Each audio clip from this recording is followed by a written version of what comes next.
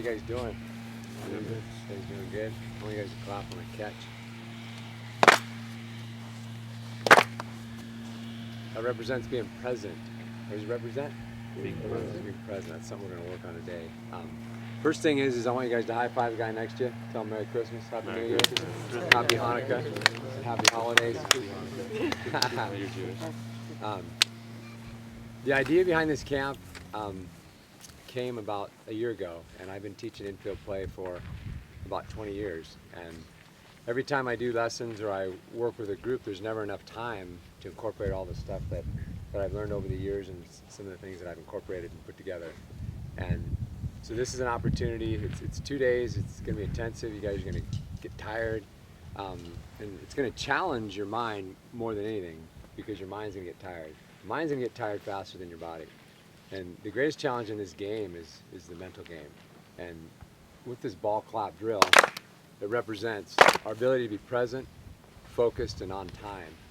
It's 3 things: present, focused, and on time. Let's say that together. Present, focused, and on time. Say it again. Present, focused, and on time. So the challenge, Nate, come on.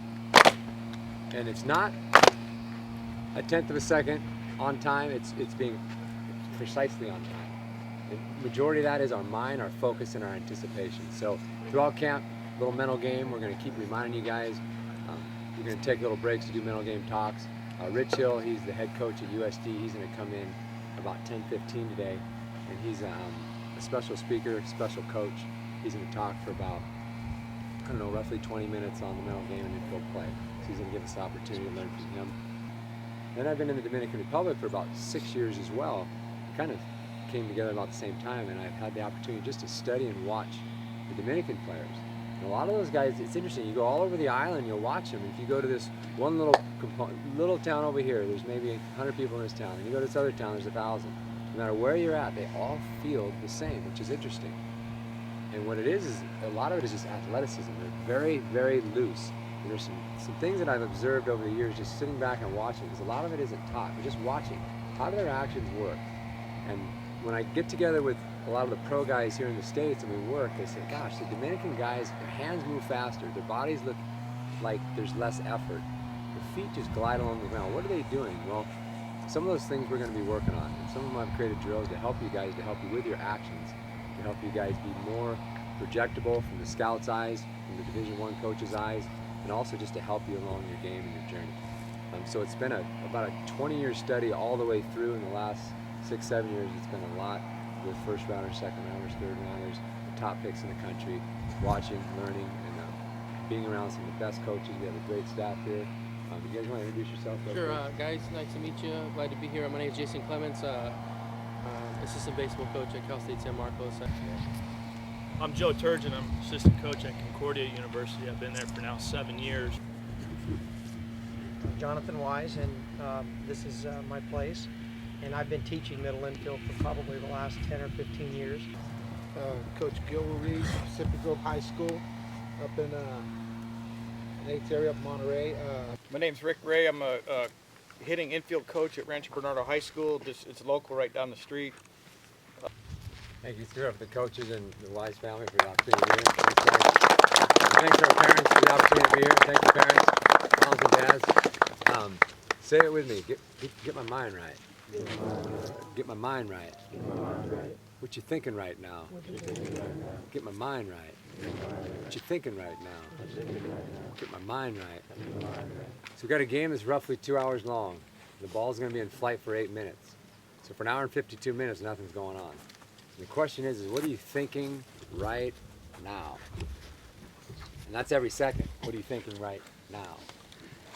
Say this with me, making plays. Making plays. Making plays. Making plays. So once you put the situation in your head, it's so simple. I'm making plays. I'm making what? Plays. Present. Locked in. On time. So we're going to check with you, okay? You're going to get tired. In between that hour and 52 minutes, that's the time to breathe, relax, think about the situation. When the ball's pitched, it takes about 5/10 of a second. You got to lock in. Then you relax. Lock in. Relax. Lock in. Relax. It's at 8 minutes. the great challenge is, if there's 120 pitches roughly in a game on both sides of the ball, the question is, what are you thinking right now, one pitch at a time? I'm making plays. I'm making what? I'm making what? Plays. Can't get back to the focus of the next pitch. Present, present, present, present. Get my mind right. Get my mind right. What you thinking right now? Get my mind right. It's all positive. It's all present. It's all focused. You guys ready to have some fun? Okay, this is what we're going to do. We're going to do a bunch of things to help you guys in your journey. Okay, the 60-yard dash, we're going to do an evaluation today. I'm going to take some notes on you, and we're going to give you some guys some stuff to take with you. The 60 stuff, I'm not concerned if you're normally a 6'9" runner and you run a 7'2". I'm not concerned about that. It's a teaching point, and we're going to talk about each thing. And from the scouting perspective, when we're looking for guys from the college side or the professional side, there's things that you need to know. Okay, the first thing that I'll just tell you on the 60, real quick. Okay, when you run the 60, that time goes next to your name. Now, the time that I put down, I'm not turning into the Milwaukee Brewers, so you don't have to worry about that. I know it's off season. But anytime you're evaluated, you got to understand, you may never be evaluated again. So whatever goes next to your name sticks. So if I have a player, Connor Dodge, and he runs at our tryout in December, and he's not in shape for the 60, but he runs it and he shows up, and he's normally a 6'9", and he runs a 7'2". What reports go in my report? It's a 7'2". And anytime a cross-checker, the Major League Bureau, if a college coach calls you, what do you got on Dodge? What kind of runner is he? Oh, he's a 7'2" runner. And that's not even you. That's representing you. So you need to understand, every single time you do something, you need to prepare. And if you guys are taking this game seriously about, hey, I want to be a college player, a pro player, you got to realize every time you show up on the field, you're being evaluated.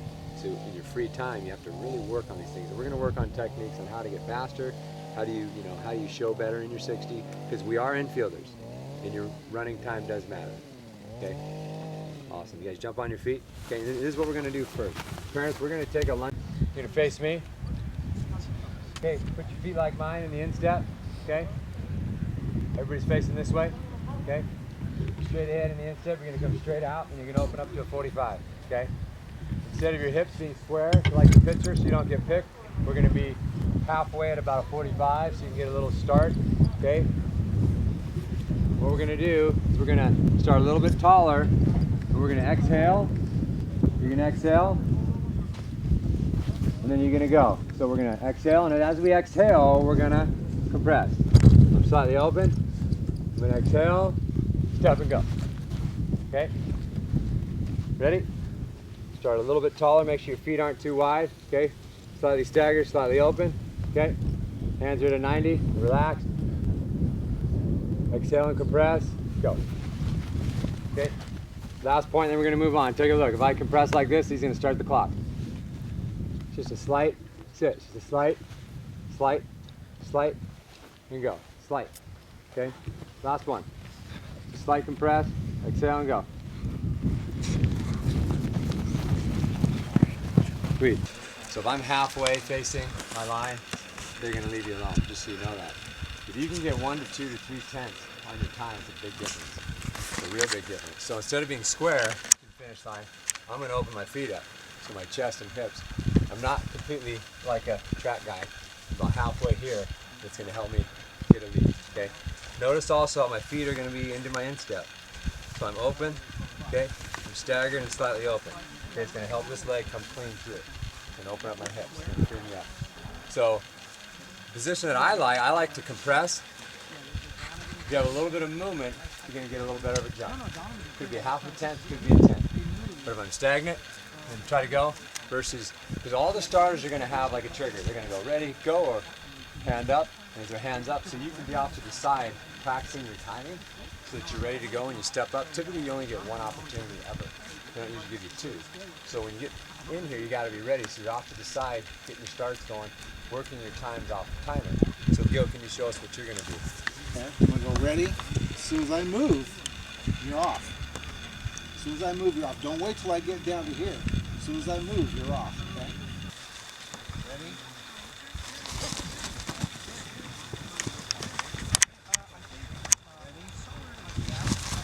One thing is you got to understand they're going to go off your first. Let's get everybody through real quick.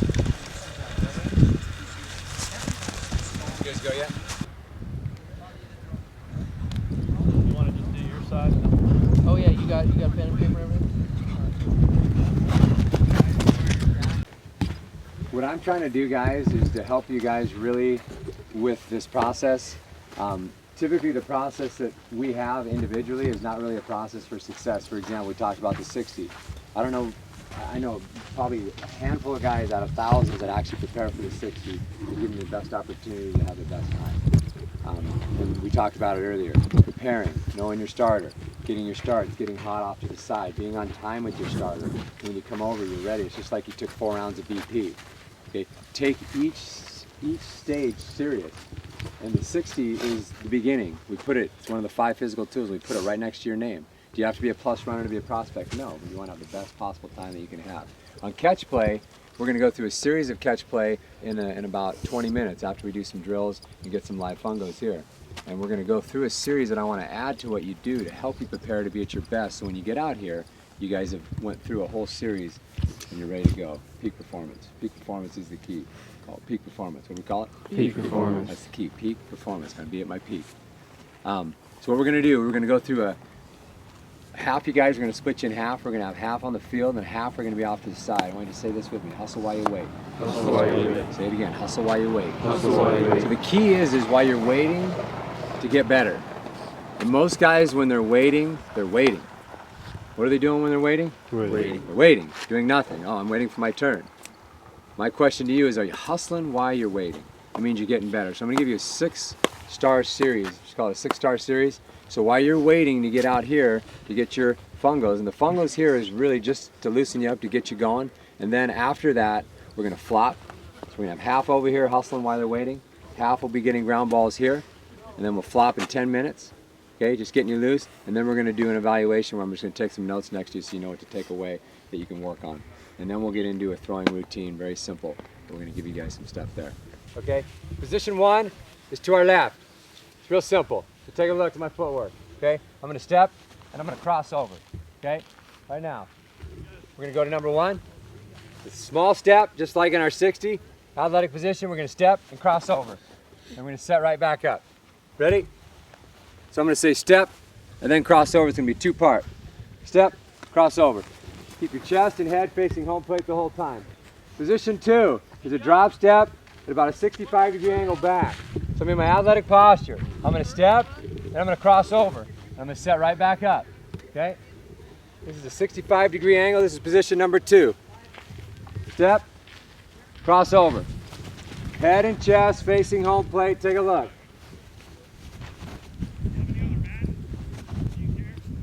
Okay? Number 3 is a straight step back.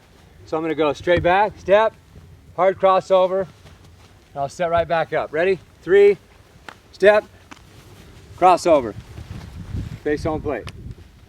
Now we're going to go to number 4. Number 4 is going to be a drop step back, 65-degree angle, right foot. It's going to look like this. Step, crossover, set right back up. Ready?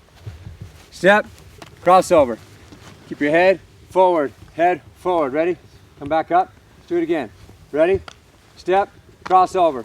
Okay? Set up. Good. We never come out of posture. We start in posture and we stay in posture. As I move, as I drop, I'm still in posture. If I cross over, I'm still in posture. And I set right back up.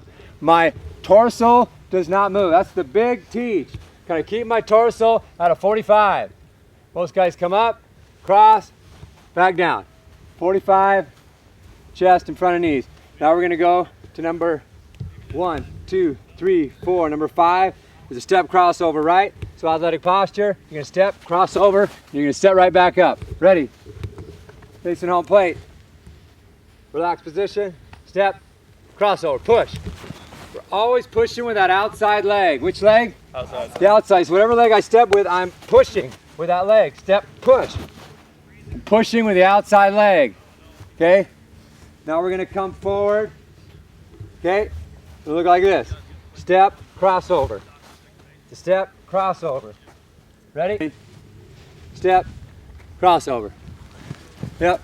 Back pedal back. Here we go. Okay? The last one is go. Go is just a straight run.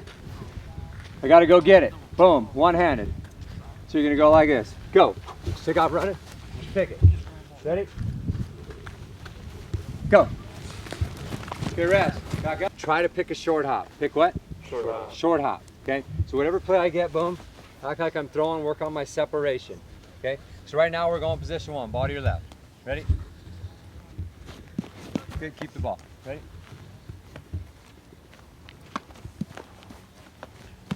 Okay, now we're gonna go drop step. Okay? Drop step number 2. Okay?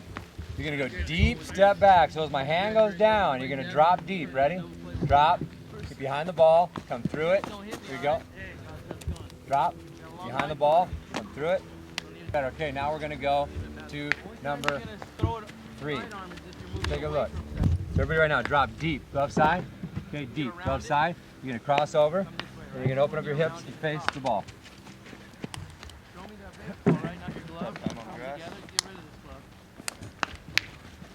Good. So we're going to look like this. Take a look at my feet. Drop. Cross over. Backhand through. Yep. Don't think about it. Good. Alright, don't think about it too much. Third time. Okay. Now we're going to routine ball right at you. Routine ball, get to the right of the baseball. Routine ball right at you. So it's going to be right at you. Pick a short hop. Pick a short hop. Come through it. Set up for first. Here we go. So we can get to the outside of the baseball. Square up. Come through. Okay. 4-3. This one's a go play. You just got to run forward, full speed. Try to pick a short hop. Okay. Just starting your athletic posture. Go. Pick it. Okay, get the ball out. Work on your separation. Start controlling. Go. 1. Cross over to the left. 2. Drop step left. 3. Drop step straight back. Behind the ball. Comes through it. 4. Drop step backhand right. Good. 5. Crossover backhand. Comes gets it. Good. 6. Routine ball right at him. Picks his hop. 7, he's going to come and get it. Go. One-handed. Good. Rich Hill, head coach of USD. Thank him for coming out today. It's a busy day. I believe they got camp at school, so he's going to head over there. He's going to spend a few minutes with us. Right now, Rich, just in the beginning, we're actually observing. We're letting them get a little warm-up here, and then we're going to do an evaluation, and we're going to start our teaching. Great. I'm out here doing a little bit of teaching while these guys are warming up. So you're observing some stuff, whatever you want to say for your time, please do. Got a 20-minute session. All right, everybody stand up, please. Drop your gloves. All right, we're working right now with a guy who is really into the central nervous system, right? Some real cutting-edge kind of physical therapy stuff. And he talked, the first thing he talked about was posture. All right, so when you are going to be standing in front of your coach, Coach Trosky, your high school coach, you guys all high school guys? High school guys, all right, this is how you want to stand, all right, just like this. All right, right here, all right, you're always going to be in alignment, and you really think about, you know, how many times you're kind of just like this, I am, you know, like this, and you know, your neck's this way, but at such a young age, this is what you need to do, all right? And you need to be in the front, all right? When you go to class, what we call the learning T, the front, center, right here, and then that T right in front. You can always tell the guys that are into it. The really good students always sit in the learning T. Our USD guys, mandatory that they do that, mandatory that they take off their ball cap once they, you know, enter the classroom, all right? So that's the first thing, great posture, and when your coach is looking at you, you are burning lasers right through his eyes. And I do a little experiment with my assistant coaches because we're training them too. And you know how everybody, you know, kind of the coaches talk to the team after the game, right? Okay, so you can see some guys that are up in the front and they're just on it. Right? They're looking at their coach and they're everything he has to say. And then there's other dudes in the back like this, kind of putting their head down. They got some ADD, ADHD stuff going on. Right, and they just can't really stay with it. That's BS. Right? If you're at this camp, right, and you drove all the way up here and found it, first of all, right, and are into this deal, then you're into baseball. right? And you're into being good, right? Into being great, right? That's just the first thing that we're going to do. Now we're going to talk about infield play. Okay, stay with good posture. All right. Baseball, the most talented guys you've ever seen, they're out of baseball. Because heart is something that nobody can teach you. You know, sometimes, and I don't want to take up too much of your time, but I talk about some things that may not come natural to you. Okay, my son, for example, in my opinion, is a very good athlete.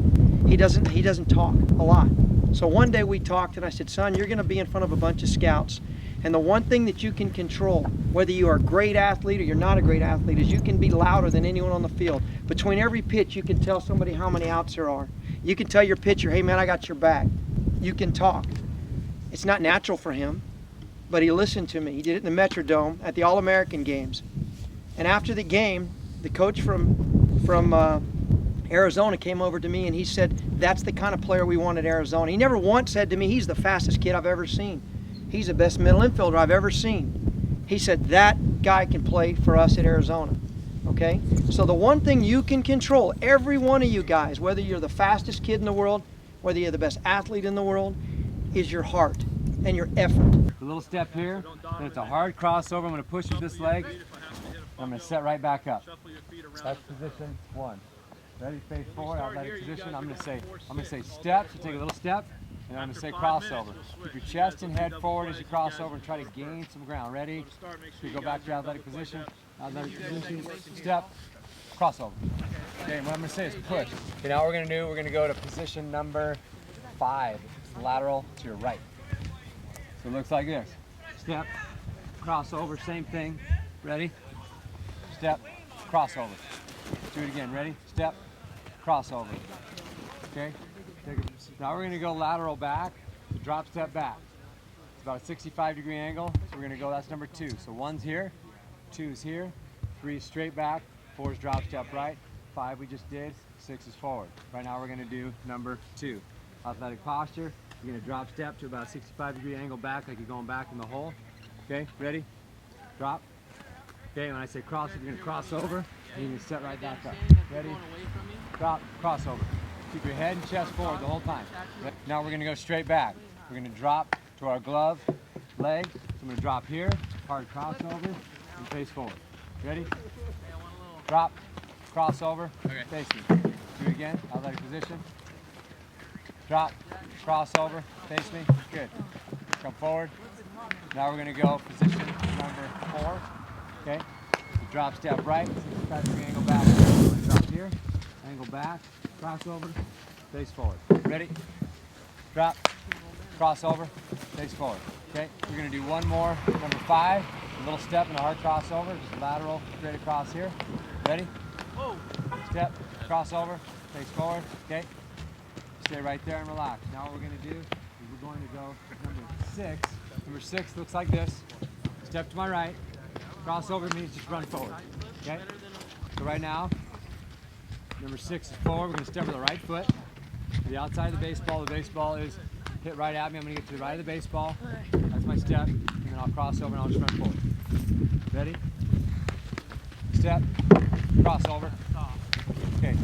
When I go like this, down, you're just going to take a step in the direction you're going. So he's in his athletic posture. I'm going to go down. He takes a step. Yeah, because we're going to go number 1. I'm going to flip it. He's going to pick a short hop. He's going to come through it like he's throwing it first. Now we're going number 2. So he's going to drop step back on my hand. He's going to get deep on the ball, and he's going to try to field through it. Every ball, we're trying to field through the baseball in direction like we're throwing to first base. So he drops, gets behind the ball, picks a short hop, and he comes through it. Nice job. If you're not deep enough, you will not get the short hop. Deep, come behind it, come through it. Nice job. Okay, now we're going straight back. Ball is going to land on your head. You're trying to get behind the ball, so you can pick your hop and come through it. You're going to go back. Boom. There we go. Sorry. Ready, here we go. Ready? Go. Behind the ball, come through it. Good. Side, flip it over. Now we're going backhand. He's going to drop, get behind the ball, and he's going to rake through it. Ready? Drop, behind the ball, he's going to come through it. Good. Nice guy. Okay, now he's going to come through it. He's going to backhand. He's going to come right through it right here. He's going to go get it. He's going to come through it. Boom. Nice job. Okay, now this one is right at you. It's just a routine play. Step to the right of the baseball. It's just right at you. Boom. He gets to the right of the ball and he comes through it. Boom. Next guy up. Nice job. Right at you. Pick a short hop. Now he's going to take off. This is the go play. So we have 6. 1, 2, 3, 4, 5, 6 was right there. 7, he's going to come get it full speed. Go. Come on, pick it, one hand. Good. Got it. Right now, you're going to partner up. So it looks like this. Keenan's my partner. Okay? I'm going to give him all of them. See? So we're going to go 1, boom. Now keep in mind, the step is it's just a natural. We don't want to go boom and then go get back in it. Now don't even think about it. Okay? So we're going to do 1. He goes and gets the ball, fields through it, gets it out, hustles back, goes number 2. Drop step back, goes deep, gets behind the ball, boom, gets back. This one's going to be right on his head. He's got to get behind it. He's going to come through it, boom. This one's a drop step to his right, deep, and get behind it. He's going to come through it. This one's he's going to go crossover backhand. He's going to come get it, boom. And the last one, you got 2 more right at him. Routine play, boom, back up. Last one, go. Come on. Good. Okay. Okay, we're going to go through 2. We're going to go through 4, 6, and go. Spread out. Ready? Say it with me. Hustle while you wait. Hustle while you wait. Say it again. Hustle while you wait. Hustle while you wait. So what we're going to do is this. We're going to have a group doing evals. Okay, I'm going to evaluate you. Little card stock. We're going to write down some notes on you. Okay, and then we're going to do a lot of teaching as we get going. Right now we're trying to just get you guys going so we can get some notes on you to help you guys with who you are right now. Okay? The other group's going to be out here playing one-on-one pepper. Okay? Unbelievable drill for footwork. Okay, when you play with one man. We're going to work mostly on 2s, 4s, 6s, and go. Go is number 7. We got to come get it. Can you guys spread out even more? Okay, so right now what we're going to do is all I'm going to do is I'm going to call the number. Okay, it looks like this. I'm going to say 2. 2 is here as we know. 65-degree drop step straight back. Okay? 4, 65 to the right. Okay? Right now, start in your athletic posture wherever you like to be. You just landed, like Coach Hill talked about. Both feet are on the ground. Okay? Athletic posture. When I say the numbers, all you're going to do is you're going to drop to that direction with your head forward, staying in posture. Then you're going to set right back up. Ready? 2. Set. Where should your glove be up here? No, it should be relaxed. Okay? Just right out here. Fingertips should be down. Okay? Relax. Not up. Some of you guys are going like this. Okay? Then we got to turn them all the way down. Ready? Here we go. Relax. Posture. Relax. Your glove should not be on the ground either. Okay? Try to be about knee high. Okay? About knee high. Like you're pulling a rope. Pull a rope right now. Pull a rope. Okay? See I'm pulling that rope? Okay? Relax. Ready? Here we go. 4. So all we're doing is dropping. We're not moving anywhere. We're dropping. Ready? 4. 2. Stay forward. Ready? 2. Ready? 2. Ready? 4. Rest. Okay? 6 is forward, so take a look at 6. All I'm going to do is take a step to my right. Here. Look like this. Boom. That's it. Okay? I'm staying in posture. Okay? We're not breaking this down to the T right now. We're keeping it very simple. Okay? Ready? Athletic posture. 6. Okay? Look at my footwork. It's a step. My foot kind of just comes behind it. Boom. This posture right here. Ready? Hands are loose. Ready? Athletic posture. 6. It's your right foot. Step to the right. Boom. Chest stays forward. Ready? 6. Okay, now I'm going to say 2, 4, then 6. Ready? 2. Set up. 4. Set up. This is too high. Relax. Down here. All happens right here. By the knees. Okay, ready? 4. Ready? 6. Rest. Go is run forward. So go is just take off run. And set right back up. You guys back up so you can run 2, 3 steps forward. Ready? Here we go. Go. Rest. Back pedal back. Say it with me. Slow and smooth. Slow and smooth. Smooth is fast. Smooth is fast. So you want to be fast, you got to be slow. So slow the game down and relax. Right now, relax. Take a breath. Don't try to do it right. Just react. Do what? React. Do what? React. React. Stay loose. Slow is smooth and smooth is fast. Relax. Right now, it's either 2, 4, 6, or go. Are you ready? Go. Back pedal back. 4. Ready? 4. Ready? 2. Ready? Go. Back pedal back. Keep this in mind when you run forward. Come on, Jack. All runners, every human being on the world, in the planet will do this. they false step back. And did you know it's okay? What does every Olympic sprinter do? False step back. That's how they start. Like this. Because that's the strongest position to run forward on. So they actually split the back to get in a strong position to go forward. So it's actually good footwork. You'll never break that habit. It's like walking. See how I walk with opposite arm, opposite leg? Every human being in the world does that. I don't care if you're from Jamaica or from Japan or from San Diego. It doesn't make any difference. Every guy walks the same. Every human being, I've been studying this for 20 years, when they run forward, they go back and they go forward. Every single one. Your body knows what to do. It finds the strongest position to run out. So when you run forward, just run. Just do what you do naturally. So now what you're going to do, you're going to incorporate a shovel with it. We're almost done. Looks like this. Watch. Jay, say 2. 2, 4. 4, 6. Go.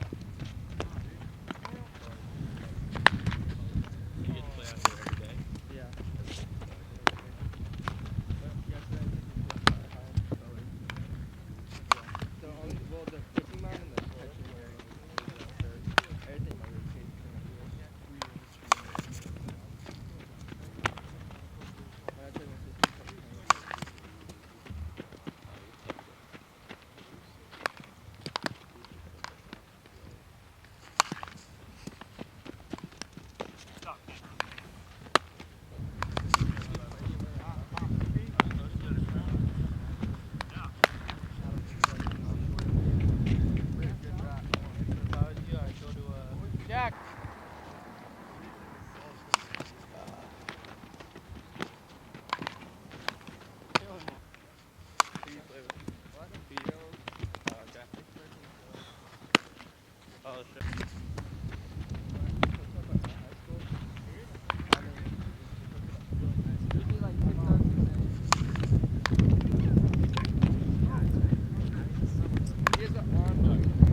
The beginning part really was an opportunity just to kind of see what you guys do.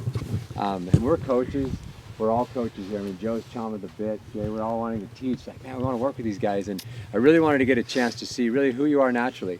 So right now we're going to get into some teaching stuff. This book here is a book of big league infielders that shows what we call the slot. What do we call it? Slot. Slot. I never heard of this slot. And the only way I found out about this slot was about 5 years ago. I started watching the best infielders. And I would watch the area code guys and I'd see how their arms work. Then I'd watch the catchers. And I'd say, interesting, because the best guys in the world that are going to get drafted, or the best college players or the best big league players, they do things similar. But they didn't all go to the same school to learn how to do it. But their body does it a specific way because it's efficiency. It's efficiency of movement. What's it called? Efficiency of movement. So the body finds it, because if you don't find efficiency, you know what happens? You find yourself working at UPS. Or you find yourself working at Domino's. You find yourself doing something other than baseball. Every major league infielder throws in the same slot. They all do. And this book here is just a simple example of like 10 guys, and it shows that every throw that they're making, they're in the same slot. When you guys throw, not one of you guys are in the same slot for every throw. Now the torso changes positions, but the slot stays the same. And in this book here, it's real simple. You see Tulo right here. Now look at him. You see him jumping and throwing. So that's a specific throw. That's the slot right there. And we're going to go through just different pictures. This is Ibar. See him throwing across the infield.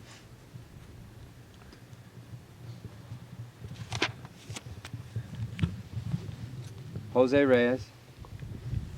Slot. No matter if it's second, short, third, first, or catcher. Who's this guy? Henley. It's Reyes again. Back to Tulo. He's coming across the middle of the infield. Back in the slot. Same Reyes again. Who's this? David Wright. It's David Wright. What kind of throw is he making there? On the run. On the run. You can just go down the whole list. Who's this guy? Anybody know? Brendan Ryan. Brendan Ryan. On the run, slot. Now David Wright throwing across the infield, same slot. And I could just go through the whole thing. Now notice something. Their glove is facing them in every throw. Ray is the only one that kind of goes like this, and that's usually when he's just kind of just throwing where it's not like a base runner where he's got to actually throw game speed. So when he just kind of messes around, he kind of goes like this. But when he has to actually throw the ball, they all have the glove facing themselves.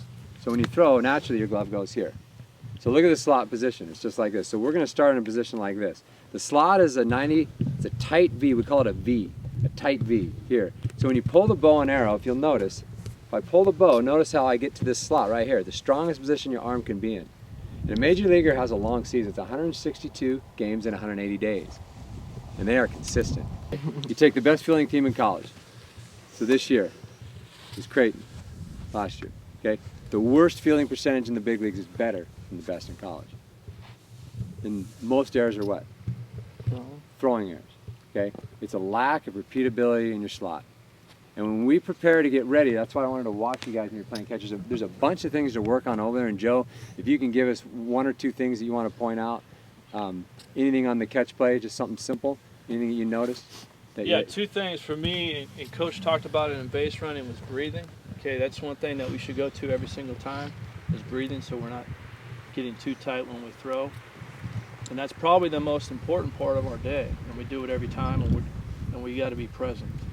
Okay, Coach opened that session today with being present. Be present, be where you need to be when you need to be there. Every single throw, every single time you're receiving. After you throw, the ball is released, you finish, space out.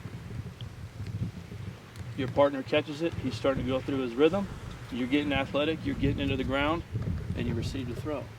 And you work the rhythm on it. That's two things for me. Awesome. Yeah, go ahead. Okay, I want you to put your arm up right now and have a partner. Put your arm in this tight V position. And I want your buddy to try to push it down. Okay, and don't let him. Okay, so you're going to push. Okay? Push it down. Okay? I got you, man. Push that elbow down. Okay, don't let him. Okay? Now what I want you to do is this. Okay? You're going to lengthen your stroke. You're going to go out. You can lengthen it any way you want. You can go this way, and then you're going to push down. You're going to notice how you start getting weaker. And the straighter your arm gets, the weaker you get. Keep getting straight, and it gets weaker, weaker, weaker. Okay? So one thing is this, to repeat your arm stroke, it has to be a short stroke. It's like a great hitter, to repeat his swing, it has to be short. So the shorter your swing, the easier it is to repeat. The shorter your arm stroke, the easier it is to repeat. Because hitters have to be on time consistently. Throwers have to be on time consistently. And if you're not on time, what happens to your release point? It's off. Exactly. So when you watch a major league player, they separate in the center of their chest. And very few of us did that. I watched every guy when we were taking our ground balls. Okay, when I field the ball, watch how I separate. No matter if I go get it or I bring it in, whatever your style is or whatever the ball dictates, regardless, when the ball comes in, it separates. Look where it separates, right to the bow position. It goes like this. Boop, right here. That will give you consistency, repeatability, and strength. This is the strongest position in the when we say, oh, that guy's a quick arm. The reason why we say that is because he's in a short, tight V where the arm is able to move quick. Now watch this with my arm. You watch all those guys get to that slot. Now watch this. When I get to the slot, the only thing that moves is this. That's it. Up, down, done. That's it. Boom. Goes up. Boom. That's it. The body does not move. It's a catapult. And that's how you can repeat, because the body is stationary. Most of the guys, when they take the ball, they go, just watching every guy. Ground ball, most guys take the ball over their hip, okay? Or they're taking it to their shoulder. So you're already out of balance to throw and you're in a weak position. Now I'm in this weird slot and I gotta fix my slot to throw. If I go to the center, look where I go every time. Every single time it puts me in slot and it puts me in balance. The strongest part to be in is centered, okay, with your belly button. So the hands go to center and we go to our slot. Guys separate down, guys separate out, guys separate back. 3 ways we don't want to separate. Watch me. Where'd I go?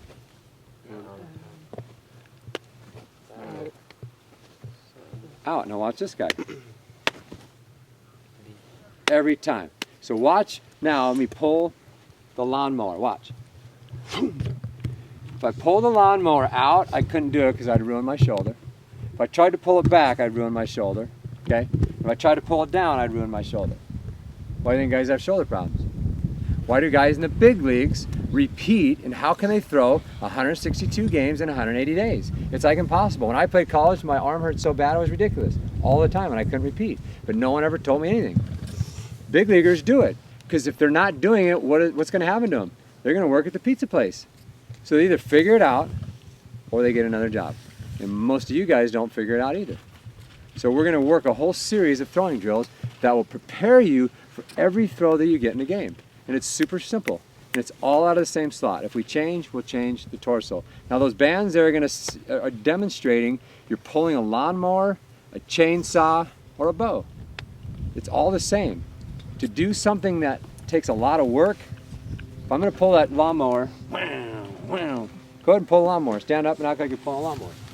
Pull it. You're going to start that thing, and it's hard. It's old. It's rusty. Notice the position of your arm. If you pull down in your armpit, you're not going to have any strength. It pulls straight back, okay? And notice what the string allows you to do. It allows you to repeat. What does the string allow you to do? Repeat. Yeah, you can't wobble because the string keeps you on a straight line. So wherever I go to get the ball, my hand goes to a straight line and goes to this tight V. The tighter your V, the quicker your arm and the stronger your arm strength, and the straighter and truer the throw will be. You'll be blown away when we do this drill. Every single throw will be 12-6. You're going, how'd that happen? It's like, because when your elbow's here, your hand stays on top of the baseball. Okay? You just have hot muscles. These are my throwing muscles, okay? I'm going to do a set of 2 sets of 10. Okay? Here we go. Everybody freeze. Look at me. Just look. Perfectly parallel. It's not low. It's not high. It's parallel. Pull it straight back. Go ahead. Straight back, parallel. Draw the bow. Draw it. Now we're going to take a look.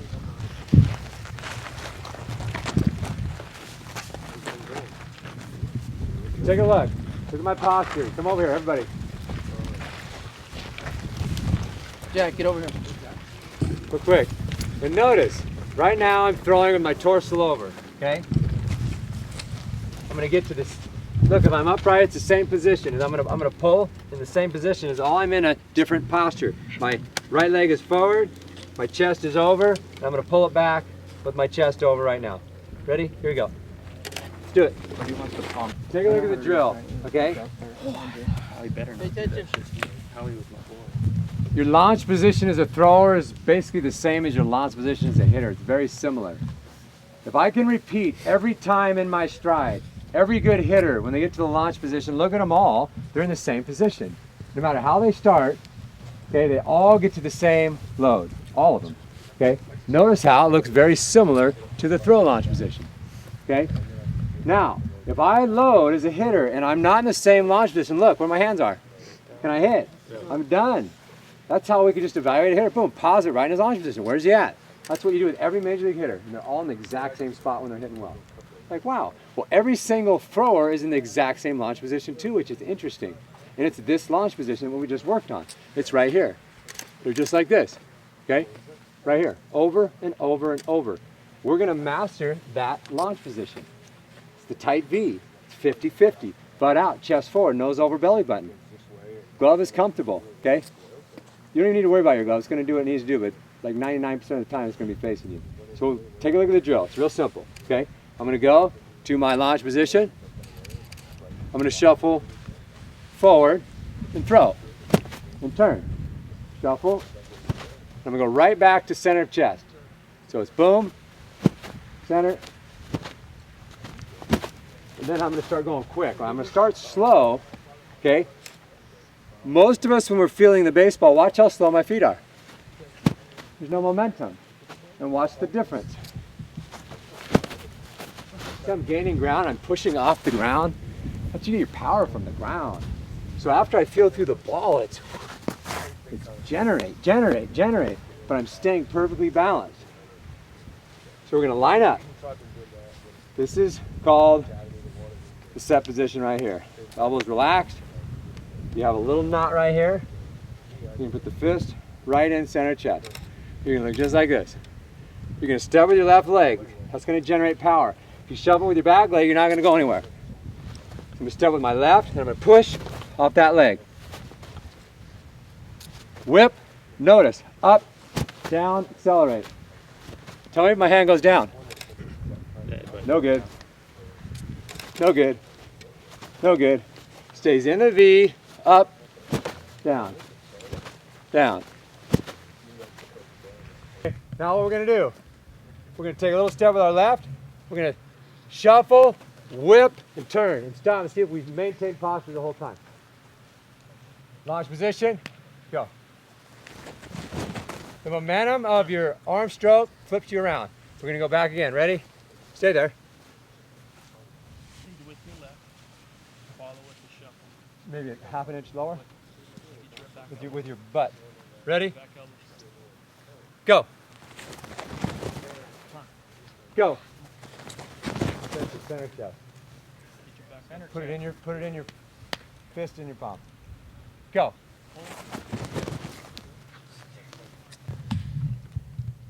Now let's go a little quicker. Ready to go? Right now it's just one shot. The quicker I can go without losing balance, the quicker I can move out there. You want to be able to move lightning fast, perfectly balanced. Most guys can't. You know, I don't know if you noticed, Joe probably knows, they started getting tentative out there and guys are like helping it. You got to move lightning. How do you develop that lightning speed? By practicing it. You stay perfectly balanced, your arm stroke is perfectly short, you come center chest. Wow, where'd that guy come from? And it looks easy. Watch how I'm gonna go in a square. Looks like this. I'm gonna act like I field the ball out in front. Take the ball center chest. I'm gonna turn, I'm in a box. So I'm gonna turn. Field the ball out in front. Center chest. Notice how I'm reaching every time. Reach, center chest, separate. Wanna have some fun with it? Spread out. Spread out like what? Replace the feet. Thank you, Jason. Replace the feet. That's all I'm gonna do right now. It's staying in posture. Try to do a square. Do it on your own right now. Ready? Go ahead. Place the feet. Right foot, pretty much to your left.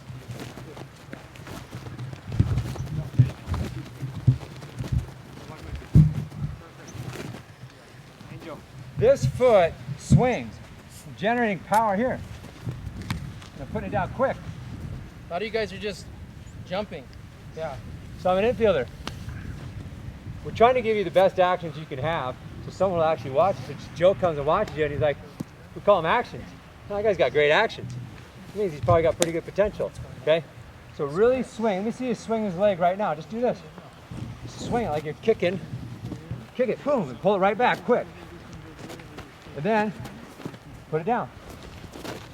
Put it down. Good. So take a look.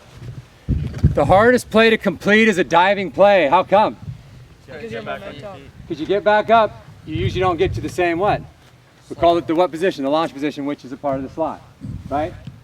So the problem with diving is when you get up, you're usually, it's like a hitter. Imagine hitting like this. Good luck, guys. Throwing 92, you're not going to hit it. You have to be in the perfect launch position. It's posture. We call it posture. What do we call it? Posture. Posture. So right now I'm going to dive, okay? I'm relaxed, athletic position. I dive. I get up. I go right to the exact same launch position that I was doing in my square. It's the same. Can I get to that position? If you try to go too fast, you'll lose balance. So start slow. So we're all going to be facing the ocean. We're on our knees. Athletic posture. I'm going to say dive. When you dive, you're going to go to your right.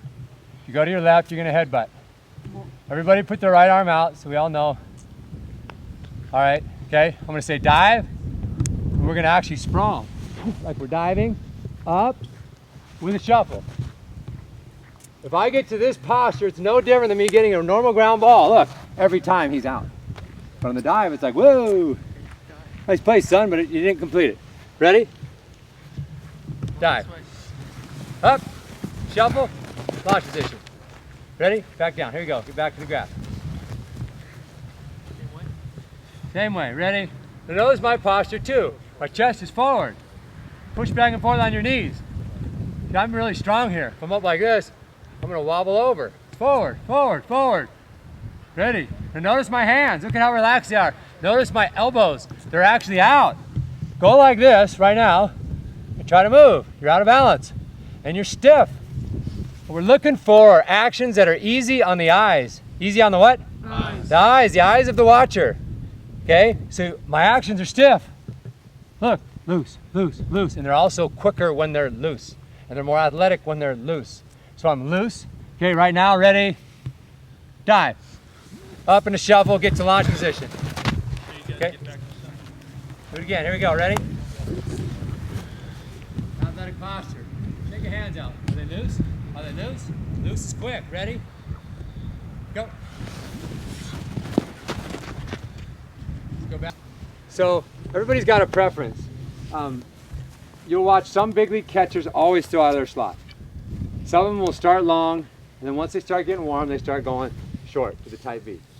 It's up to you. I prefer, and I think it's better, and Jagger would agree, your arm breathes when you actually lengthen it out. So watch me playing catch, and we're gonna do this. You see that glove, Joe?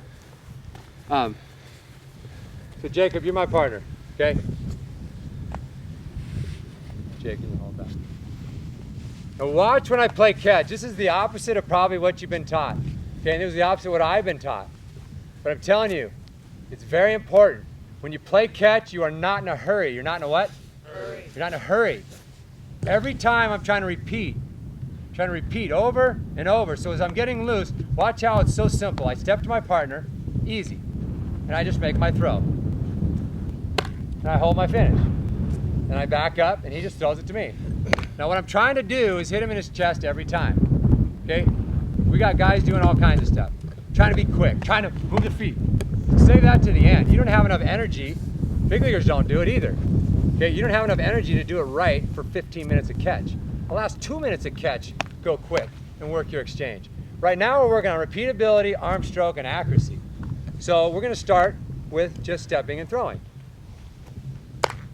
And I just hold my finish and I just back up and we're just having a good time trying to be accurate over and over and over. Okay? Now, when I come back into my long toss, I'm going to go to this ball and glove drill. Okay? And it's real simple. It's back to the position we just worked on. It's right here. Relaxed, center of chest. It's not chin. It's not belly button. It's center of chest. My elbow's parallel. I'm going to shuffle. Right when my left foot hits the ground, I take the ball out. If I take it out early, it's either going to be stagnant or it's going to do something. Down, out, or back. And we're trying to get rid of all that. So if I keep my hand in my glove till the end, meaning left foot hits, because you have to throw in left foot hits, is all your hand will have time to do is go like this. And you'll go, wow, perfect accuracy and perfect 12-6 spin. And you go, man, I could throw for a long time. Low strain on the arm. So I'm going to go right here, center of chest. I'm going to start with my left to shuffle. Shuffle. Okay, he goes ball and glove. Same position, he shuffles. And notice how he doesn't take it out until the left foot. Oh, early. Keep it in. I haven't thrown a ball for 4 months. Have I thrown one inaccurate ball? It might have been longer than 4. Okay? You don't need to follow right now. Okay? Center of chest, step, take it out. Look where my throws go. Did you see that? I literally haven't thrown a ball for 4 months. And I can go out right now and throw every single throw right in the money. When I played, I could never do it because I had all kinds of funk. Right? It's like the hitter. Boom, boom, boom. Same launch, same launch, same launch. Center chest, arm at a 90 degree with the shoulder. Level with shoulder, tight V. Is all you're gonna do is this. I'm gonna say shuffle, okay? And right when your left foot hits, you're gonna pinch your scaps. That's it. Your scaps right behind you, just pinch them. Boom, right here. That's it. Are you ready? I'm gonna say shuffle. Right when your left foot hits, you're gonna pinch. Boom. Ready? Shuffle. Set up. Do it again. Ready? Shuffle.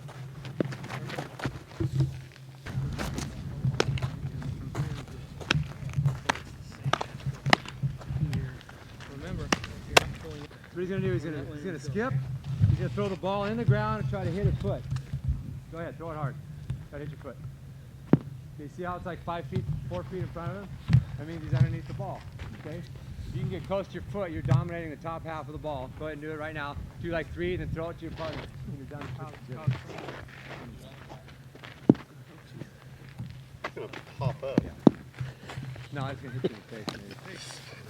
Feel it. Dominate the top half. Get on top. Pull down. Oh, no. Normal? Yeah, just normal. More. Good. Better. Okay, now go back to ball and glove. Like catch with your partner. Get on top of the baseball. We're looking for perfect 12-6 arrows. We're looking for arrows. That's better.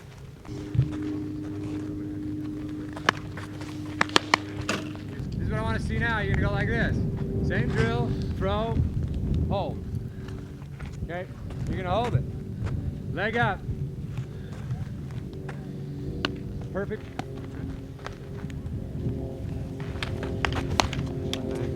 Good. Shuffle and pinch. Shuffle and pinch. Shuffle and pinch. Shuffle and pinch. I want you to do that all the way down. Switch sides with your partner. Ready, go. Shuffle and pinch. Shuffle and pinch. Just keep going. All fluid. Just fluid. Keep going. Put it right back to center of chest and keep going. Be smooth.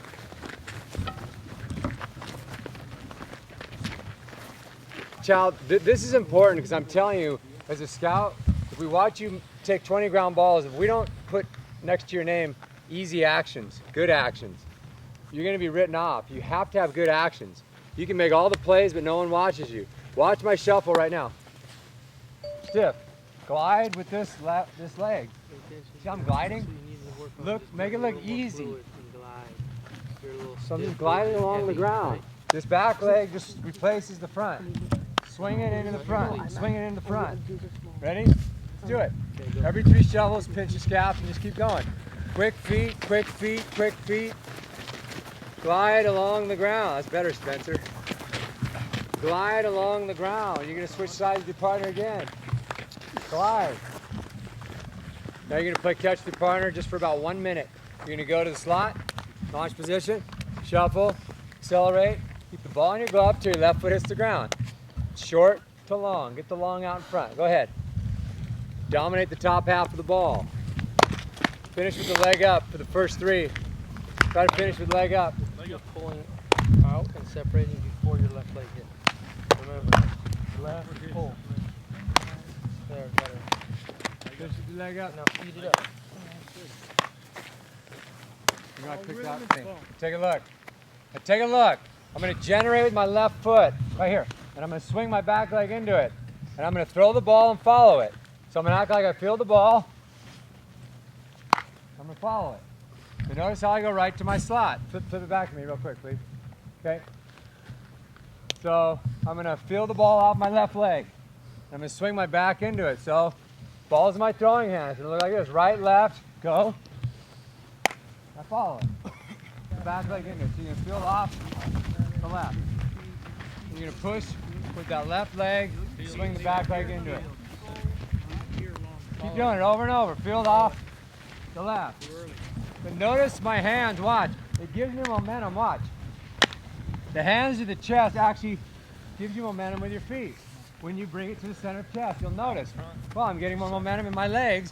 And the hands come center, chest, elbow out. Keep doing it. So right now, take your glove off. Everybody, listen. Watch my front foot timing. I'm on time when I catch it with my step. So I'm working timing. So let's do that right now. Be on time. Be on time. So watch the drill we're gonna do. Watch. I'm gonna switch sides with my partner. Watch. Watch.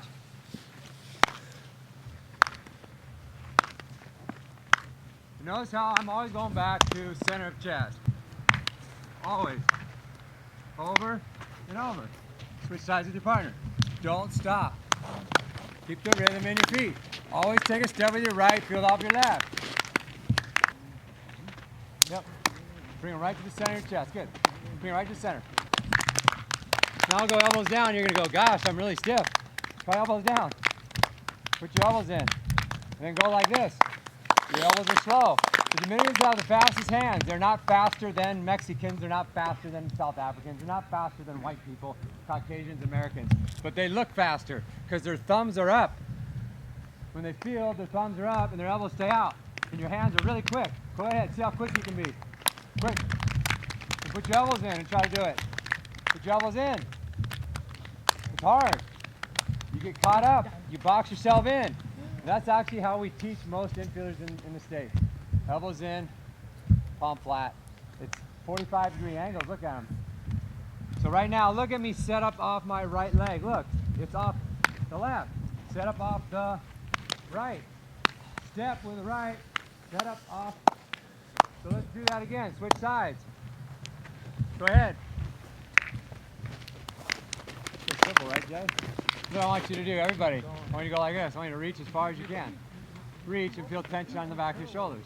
Then drop them in about 4 inches. But you still feel a reach. Hands, look at my hands. See the angle? See them?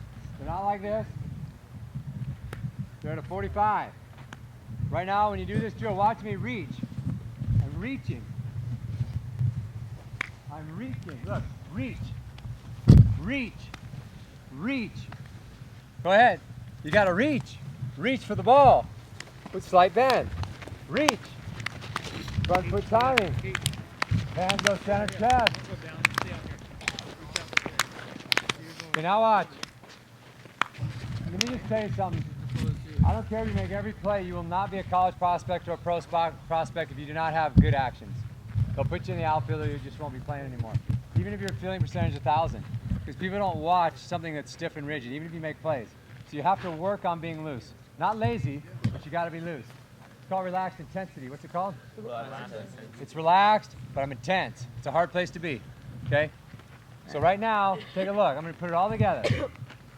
Peter's setting up off the right. I'm gonna throw, follow. I'm gonna start over again. Start over again. So right now, let's just do the stutter real quick. You guys face the house, you guys face the mountain. So all you can do is this. Stutter, right, left, field. Stutter, right, left, field. We don't always use a stutter, but it's just setting your feet up right now. Go ahead. Okay, now hold. Once you get to the line. Now you're gonna throw and follow, so watch how I follow.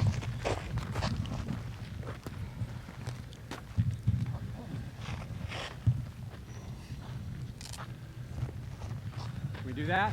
Yeah. I want to hear your hand speed. I want to hear it. Go ahead. Follow your throw. There's no pause at all. There's no pause. You can just do that right now. You got ball in his throwing hand. He's facing the ocean.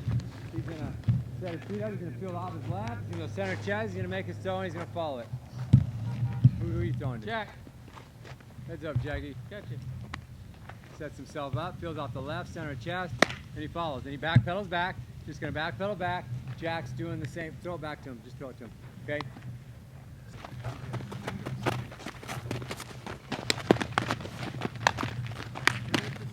But see how my feet are just, see how they're just kind of working?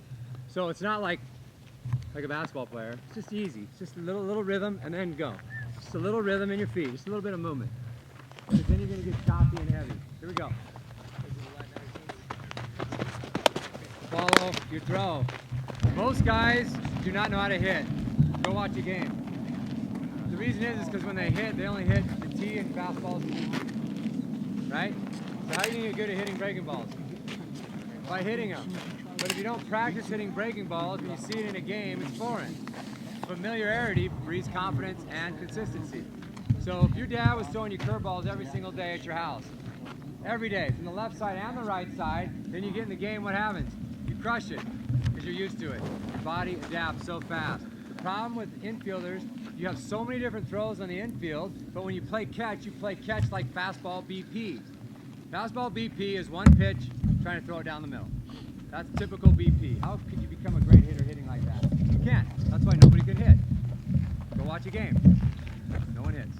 Scouting reports, can't hit. Gil watched 2 years of Pac-12 baseball, Gil. Said 3 guys could hit, I think. Yep. Watched like every game. No one can hit. It's because they don't train to hit. Hitting is hard, but they don't train to hit. When you play catch, train with creativity, and that's what we're going to show you here. Act like you're actually over there. We're going to give you all these different reps to help you develop, so when you get out there, you're the master. You're the master out there. You're not trying to figure it out there, because every throw, you just go like this in catch play. And do a couple quick ones, and that's it. I'm ready to go. No, you're not. You're not ready for nothing. That's 2% of the plays in the game. So Jay's going to show you off-leg throwing. You should do this every day you play catch. To be the master in the infield, you need to be the master off this leg and off this leg, both legs. Okay, so we need to be the master off our right leg now. So he puts his right leg forward. He just takes a little seat, just a little one. He's athletic, and notice, he's going to catch it out in front. He's going to go like this. He's going to go slap. He's going to go back to his slot. Pulls right back to the slot, and then he makes his throw. Same thing, Jack, right leg, other leg in front. Other one. Right out front. Boom, pull it back. And notice how he's just pulling the bow. He pulls it right back, but there's no stop. There's no pause. He just pulls it back and whips.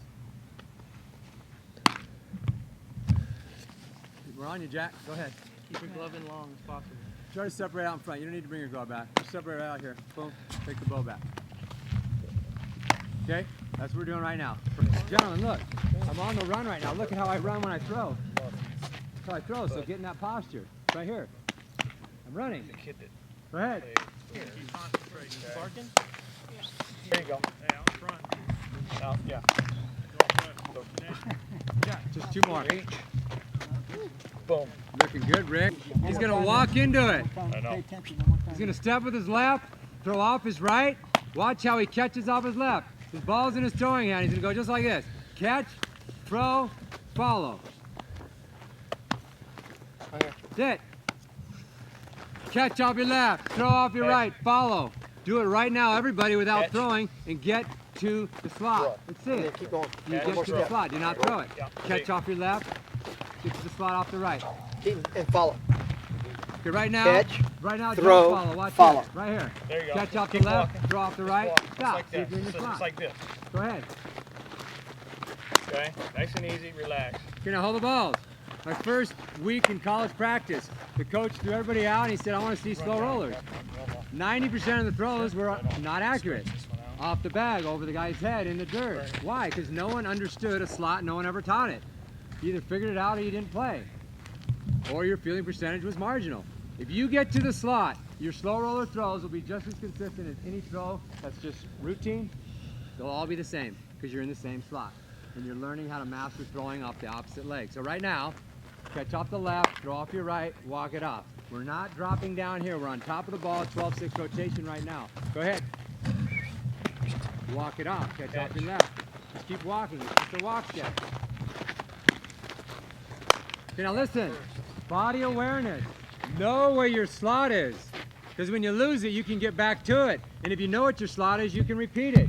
So when you did the drill, fill if you went out, down, or back versus to the tight V. It's tight V over and over and over and over. Now what you're going to do is you're going to run. So Jay's going to back up. This is what he's going to do. He still has the ball in his throwing hand. Back up more, Jay. He's going to run full speed.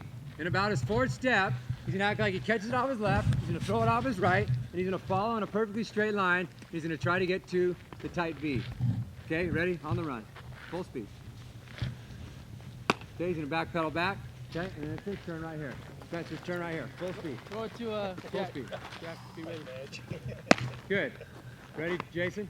Full speed. Full speed. Take off running. Take it. That's it, right there. Now, check it out. He could do that, I guarantee you, if he works on that every day. He's a former professional, but he could do that on every single throw that's a slow roller. Most guys in high school can't. Most guys in college can't. Over and over. Let's watch Spencer. Full speed. Full speed. Quicker, Full quicker. speed. Not bad. Throw off your right. Running. Full speed. Fake. Go hard. Full speed, full speed. Go to the slot. Last one. Go. Your tendency is this. Good. The question is, how repeatable are you off the off leg? We're going to go into some other ones. So right now, that's number one. Number one is the chopper above the waist. The chopper above the waist. What is it? You got to know this. So in the game, you go get one. It's off the left. Throw off the right. It's a chopper above the waist. Get to your slot. We're not coming down here. Chopper above the waist. You got to go get the big one. Boom. That's number one. Number two. Let's see your glove, please. Give me your ball. Number two is the do or die. Ball's in my glove. Glove leg is back. I'm about at a 45. I'm going to field and step. So I'm going to field and step, go to the slot, boom, right here. I want everybody to do it right now. Glove leg is back, you're going to field, stop. That's all we're going to do. Face at a 45-degree angle. face it a 45. You guys are facing that way. You guys are facing that way. Do it over and over. This is the one-handed, do or die, full sprint. It's a full sprint with your glove. Glove leg back. Go ahead. Everybody do it right now. Glove on the ground. Facing forward. I'm running. You guys are running. It's this one. Kean. Yep, you're running that way. Okay? Field, step, step, stop. Ready, go. Field through the ball, take a step with your right, and freeze. You're in your slot. Boom, watch me. Go ahead. Keaton, you're facing me. Every time, get there. Every time you throw, get there. One hand. Don't throw it yet. There you go. Field it. Step, step. Right now, you guys scoot in. That. So when you run for a do or die, you don't go glove leg. One, you lose rhythm, and you lose speed, and you lose momentum. Watch every major leaguer. When they run to get a slow roller, their leg is always back if they go glove leg. Always, because that's the way we run. And it gives you posture to stay low to the ground. Okay, so right now what you're gonna do, Jack's my partner, take a look. I'm not completely facing Jack, I'm at a slight angle. I'm gonna field, throw. Can you guys? You can go to your target. You kind of, You're gonna go like this here, but when you go, Better here a little bit to the side, but still, you're still, you know, it's better. Not so much away from you as it is close to your ear. there you go. There you go. Position number 3. Now my glove leg is forward, the do or die. So I'm getting it with my right leg. Look at the difference. Opposite arm, opposite leg. So take a look. The do or die is here, and I throw here. Same slot. So right now it's going to look like this. Right here on the ground. I'm going to throw. Everybody right now, get in this posture. When I say throw, watch me. You're just going to go, boom. You're going to try to stick it. Ready? Go. Stick it. Try to stick it. Ready? Stick it. Ready? Stick it. There you go. Right now, I want you to get on top. Sometimes we throw from down, and we're not working on that one yet. Get on top. Get on top. Get on top, not torso tilt. Get on top means chest is up. Go ahead. Ball. On this drill, last one down and back. I want you to drop yourself a short hop and pick it and go. So I would go pick, make my play. Pick, make my play. Ball. Go. Okay. Bounce See you it like working, this. Jack. Number 4. You guys scoot in your partner about 10 more feet. So right now, see if we all can get to this pot. Go to the V right here. I'm gonna go flat back, leg up. I'm gonna try to hold it. Try to hold it there. Okay? Leg up, back and slats. See if you can hold it. It's all that yoga. Okay, now what you're gonna do. Notice when we did the Jaegers against the fence, our palm was facing in. That's the position you're gonna throw. You're gonna throw here. You're not trying to get on top of the ball. You're trying to be right here. Put your hands straight out like this. Move your wrist like this. That's how you want to throw through this ball. Not with a straight arm, but just the action right here. So right now we're gonna go the tight V. Jay's gonna demo. Okay. Notice how he's got his V. In his V. Same posture. He's just bent over. Now he's gonna make his flip. He's gonna flip it to Jack. Full speed. Jack's gonna strike with his arm. Throwing uphill. Uphill. Right now, let's give it a shot. Tight V, flat back. Stay connected with your arm. The hand is at 3 o'clock when you're throwing. It's at 3 o'clock, not 1 o'clock. 3 o'clock. On to you. See? There you go. Now what you're gonna do is this. This is a two-handed slow roller play.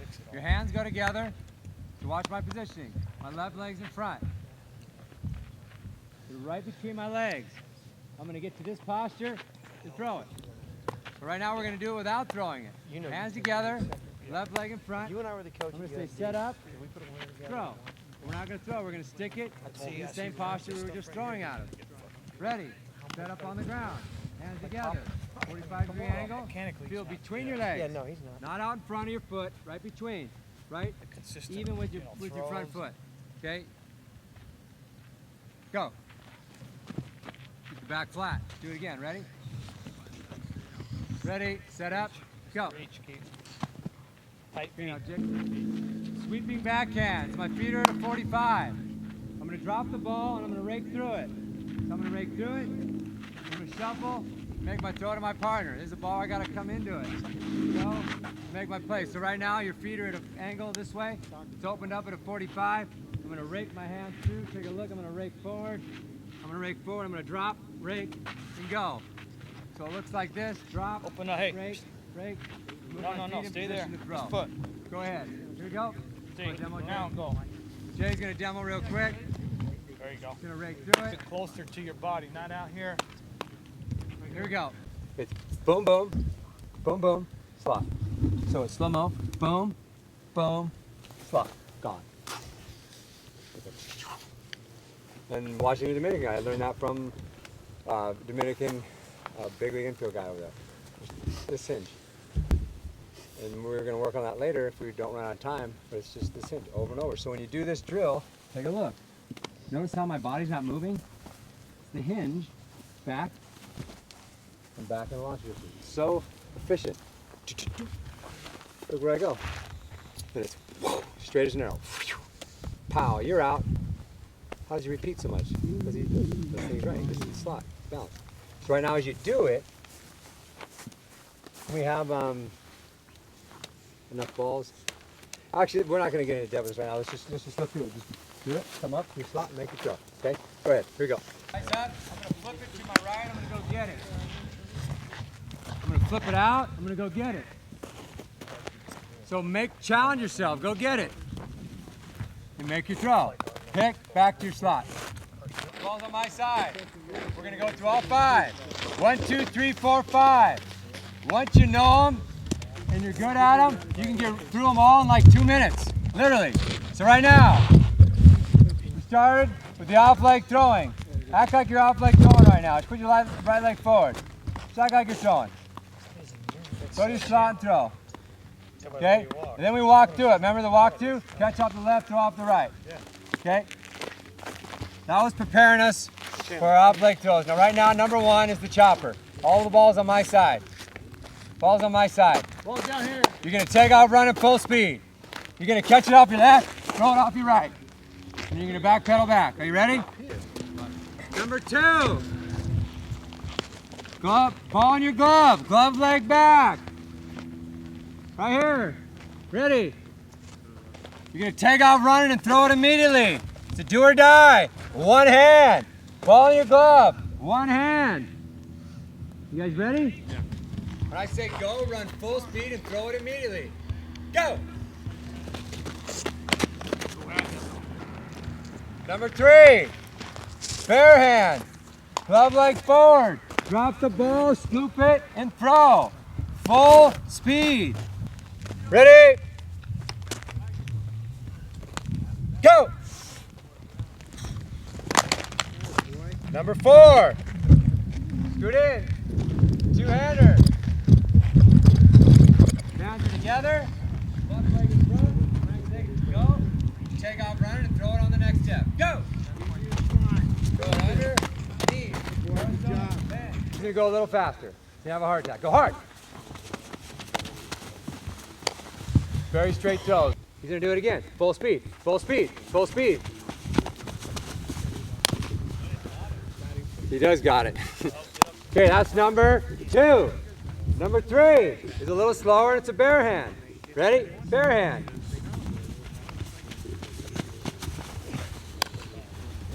Number 3. Number 4. Remember number 4? The two-hander to his left. It's a little bit harder than a do or die. A little slower than a routine play. Two-hander. He's going to come right in here. He's going to go his two-handed play. Boom. And he throws uphill like we just worked on. Ready? Thank you. Sorry, Joe. Okay, that's number 5. Make your throw and touch the cone after you go. Let's watch him. Full speed. When he touches the cone, most guys fade off into the dugout and they get sink, slice, lose strength, lose accuracy, and it hurts your arm too after quite a few. So once you make your throw, you need to follow. Touch this cone, Joe. If you don't like it here, you can move hard. It's in the cone. Yeah. Come to the cone. First base, can you back up about 10 feet? Come to the cone. You gotta run full speed. Okay, I can't take a banana, but I still can approach it outside in. Outside means the ball slightly left the center. So if John, Rick, can you roll me a ball? There's no ball. So there's one right in front of the Right in front there. He just roll really slow. This is what most guys are doing. Yeah, we've got 162 games, 180 days, you won't be playing after game 35. 35 is my So as I approach it, he's going to roll it again. extreme. Notice where my momentum is. See the cone over there? Go ahead and roll it again real slow. See, I'm on the outside, and as I field it, I'm coming into where I'm throwing. And everything's behind it. I weigh 165 pounds. All my weight is behind my throw. You don't even have to throw it hard. Just get your slot. It's easy. Last, we're going to number 4. Ball to our left. We're going to stutter, coming here. Throw it uphill. We do not shuffle. We're going to keep our feet moving. It's a little slower than a routine play. Routine, I'm just here and I just make the regular play. It's a little bit slower, so I got to run. Coach can roll in. I got to come get it. Set my feet up, 2 hands, throw it uphill, follow my throw in direction where I'm going. Okay? You guys ready? Yeah, I want them just to be in the direction. Good. Go.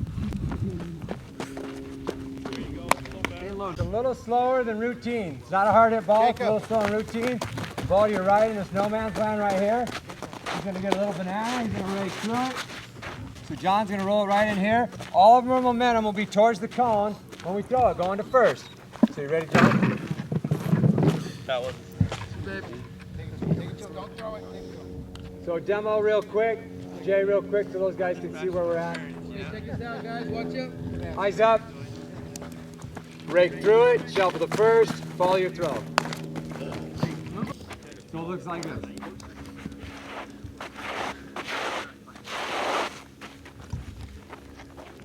Position it, come through, and go to where I'm going. What happens is, like what he did, he follow your body, and that's where you were faced. And you get around it and show. Stop, you just feel it through. Notice how it's continuous. Perfect. That's it right there. John Lewis. That's a great stroke right there. Full speed, full speed. Good job.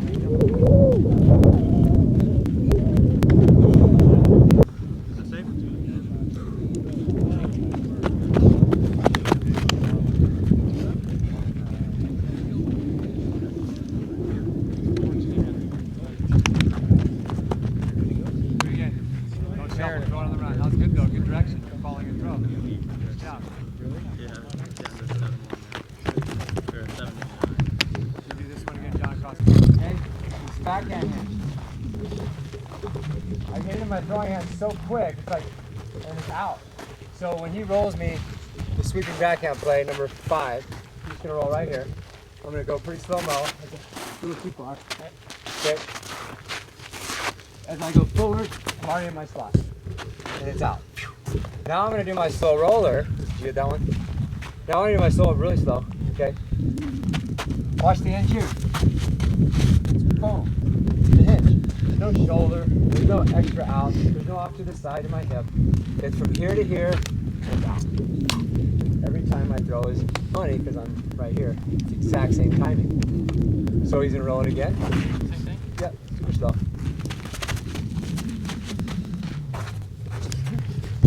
Boom, center check, spot. So you can do this over and over. If you did it off a wall, you'd be the master. If you did this off a wall, your backhand hinge, sit nearly the roll, off the wall, coming through it, just over and over. 50 times a night. Forward, hinge, out. Get it out, over and over and over. Do it with the glove, do it bare hand. You get really good. How many guys want to be really good? How many guys want to be great? Well, then when I call you in 3 days, what are you doing right now? I'm just kicking it. well, you're never going to be great because you're kicking it. You're going to get great at doing what? Kicking it. We talk about repeatability, right? Yeah. You guys are good at, like, I don't even know what you guys do now, but you repeat the crap out of it, right? And you're really good at it. You just spent your energy and just did 50 season, right? Without even thinking. I mean, that takes 10 minutes, done. Then go do your Twitter and all that crap. Text. You know? We worked on the 5 slow roller plays. They're plays where you got to come and get them. Now he doesn't know which one's coming. I'm going to be challenged in every pitch. Stay with me. I'm going to be challenged on every pitch.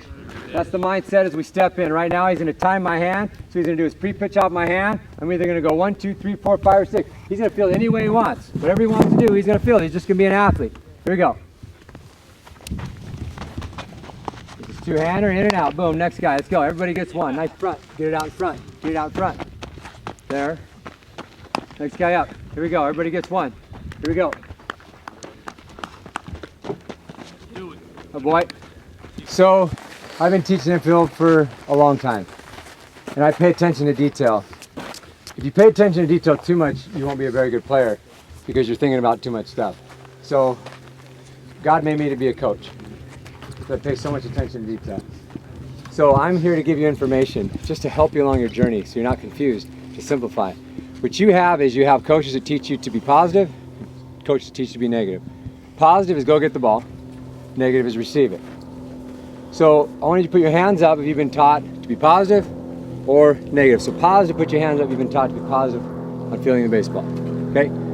How many people have been taught to be negative to receive the ball? 1. Who do you work with? 1,000 No, I'm not saying it's wrong. I'm just saying who taught you that. Like a little league. Okay, Little League. Okay. Who are the best fielders in the world?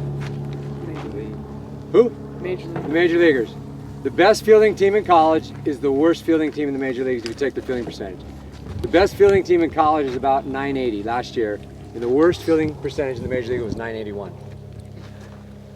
You get what I'm saying? Okay.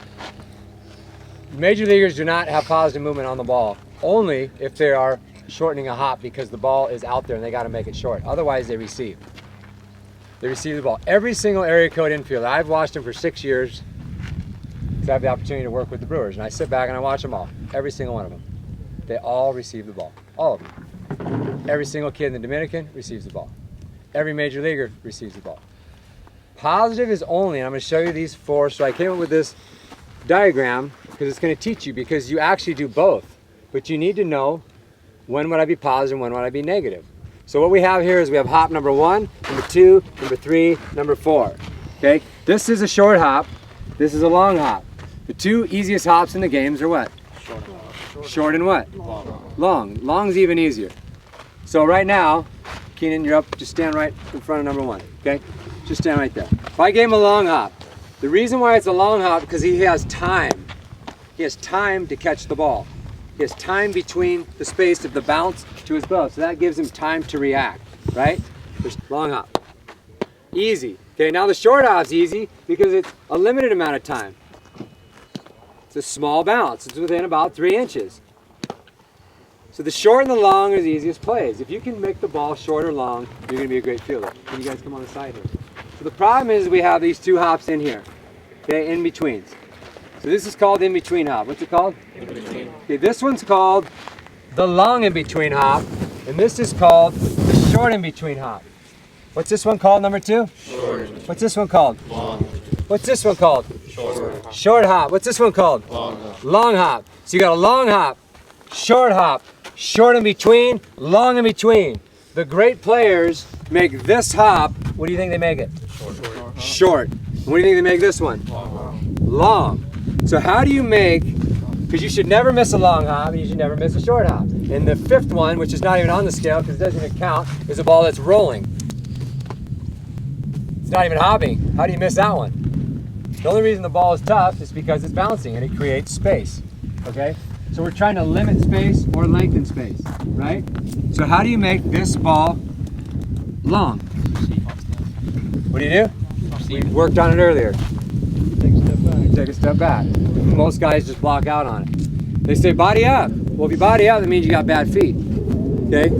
So I'm in this posture here. I'm going to go here and go back with it. Now look at how long the bounce is. Look at how long I just lengthened it. I lengthened the hop. But if I stay here, there's such a limited in-between space time, it's gonna eat me up, it's gonna grow on me and probably hit me in my chest or my stomach. And I'll be lucky if I can bear it, throw them out. So the long in between, I either step back and move with it, or I just catch it deep. You catch it as deep as you can because you're trying to give your time more space. So we have the long in between, we're trying to make the long in between longer. How do we make the long in between longer? I just told you 2 ways. Drop back and move with the ball, or do what? Catch it what?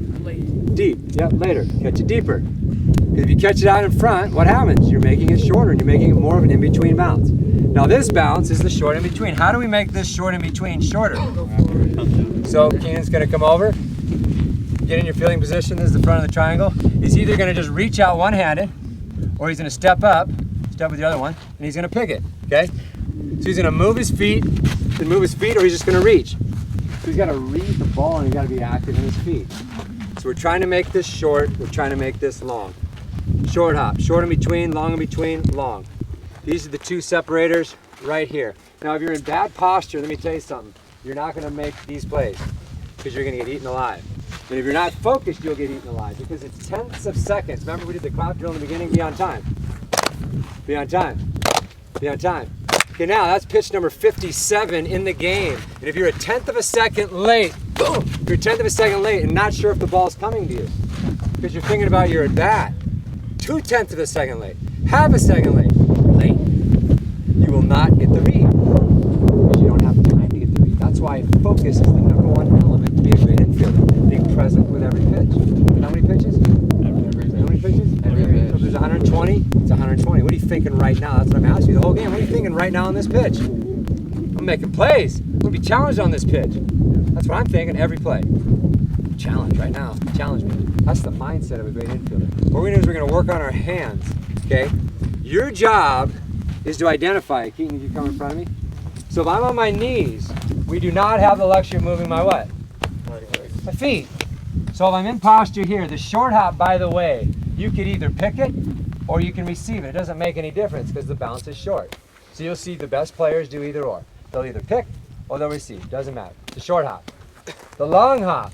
Why would you make it shorter? Because now you're making it a what? Short in between. So you receive it. The ball rolling. Roll me the ball. Why would I go get a rolling ball? You're gliding with what? The ball. There's only one purpose to be positive on the ball. What's the purpose? To shorten the what? To shorten the hop. But if it's already a short hop, it doesn't matter. And if it's a long hop, why do you want to make a long hop shorter? You don't. You want it to be long, right? So the point is here, do whatever you want. Short hop. You can pick or receive. This hop here, the short in between, we got to go out there and we got to pick it. That's positive. Boom, go get it. Make it shorter.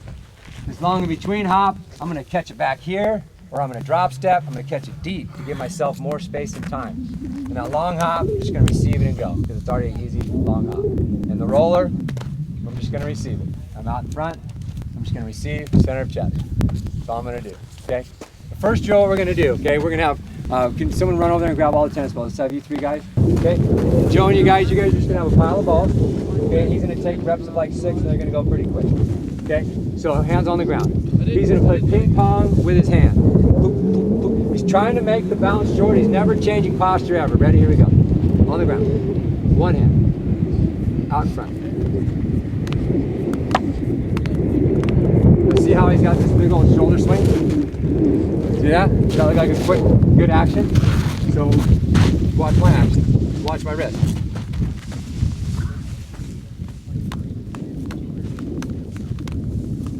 See, I wasn't even looking, sorry. I was trying to see how it's here? Yeah. And if I gotta go, but it's not a stiff. See this? Yeah. It's the hinges. Body's quiet, hinges, loose. Okay, so all we're doing right now is keeping the bounce short. Okay? So play ping pong, try to be quiet with your hands. Coach, you're flipping it pretty firm. Tell me you're firmer, Jay. Okay? So if the ball is here, look, the short hop already, put your hand on the ground. Because all he does is just taps it. But if it's out here, what does he got to do? You got to go, yeah, he'll just go reach, or he can boom, but he doesn't have time to move his feet. Now he's just going to, and pick, go. Pick, go. Okay? Reduce. Yeah, how easy it is? Those are like But right now I'm going to set up in my backhand position. And notice my posture. I have about 80%, actually I have about 70, 30. So I'm behind the baseball. He's just going to throw on me again. And I'm just working on my short hops, just keeping it short. And I'm working on gaining ground on the baseball. Then I'm going to open up and I'll go this way. I'm just working on tracking the ball and picking them out. Then I'm going to go square. And then I'm with my square position. So then I can flip him. So now he's going to flip me. So we're going to go 1, 2, 3, 4. So we'll start in the middle. 1, 2, 3, 4. And I'll do it again. Ready? 1, 2, 3, 4. And it gets your legs strong and it gets you tracking. It keeps you in posture, keeping balances short. Let's grab these balls real quick. Palm up. There's no good infielders in the big leagues to do that. None of them. Their elbows are all out. And their hands are about a 45. Okay, just relax. Right here. So put your hands relaxed and just go like this. Notice what they do. What do? They curl up and they sit at a 45. When you go elbows in, put them in. Look at how tight you get. Okay. Now go like this. Okay, now do it with your shoulder. See how slow your actions are? Okay, now a lot of us feel with this shoulder, they go. That's slow action. That means you have slow hands. Slow reaction time. Watch my hands and my palms are facing out.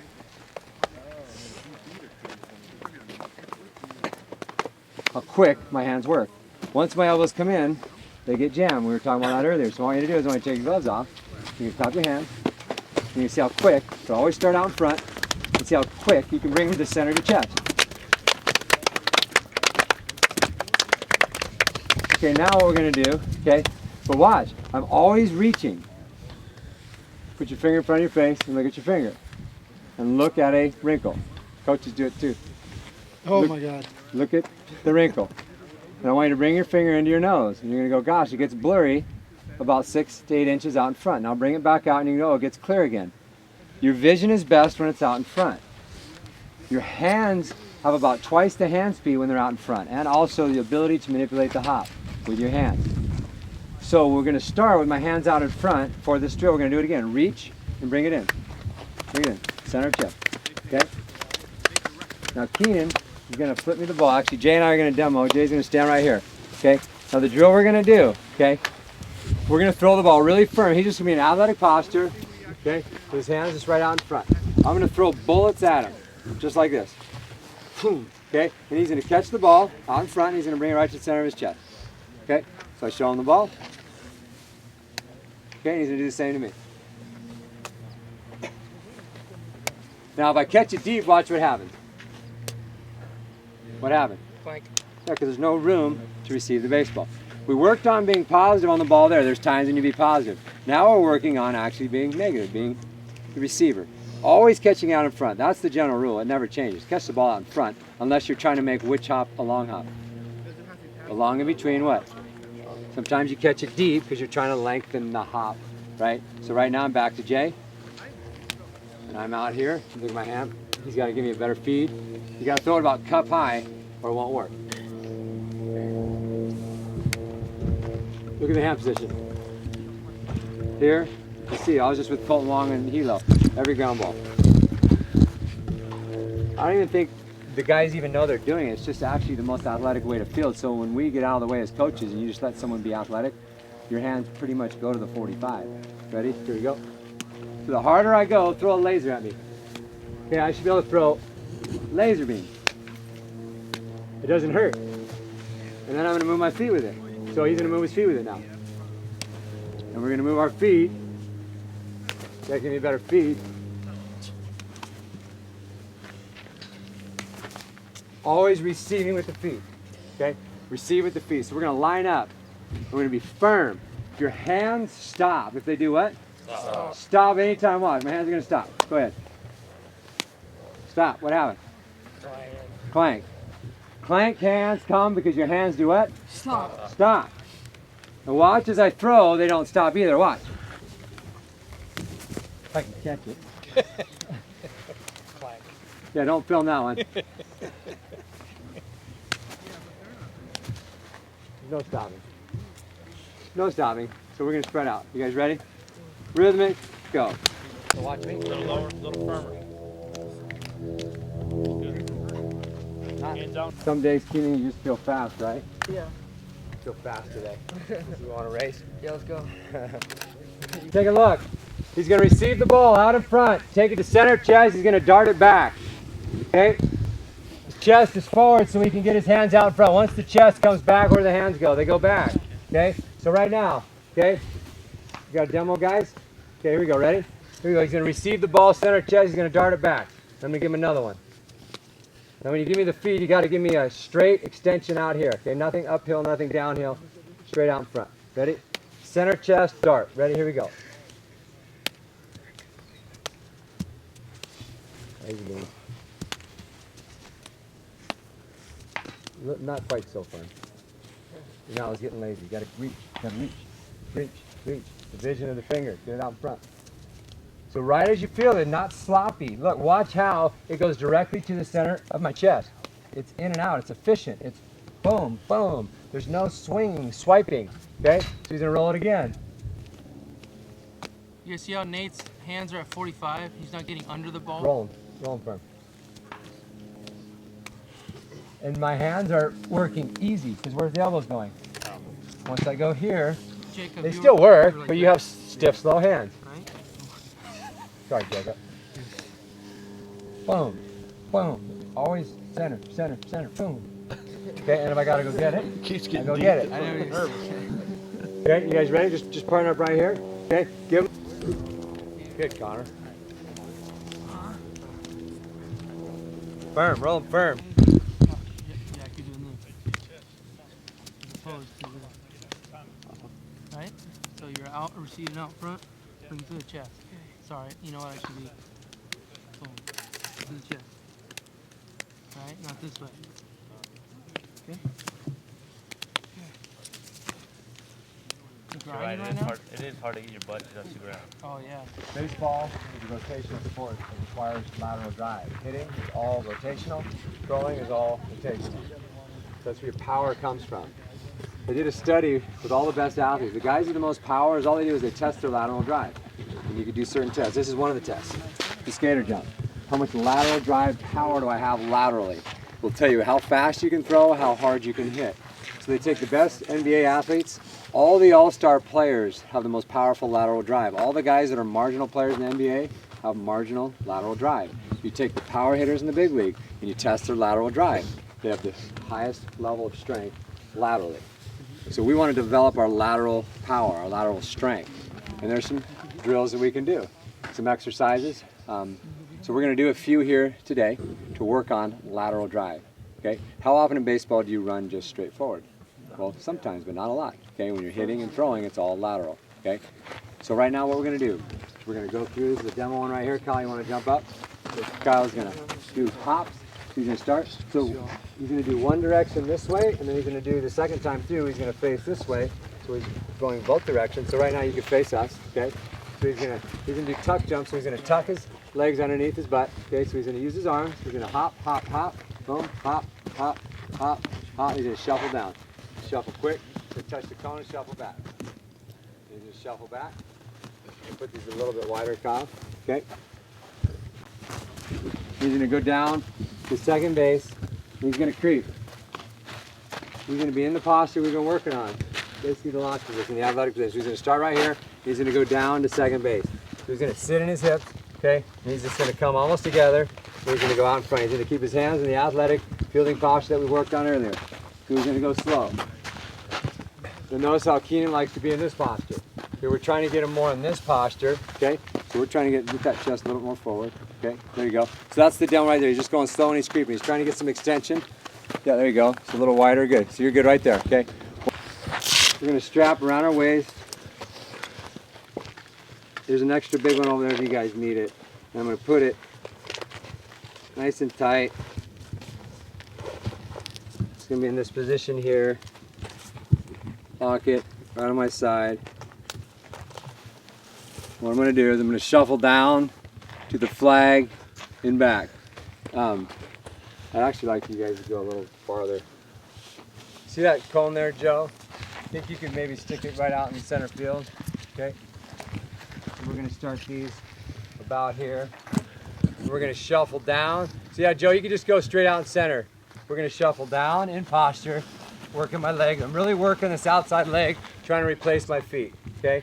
You're gonna shuffle down, then you're gonna shuffle back.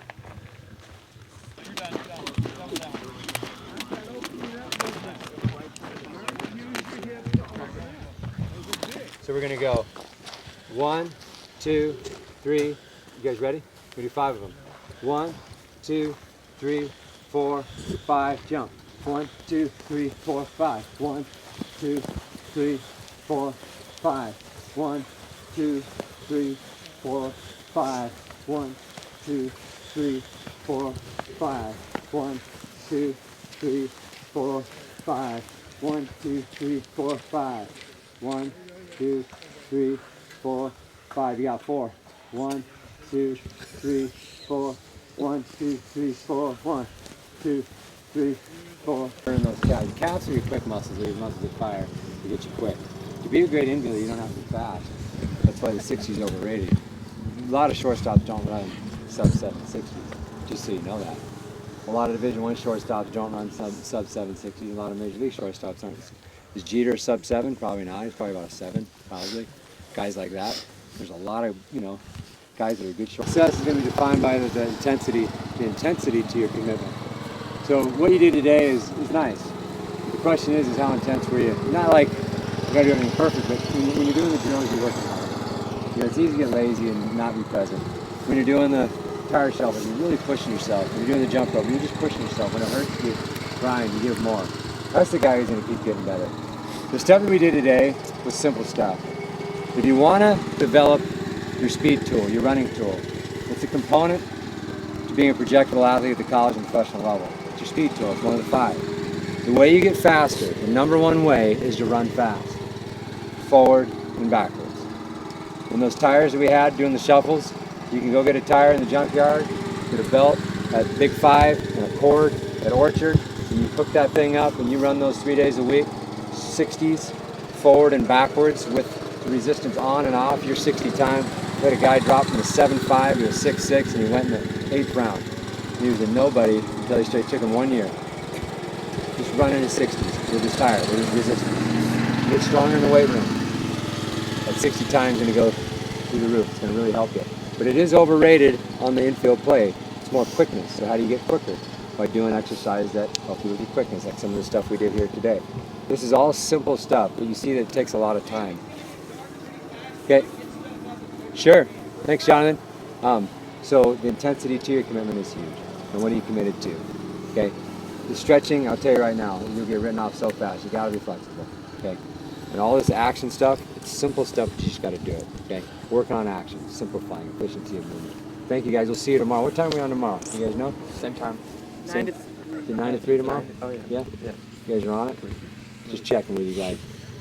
Tomorrow, same thing, just rolling about 10 to 9, we'll be going about 9, okay? You don't need to get here at 8 o'clock. We'll be having breakfast. No one will be here. Get in there tight. Thanks, Rick. Yeah. Thanks, guys. Thanks, all you guys. Get in there tight. Good work, fellas. Good work, good work. Making plays on 3. Guys, jog out the field. Making plays on 3. 1, 2, 3. Making plays! Nice job, guys. Yeah. Don't watch the field. Be on time. Take your glove off. Okay, come on, dog. So those claps to me, they have some intention, but they don't have much intention or commitment. Okay, commitment is a decision, a no doubt, sold out decision to do. I want you to say it with me, a no doubt, sold out, decision to do. We talked earlier about making plays. Making what? Plays. Making plays. That's our mindset as we step into our circle. Every pitch. We said there's about 120 pitches on both sides of the ball. So your level of commitment and focus for that particular pitch, for 120, is going to be the greatest challenge. And today we're going to be here until about 3 o'clock today. And we're going to challenge. We want to practice being present. So right now we're practicing being present. So talking about the commitment, I want to feel your clap. I want to feel your heart, because the greatest infielders, and we were talking yesterday, I was talking with Jonathan at dinner, he was talking about his friend who's high up there with the Dodgers. He's talking about, we like to find guys that play above their tools.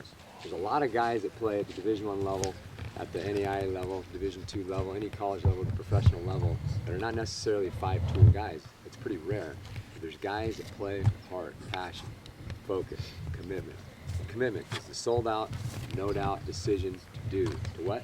To do. To do. And what are we doing? We're making plays. What are we doing? Making plays. Making plays. Making plays should dominate your mind pitch to pitch. As I step in, I'm making plays right now. I'm making plays. Locking in. We talked about it, so give me some heart in your claps. I want to feel it. I want to feel you. I'd say that's a B-. I want to feel you.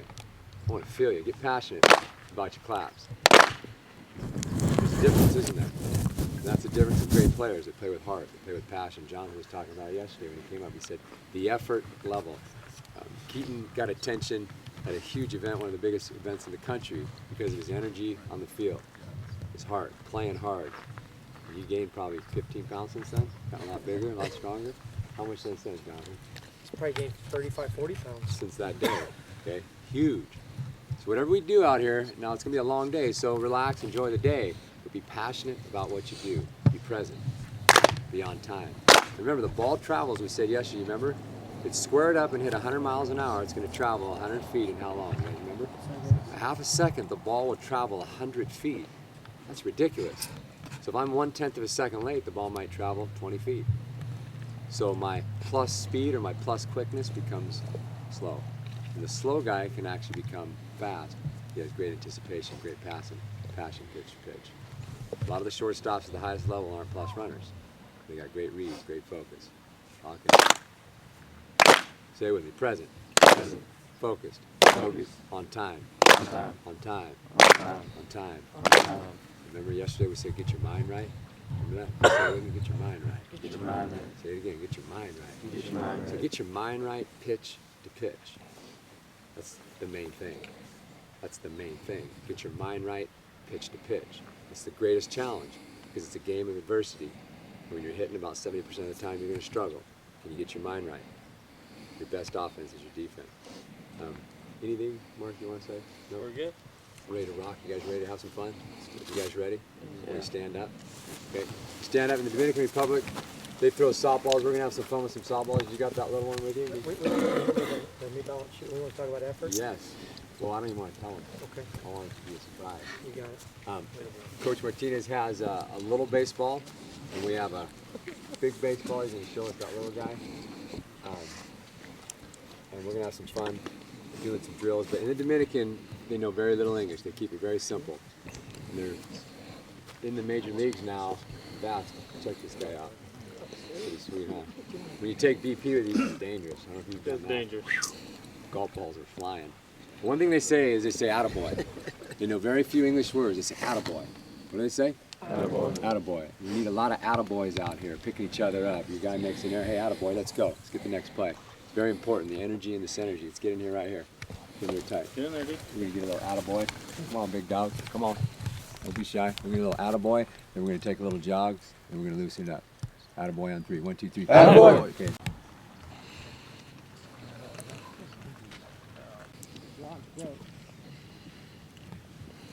Work your arm swing. Keep them at 90s backwards. Let it go. Going back, ready? No one else is doing this. Nobody. Okay, swing it. There's the man. There's the man. 48 years, baby. You're 48 years old. Oh, I did, John. Yeah. What'd you get?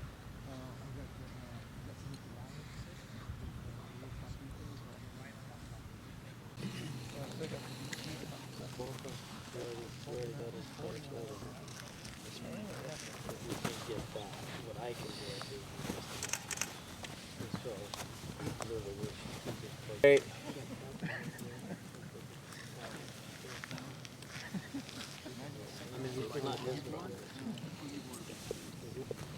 We say ready, go. So you're ready. When I say ready, it's just we're gonna inhale. Right now, let me have you do that real quick. Big breath. Okay. Then you're gonna exhale, and as you exhale, you're just gonna sit slightly in your legs, very slow and easy. Okay. And I'm gonna say ready, go. So, ready. Take your breath. Compress. Go. First one we call these boxers. Okay, take a look at my feet. Okay, it's 1, 2, 1, 2. It's a two-step. This is light on the feet. Let's try to get the boxers going. It's 1, 2, 1, 2. Get them going, just light, side to side. We're gonna go for about 30 seconds. Light. 1. Stay with me, light on my feet. Okay, what you're gonna do now, you're gonna have a partner. Great fielders have great posture. What we're gonna do is we're gonna get into our athletic position. Okay? I'm gonna draw a line across here. You can't do this on the grass. Actually, no, let's do it on the dirt. Okay? I'm gonna put the ball out on the point. Okay? We're gonna work on first my squared up position. Then we're gonna go to a backhand position here. And then I'm gonna go to an opened up position here. Okay? So right now, let's spread out on the edge of the dirt. We're gonna work on our posture. We're gonna hold that posture. Great players get to a great fielding position. We want to master this posture. A lot of it has to do with our flexibility and also knowing what position we're trying to set up in. Can you guys set up over here, Connor? Don't play over here. Spread down, spread down. We got room. Put your hands on your knees. Reach out. You're going to see there's my triangle, okay? Draw your triangle. Put the ball about an inch off to the left of the center. So here's the center point. Put it to the left of center, about an inch, okay? What we're gonna do, coach is just gonna walk around and do little tweaks with guys' posture. I'm gonna just talk for just a second, keep it real simple. I want my butt up and my chest down. When my butt's down, my hips are between my knees. Bad posture, okay? Butt's up, chest is forward, allows me to get to perfect posture, and I'm gonna tilt my hands at a 45, slightly off center, wrist up, wrist down, fingertips up, fingertips down, relax. My arm is not extended. It's about 80% out. So I'm gonna sit with my butt up. I don't wanna be butt down. Butt up. Forward posture. You guys ready to hold it? Here we go. Coach, if you could just walk around. Fingertips up, fingertips down. Look at my hand position. Once your hands go on top of each other, your elbows go in and you become stiff. So when you're slightly off center and your hands are at a 45, your hands are relaxed, loose, and quick. Right in this posture here versus here. Slightly off center, fingertips up, fingertips down. Here we go.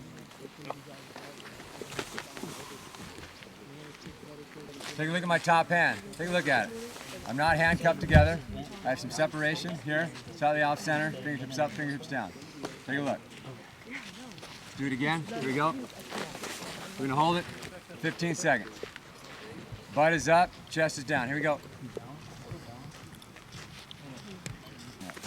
So right now we're gonna drop the left foot back. We're gonna be in a staggered triangle. So take a look at my triangle here.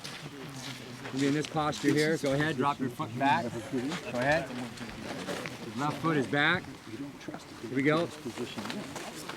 Hold it. You have to get here. You have to trust getting to right here, okay? Sometimes your foot is back, sometimes it's even, sometimes it's forward. When you're moving through a ball, This is that sometimes it's routine front ball. over your right foot. Is that position there? So now we're gonna go left foot in front. It means we're moving through the baseball. So my left foot's slightly in front. Go back to our triangle again. Here we go. Open them up, hold it. Butt is up, chest is down. Shoulders in front of knees, fingertips up, fingertips down. Hands are relaxed, put them at a 45. Look at the ball, see the ball. See the ball.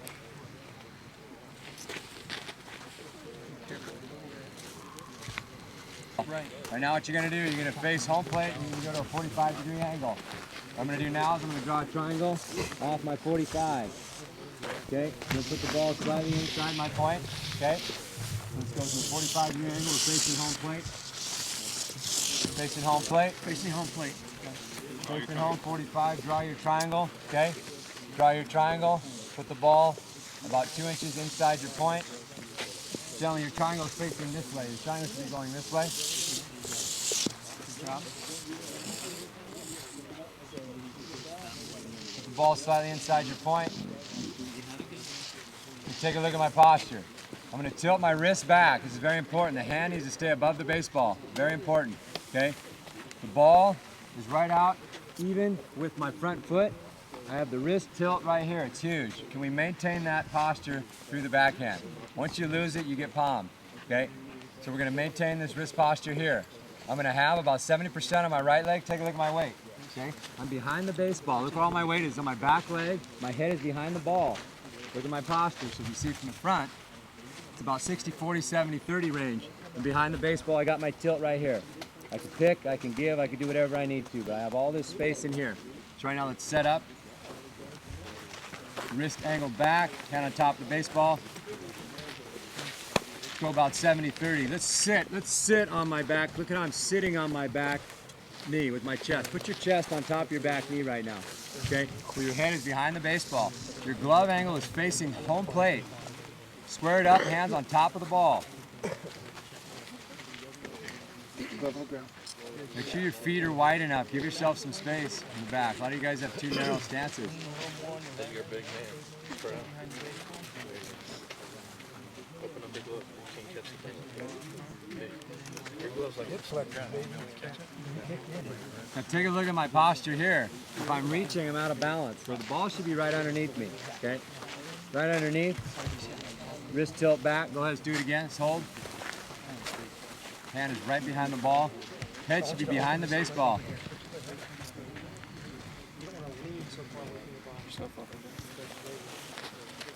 You get your head behind the ball. Take a breather. Now we're going to open up.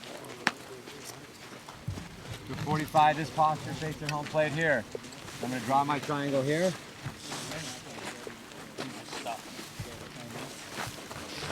Put the ball on the inside of the point about 2 inches. Okay.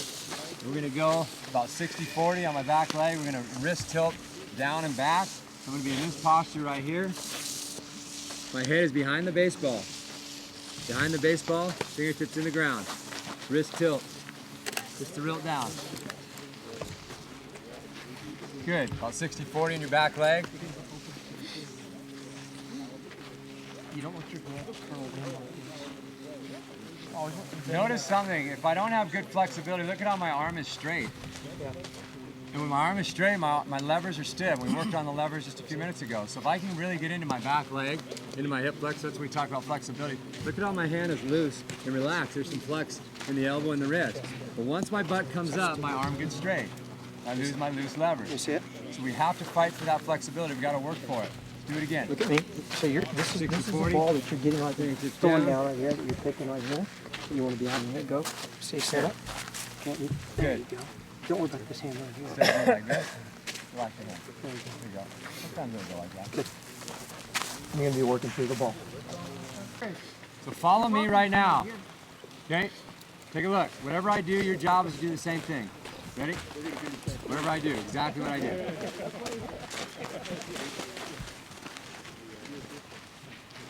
Gotta make sure you're looking up. And notice how my glove is not coming off the ground. Take a look. Take a look. Stand up and relax. Okay, I'm in posture. Now watch how I swivel my glove and I do a clean drop step and I go right back to my backhand posture. And then I'm going to go right back forward. I'm going to go back again. Okay? So right now let's be squared up. Okay? Squared up. You good squared up posture. Okay? I'm going to say drop, drop. The glove stays on the ground. Square up. The glove is not coming, look at how my glove is not coming off the ground. Look. Ready? Drop. Square. This goes back and still Drop. stays on the ground. On the ground. You want to have this right now? Square. Rest. The stuff that we did yesterday, the functional leg strength stuff with flexibility incorporated in it. We're going to do it again today. Your legs have to be functionally strong for being an infielder. You can squat all you want. You can run that mountain all you want. You come take ground balls for 10 minutes, your legs will still be sore because you're not functionally in shape for what you're doing. So that functional exercise stuff we did at the end, all those squats, all of them, over and over, we're going to get our legs flexible and strong so you can manage these postures when you go into field the ball. Hand speed comes when your hands are lower to the ground. Very important. So can we move quick low to the ground? Most guys can't because they're limited to their flexibility. Now, so right now what we're gonna do is we're gonna go square, drop, square, drop, square, drop. Take a look at my glove. See how it's relaxed? The deeper your hand goes in there, one, it hurts really bad, okay? Because you get palmed all the time. Two, it keeps your hands loose and relaxed, gives you a little bit more fingers too to feel the baseball. So notice how I'm not jammed in there? I have two on the pinky, some guys like that, some guys don't. Make sure you're relaxed, you're not jamming the glove in your hand. There's some space here. Okay, everybody, let's go. Get your posture. Get back to your posture. Okay, let's go. Glove side, drop. Okay, one thing you want to think about when you get to that position, okay, your glove is going to work from the middle of your body forward. Keaton, that's what he's talking about. Your glove can't go there. That's that focus with your eyes. The more your glove's working this way, your eyes are going to work better. The more it backs up towards your back foot, it's going to be very difficult to see. Okay, so let's go backhand side. Okay, posture, drop. Same thing, middle of your body, forward. Okay, so like Nate was talking about, okay, the 2 inches in front of your triangle, right? Okay, it's the same thing. What we talk about is just think about a line in the middle of your body, forward. It's going to help you see the baseball. Great. So as we do these posture movements, take a look. The question is how well can you keep your posture? Most guys can't. You need to know what posture is first and foremost so you can master it, because that's your checkpoint. So every time I go to a backhand, if I can get the perfect posture, you know what's going to happen? I'm going to make about 99.9% of those plays. And if I miss it, I can say, oh, my hand position was off, or my weight was a little too far forward. You can make an immediate adjustment. When you're taking 1,000 ground balls, you're actually working on something rather than did I just catch the ball? Because that is not the key. That's not the process. That's just the result for that one ground ball. So take a look right now. We're going to be square, okay? And then we're going to drop. Notice how every time my glove is always staying out in front, okay? So right now, let's go square. Just listen to me. We're going to move. Ready? Square, drop. Check your posture right now. Your glove out in front. Your wrist tilted. You have about 60% on your back leg, so you're behind the baseball. Square. Take a look at your posture again. Fingertips up, fingertips down. As your butt stay up. Drop. Glove side good. Is your head behind the glove. Fingertips in the ground. Chest down. Square. Drop. Square. Drop. Rest. Back up. And the college coaches and recruiters are watching players. The question is not did he make every play. Now he's a prospect. I'm telling you right now, you can take 25 ground balls and miss 5 of the 20. And the other guy makes 20 and he thinks he's getting a scholarship. It's about what is your body going to allow you to do over the long period of time. Posture is everything. And most guys are limited in their posture because they lack flexibility. They lack flexibility and they lack the knowledge of what the glove and the body position should be in. Right now what we're going to do is we're going to shuffle down through Coach Jason. It's going to look like this. I'm going to be athletic posture. I'm going to drop. 2 shuffles. My glove is not coming off the ground. So anytime I stop, I'm in my fielding posture. Let's have some fun with it. Let's work down. Square up, face the mountain. Athletic posture. I'm going to sit. Spread down, guy. Down. Spread down. Okay.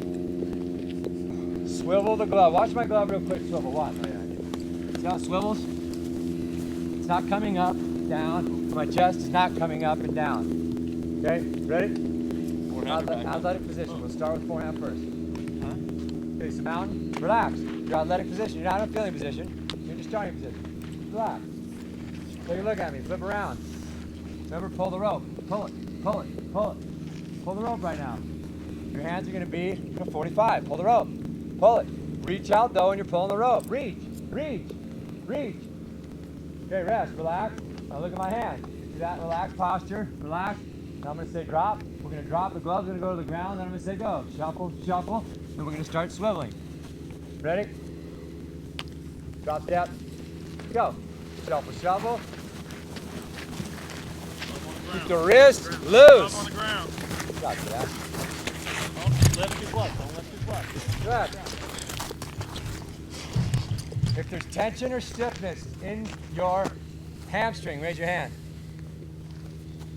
Tension or stiffness in your hip flexors, raise your hand.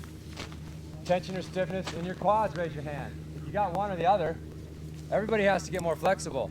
Typically it's the hip flexors that limit you the most.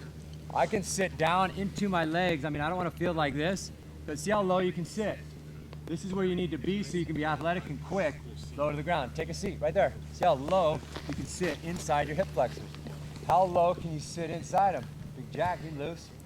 You're loose. We're all gifted differently. Flexibility is a gift. Guys roll out of bed flexible and other guys roll out of bed stiff. Okay, stand back, right back up. Face the mountain. The thing about camp is this. When you go home, you can take ground balls with anybody. You can take ground balls with your high school coach, your dad, your brother, your friend. We're going to take very little ground balls because we're working on things you don't have opportunity to work on. Okay, and I'm trying to really impress upon you the importance of specific things. You want to be great, flexibility is one of the components. Extremely important. I'm going to replace my feet. Take a look. I'm always going back to the center. Can we practice that? Always going back to the center point. My feet are not hopping. To replace. Replace, replace, replace. Have some fun with it. Replace your feet. Step in the same spot every time. Now what we're going to go to the left, to the right, and I'm actually going to shuffle. I'm going to reach and take the hands to the center of my chest for my separation. So just take a look. This is going to create momentum. So as I'm reaching for the ball, look at how naturally my hands will go to this posture. They will not naturally go to this posture. Naturally, they'll be at 45. So as I reach, take a look how they go to the ball. I'm going to reach, center of chest. I'm going to shuffle, reach, take center of chest. Ready? Here we go. It's a shuffle now. Reach, hand, center, chest. Feel the ball in front. Separate out, center, chest. I'm going to do an L. Shuffle. Take a look. I'm facing forward. And notice how my feet are replacing and I'm using my hips. This swing leg, as it comes into this leg, it fires my hip around the corner. If I don't create leverage here, my hips will be slow. So we're going to go to the left. Athletic posture. Let's have some fun with it. Turn the corner. Create an L. Like the box you guys did yesterday, staying in the box. This is half box. Ready to go? Don't worry about perfection yet, just figuring it out. Jumping. Not a jump. Pete, we don't want you to jump. Get lower.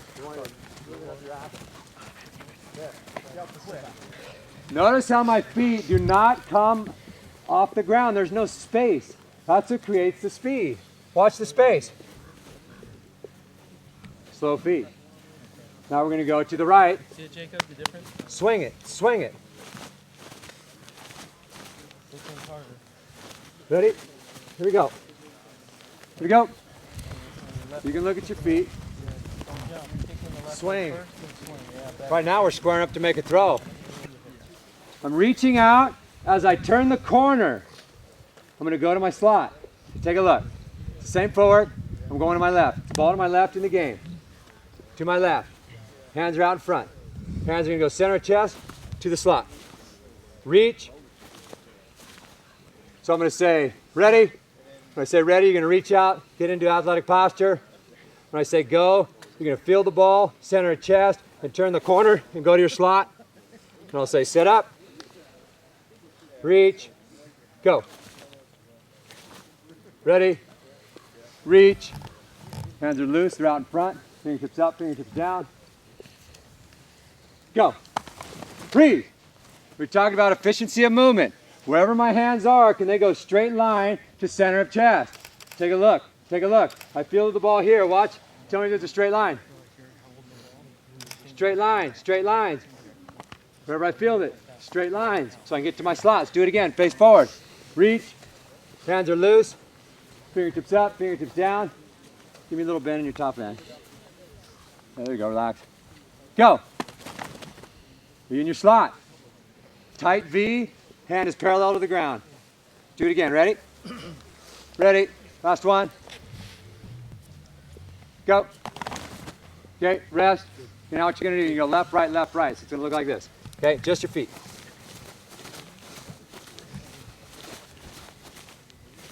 You guys ready? Here we go. Have some fun with it. Ready to go? Start slow, figure it out, then speed up. Replace the feet. Fire your hips. Shoot that back foot into your front foot. Always come back to center. We're gonna do a box now. So I'm gonna turn the corner. Boom, boom, boom, boom. My head is stationary. Notice how I never lose posture. That allows me to be quick and efficient as an infielder. If I can maintain posture wherever I go, notice how my nose is over my belly button. Your nose is over what? It's over your belly button. Right? My chest is always slightly forward. So right now, let's try to do the box. Let's go clockwise. Are you ready? Do the box. Athletic position. Okay? One time around, then we're going to incorporate the hands. Ready? Go. Place your feet. Fire your hips. Not a hop. Okay, now what we're going to do is watch my hands. I'm going to reach every time, and I'm going to turn the corner. We're going to do 2 times. Ready? Ready? Go.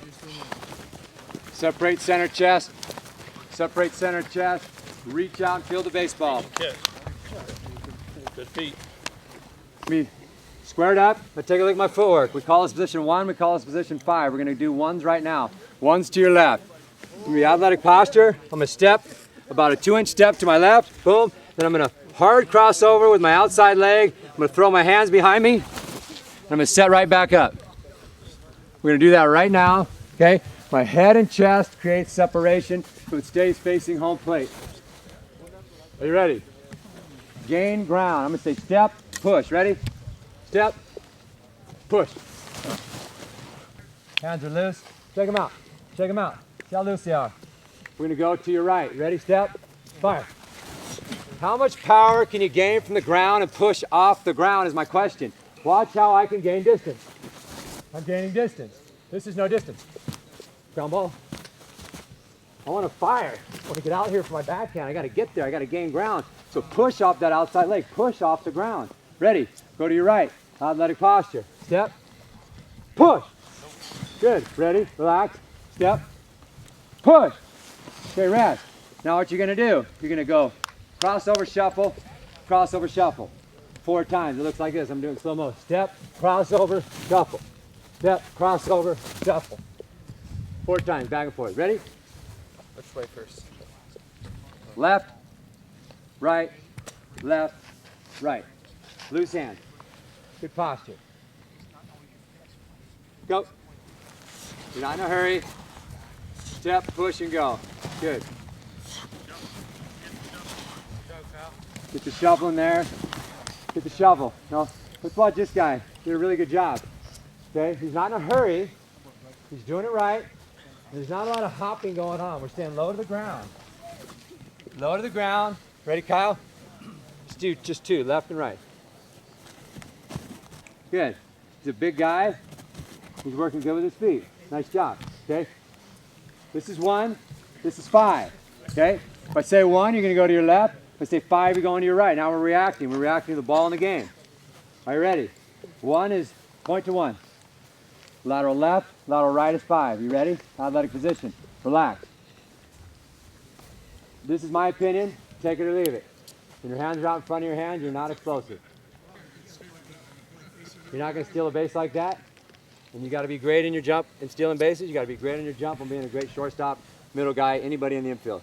Your jump is everything. So relax, relax, relax, relax. Ready? Relax. 5. Ready? Relax. Loose hands. Give me a little rhythm. See how my knees are working a little bit? There's a little rhythm, little sway. Ready? 5. Gain ground. Ready? Relax. 1. Take a breather.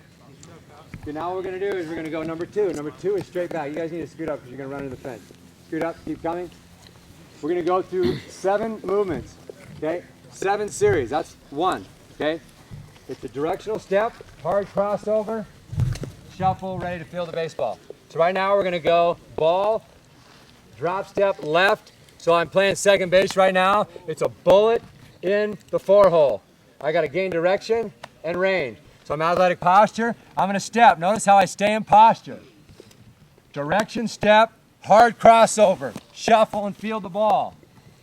So it's step, crossover, shuffle, field. And I go right back. Step, crossover, shuffle, field. Want to have some fun with it? I'm going to talk you through it in stages so we can get it right. It's a deep drop, about 65-degree angle. Ready? Drop. Looking at home plate. You're still in posture. Hard crossover, shuffle, and act like you feel the ball with the glove along the ground. Go! Don't get the shovel. Set back up. Jog up. Go. Practice the shuffle. Practice the head stays at home plate the whole, look where my head is. And then as I feel it, I track the ball in my glove. Now we're going to go straight back. Drop straight back, hard crossover, field. Ready? Here we go. Ready? Drop, heads at home plate, hard crossover and go. Go! Do it again. Ready? This would probably be the least play you'd ever make. If you need to lengthen a hop. Ready? Drop. Go! Come back.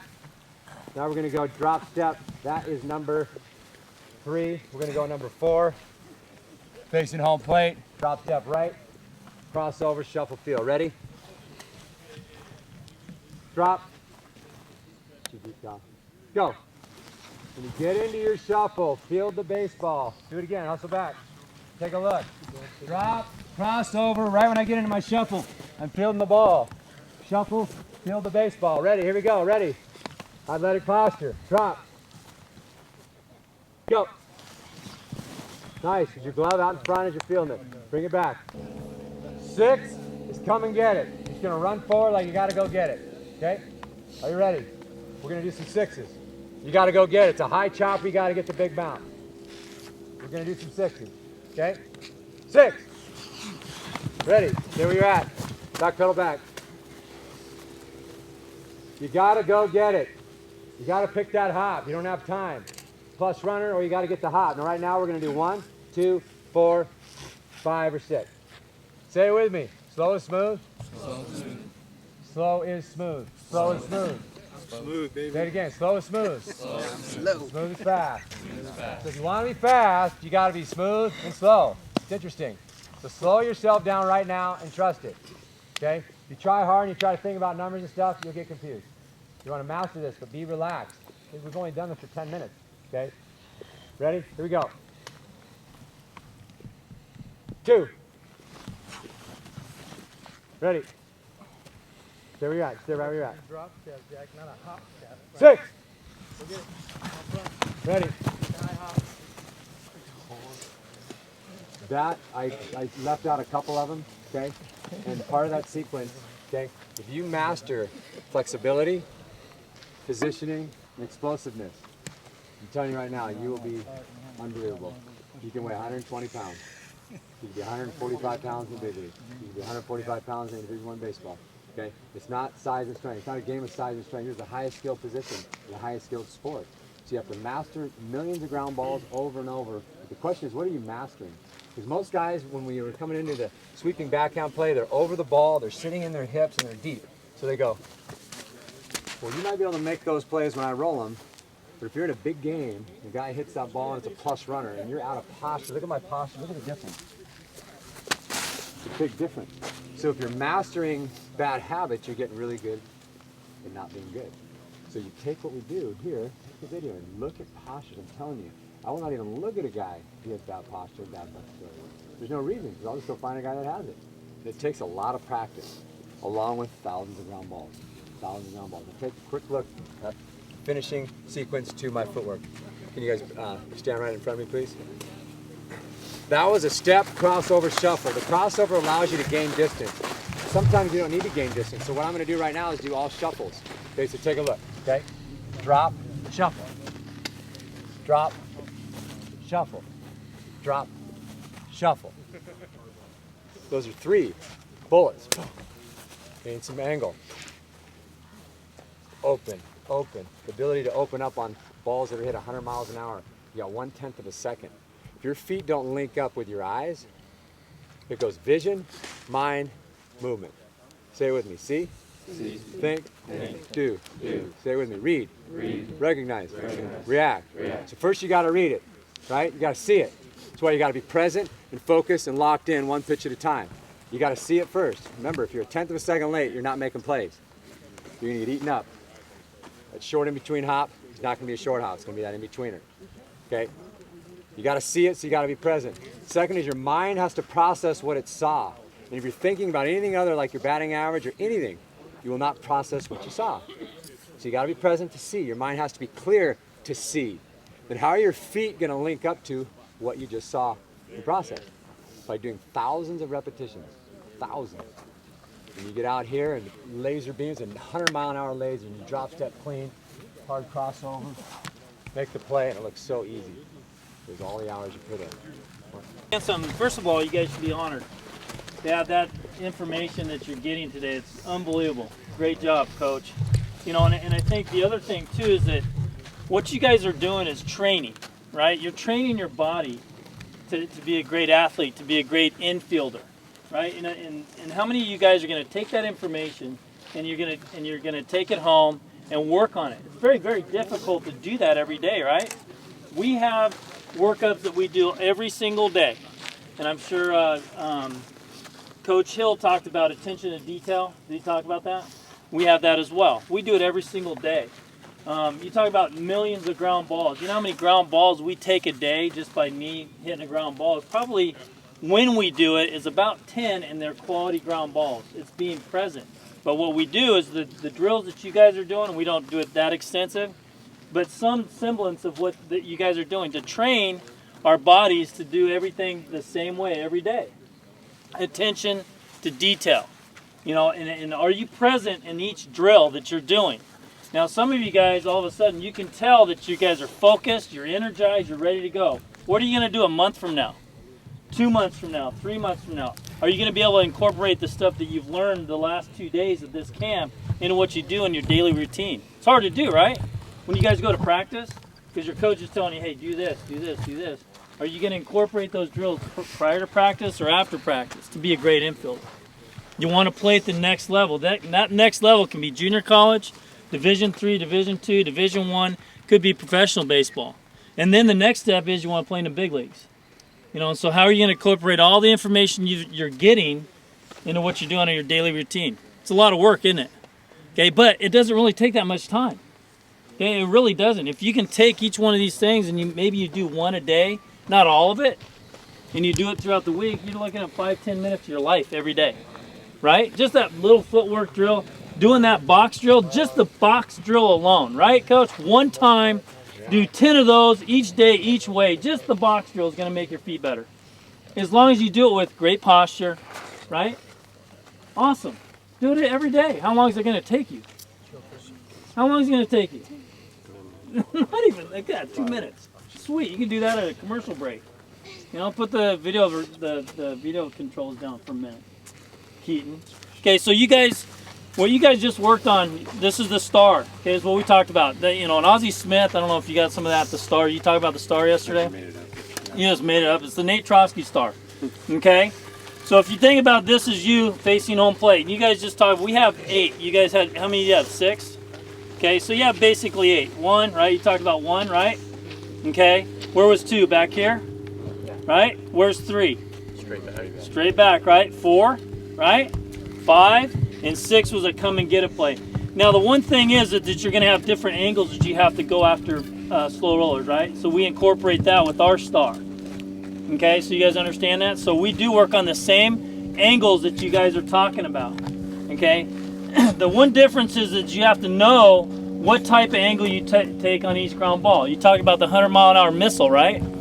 Okay, if that ball hits your glove side, okay, that better be a deeper angle, right? If you take a shallow angle on that ball, is it going to be by you? Okay, that's being present. Okay, so you have to make sure you take a deeper angle. I will tell you on angles, doesn't matter, is that if your first reaction, even on this play here, is slightly back, it's right. Because you can always adjust in, right? Okay, you can read speed of a ball on a come and get it play, right? The sound of the ball off the bat, the nubber, whatever, you're coming to get that. It's an easy read. For me, it's an easy read. You guys too? Yeah? Slow roller, those are easy. These balls here, all these you have to recognize. Okay, so you get this type of hit here, the first reaction, usually back, is the best decision. Sideways, it gets by you in a bad fielding position. Okay, so what we do, all right, to kind of add to it, to feel that explosion, we're going to do it out here. Okay, we'll work on this side first. Okay, and we're not going to add these 2 in here. This is still going to be 6, right? So you got 1, 2, 3, 4, and 5, and 6, right? That's all we're going to do today. Okay, but we're going to just work on this side first. 1, 2, and 3. Okay, so the way that works is we're going to start relaxed, and we're going to start with 1 foot in the air. Okay, and we're going to call a number. Okay, and you're going to feel that explosion. Boom! Okay, and you're going to get in that feeling position in a shuffle. You guys understand that? To feel that. And then our next step is to put what we call a pop step in. Okay, so we're going to try that. You ready to do that? We're going to try it. Okay, and then we'll go to this side. So we're going to go 1, 2, or 3. Okay, so if I'm on 2, where do I got to go? Deep, right? If I'm on 3, I'm going to open up this way and go straight back. Go, line up. Ready? 2. Still get to that shuffle. You got to explode and go. Feel that explosion off that back leg. That's what you're teaching them, right, Nate? Okay, here we go. Same leg. Ready? 1. And a shuffle. Explode off that leg. Back. Dodge. Ready? Shoot it up a little higher. Up. Explode. 1. Is that explosive enough for you, Coach? Back. Okay. Now we're doing left leg. Okay. Ready? 5. Got to explode. 3. Very good. Right here in front. Very good. Okay, so what we do is we incorporate ground balls. We'll start on 1 leg. All right, so we'll start our guys. We're going to go glove side only. So if we're starting glove side, we're on our right leg. Boom, hit the ball, and we work on those deep angles. Okay, you guys understand? Circle drill. Okay, and this is a way to get your feet and your hands working in sync. Okay, you mentioned that already, right? Okay, we do this after we get done throwing or prior to us throwing to get our heart rate up and also remind us, get our feet and our hands going. The faster your feet go, okay, the faster your hands go. Okay, what we do is we face each other. We're going to go this way. Okay, so when we start, all we're going to do is side shuffle in a circle. Okay, now I'm going to throw it. We're going to, don't move yet. Okay, we're going to throw a dart. That's all we're going to do. Just a quick dart. Okay, now I have to make sure that I lead him, okay, so he's not reaching. So ready? Shuffle, go. Hands up. Prepare. Here we go. Hands up. Target. Try and catch the ball deep. Stop. This way.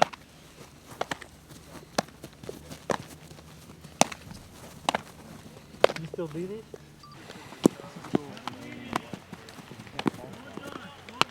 Go the other way. Once you go 10 touches, go the other way. As you're doing it, okay, number 1 is that you have to start, get your glove ready. Okay, so as you get your glove ready, get your hands prepared to catch. The other thing you want to try and do as a partner, if I'm throwing to you and we're going glove side, I want to aim to your glove side. If I throw it right at him, what's happening? How many of you guys missed that? Okay, so you guys got to make sure, because the next step we're going to do after, we're going to try this one more time. Okay, it's going to be a little tougher.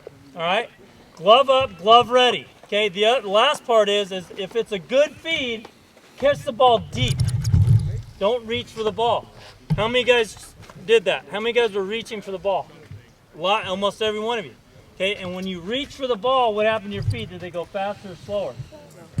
Okay, so you want to make sure it's a good feed, catch it deep, so you can transfer and go to the next throw. Okay, so 5 each way, go. 5 each. Heart rate up. You guys get your heart rate up a little bit? Up a little bit, right? Great drill to get hot, man. I'm going to use you again. You nervous?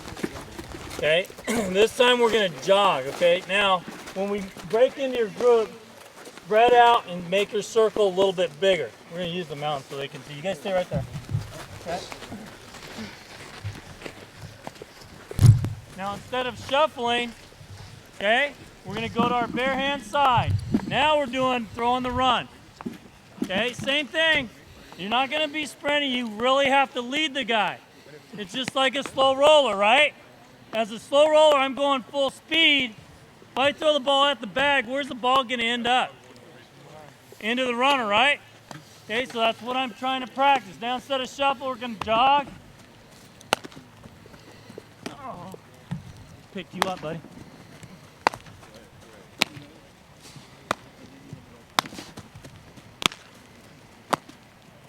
Who looks like the starter? Lead him. Is this you? Okay. We'll do those drills. We get a rain delay. Okay, so rain delay, tarp comes off the yard. Okay. First thing our guys do, get a partner, they go circle drills right away. Okay, and they don't do a ton. They don't even do, at practice, they don't do 10 touches. They go 5 each way, but they have 5 stations they do. It takes them about a minute and 40 seconds to get through it. Gets their heart rate up, get ready to go. The other time that we do it is if we happen to have a double header. Okay, so we go double header. You typically, Division I baseball, you're going to have about an hour and 15 minutes between games. So we'll get something to eat. Then our guys know about 30 minutes before game time, they get out, they do their circle drills, they do their arm care, get ready for the game. Okay, so it's one way to get your heart rate up, get going, kind of get present again. You know, especially, you know, sitting around for an hour and 15 minutes. If you don't do anything prior to that, especially as an infielder, you're gonna be sucky when you step on the yard. Okay, Coach Trosky's talked about being present. That's one way to get present, is by getting your heart rate up and get present, get ready to go. So right now what we're going to do is we're going to work on 2s and 4s. So take a look right now. So I have my partner right here. Come on up, bud. Okay. Okay. Keep that. Okay. So I'm going to work on. He's going to show me the baseball. He shows me the ball. Okay. As his hand goes back, I'm going to drop step to number 2. Then he's going to throw a bullet right off my hip. You guys come on over here, please. Bring it up. Okay. And what I'm going to do is I'm going to make sure I'm catching the ball out in front. So hopefully you can give me a feed somewhere between my thigh and my hip. So I'm going to be my athletic posture. This is just going to be kind of slow motion. He's going to reach back, I'm going to drop right there. But as he releases, throw a bullet at me.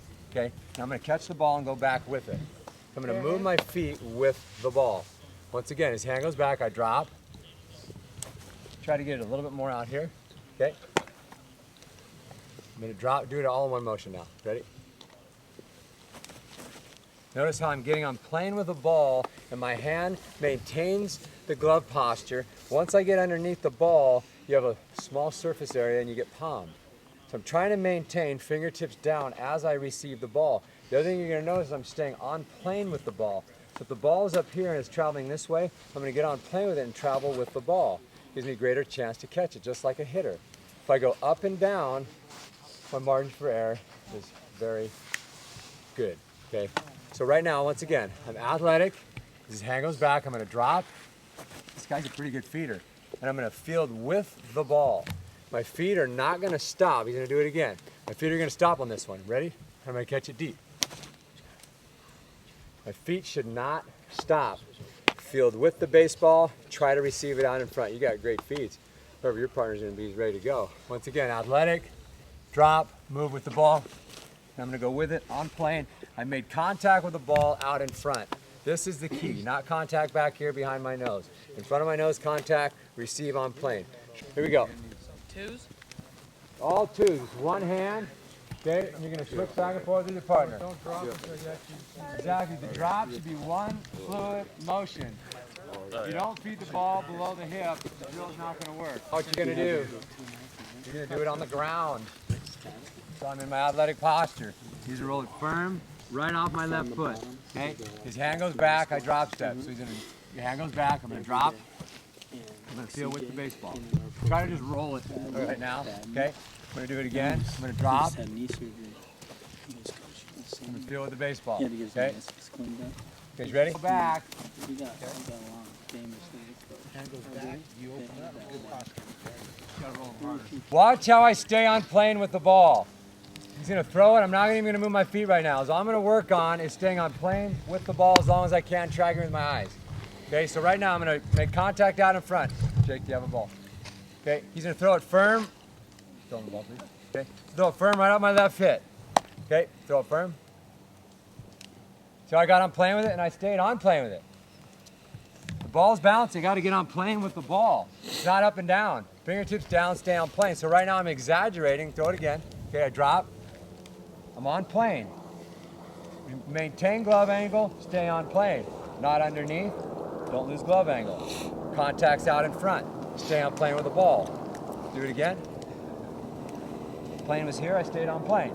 Get on plane with the ball, stay on plane. Work it right now. You don't have to shovel your feet right now. Just work on staying on plane.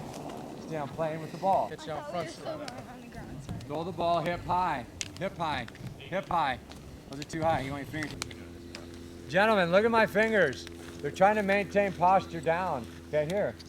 If it's up, I can go here always, but if I'm up here, I can't go down. I'm gonna get beat. Okay? Good job, Jake. Now play with your hands, move your feet with the ball, go back, drop. Now we're gonna turn the corner. Drop, stay with it. Turn the corner and get to your slot. Fire your hips.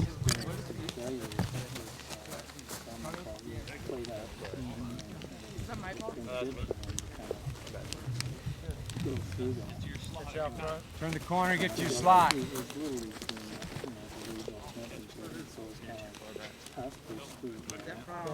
Catch, same thing. Out in here, right? Maintain plane. Remember, everything back to center. When you turn the corner, eyes up. Eyes up. Try not to hop. Look. Heavy, slow feet. Turn the corner. Replace my feet. Replace them. Replace your feet.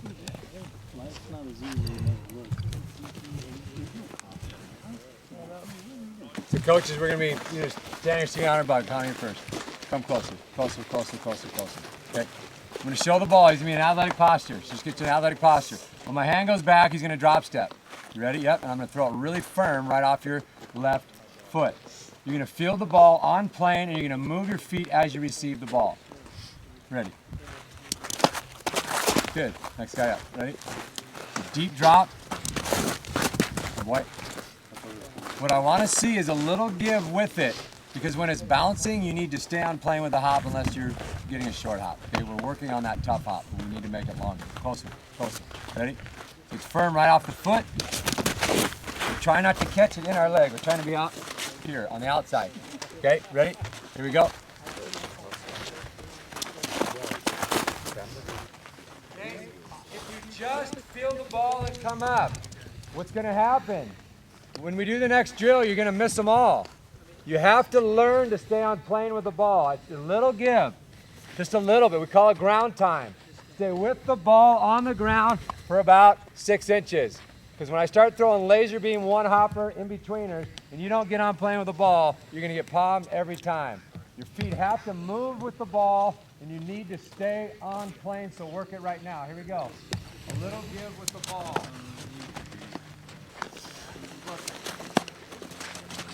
You guys aren't back, okay? There you go. That's what I'm looking for. So what we're going to do, we're going to throw, it's called the long in between hop, and we're trying to make it long by gaining ground back on the baseball. So right now it's a laser beam, so just get in your athletic position, just out starting position, okay? It's a laser beam that's going to land about right here. And if he goes across this way, he's going to get stuck. So what he's doing, he's going to gain ground by drop steps. So go ahead, drop step. He's going to open up. Okay, he's going to gain some depth. Okay, I'm going to throw a bullet one hopper. Your job is to feel it. It's just going to be a bullet one hopper. You ready? Have some fun. Start square. Well, what I want you to do is when I go back, you drop. Okay. Ready? So you go drop. Very nice. Now see how he stayed on plane with the ball. He got on plane with it, and his feet moved as he caught it. That's why he just made a tough play easy. Nice job. Ready? And notice where his glove went before the ball bounced. Where'd it go? Did you see? Down. Okay, it's pretty good. Okay? It went down, up. Hit the ground, went up. Okay? Last one. Good job. Way to move your feet. Okay? That's a laser. He's got time to get his feet under him, set up, and then get going to first base. Fingers up. Oh, yeah. Yeah, I know. Hey, baby. So right now, when I get to my release point, I want you to drop, put your glove on the ground. Okay, ready? Do it again, ready? You're athletic. Good. Ready? Can you get tight, close? Okay, now they don't know who's getting the ball. And you're going to see when you work from the ground up and you keep your feet moving, Rarely we miss this difficult play. This difficult play actually becomes easy. You don't know who's getting the ball. So. And see what happens? Stay on plane, move your feet. Okay? So now what we're going to do is we're going to incorporate. That is a drill that I want everybody to do real quick. Just spread out real quick. Because all we're going to do is get our glove to the ground and work up. Okay, that's all we're going to do. Okay? So I get to release, you're going to put your glove on the ground and drop step position number 2. That's it. It's going to be here. Boom. That's it. That's all we're going to do. Ready? Here we go. Face me. Ready? We're not moving our feet at all. Just drop glove to the ground. Ready? Glove to the ground. Green hat. There you go. Glove to the ground to the posture we worked on earlier. Right here. Ready? Here we go. Athletic posture. Athletic posture. Face me. Do it again. It's got to be on the ground. Not 2 inches, but 1. Not glove 2, not dirty. 1. It's got to be on the ground. Ready? Get your glove dirty. So now what I do is when I get to release, and I can double back and act like you field it. Ready? Work from the ground up. Work from where? Ground up. Do it. See, I'm playing? Field it. Act like you field it. Ready? Here we go. Okay, now I want my 3 guys up here demonstrating real quick. Coach, you're going to be bungling. You guys get out to the side. 1 guy up. Keenan, you're first. Keenan, you're first. You're first. He's out front. So what we're going to do is now when I get to contact, you're going to drop step. But you're not going to put your glove on the ground right now. Ready? He's going to drop. Okay? We're checking his position. Ready? Okay? Your glove doesn't need to be on the ground yet. Okay? Now what I'm trying to do, we're going to test the coach's fungo skills. We're going to try to hit bullets right off his left foot, and he's going back on him. Ready? Here we go. Okay? We turn the corner and set up for first. Okay? Next guy up. Next guy up. Ready? Good. Ready? Move your feet with the ball. Don't stop. Here, Nate. Thanks. Ready? Move your feet with the ball. Very nice. Very well. Ground up. Ground up. Quick arm that kid. You're welcome. Ah, almost, huh? So I'm going to be at a 45. Joe's a pretty good teacher right here. I learned this in the Dominican. I never heard anybody talk about this positioning with the hand. Maybe some of our coaches have, but I haven't. And I've been around a lot of infield guys. We talk about on the backhand. We talk about this hinge right here. See this hinge? I want everybody to work the hinge right now. Notice how the shoulder's not going. Okay? So right now, at this one Dominican minor league complex, this is a drill they do every day. They turn sideways, they get close to their partner, and they do the flips. All he's going to do is do the same flip off my right hip. It's going to be firm. Because all I'm going to work on is my hinge. Okay, so he's going to flip it right at me. I'm going to make contact out in front, and I work my hinge. That's it. I'm going to flip it right back to him. He's going to give me about 5. Notice where my hand position is. Where did I make contact? Out in front. Look at how my hand's just an extension. I didn't tilt or I'm stiff. It's just relaxed. So I have this relaxed posture right here. Okay? I'm making contact out in front, and I'm only working my hinge. Notice how nothing else is moving. And that's what creates the efficiency of movement. So when I make my throw, it's like, boom, how did he get it so quick into his throwing hand? And it's out so quick. It's boom, boom, out. So right now we're on plane. Notice I'm on plane with the ball, working my hinge. Because all we're going to do is go flips, hinge. No shoulder movement, staying in posture, boom. Okay, you gave me 5, you open up. Ready? No glove. Ready? Contact out in front. Good. Go back. Good. There you get it below the waist. You guys ready? Line them up. Good. Really good. One more. Good. Really good. Now you're going to move your feet with it. So as I receive the ball and make contact. You got me? Flip me the ball. So here we go. He's going to flip me the ball. So I receive the ball, make contact. I'm going to move my feet back with the baseball. Contact, receive it, receive it, receive it with your feet. Good. Receive the ball. So I'm athletic. His hand goes back. I'm going to drop to 4, receive the ball, and work the hinge. Athletic posture, face my partner. Hand goes back. I drop, work my hands. Hands and feet. Squared up, drop on hand, work the hinge. Puts me right in my slot. Hinge goes center chest, slot, out. Drop, boom, receive. Ready? Here we go. Okay. Right? You stay square until the hand goes back. As soon as the hand goes back, then you drop, catch it out front. That was perfect. Stay square. Drop. Out front. Good. Okay. So I'm going to go back on his arm swing. Okay? Go ahead and feed it. Okay? Go back. Give me a good feed. Okay? Then I'm going to go to my slot and go forward. So it's drop, receive, shuffle forward in my slot. Ready? Here we go. Here we go. Give him a good feed. Good. Okay, just a quick demo. When the hand goes back, he's going to drop. Okay? I'm going to go firm. He's going to shuffle with it, receive with the hinge. Okay? Ready. Next guy, jump in line. Okay, ready? Closer. Drop. Okay, real quick, we're going to go to this hinge drill real quick. Ian, take your glove off. Okay? Face me at a 45. And what we're going to do is we're going to roll the ball back and forth to each other. So he's going to roll it to me. I'm going to go hinge and roll it right back to him. Notice my posture where I'm making contact. Out in front. I work the hinge and I hinge roll to him. It's all it is hinges. That's all it is. My head's not moving at all. Got to give me a good roll. Hinge. Hinge. And notice my weight. 60-40 or 70-30. I'm behind the baseball. Hinge and go. Yep, get behind the baseball. Look where my head is. Behind the baseball. Good. We're just going back and forth. Roll them firm. Okay? Roll them firm. Ready? Here we go. Roll them straight ahead. Work the hinge, little man. No, should not be reaching. Now you're going to shuffle back with it. Go ahead, shuffle back with it. Shuffle back with it. Roll them firm. Shuffle on the catch. Roll it firm so you shut. Yeah, back right now. This is a ball that's taking you back. Good. Shuffle back with it as a bullet. Okay, hold the balls. Finish with this set right here. You're up, Angel. Athletic posture. When my hand goes back, you're going to drop step. You're going to field the ball. Then you're going to set up the throw. So it's here, drop, field, field. Go forward to throw. Come forward, please. Drop. Good. Take it out. Get your shot. Okay. Don't let it stop. Hinge. There you go. Good. Okay. Here we go. Good. Start square. Too firm. I know we hinge. Drop. Hinge back. Forward. Good. Get the Center, get the slot. Okay, let's learn from each other. Go.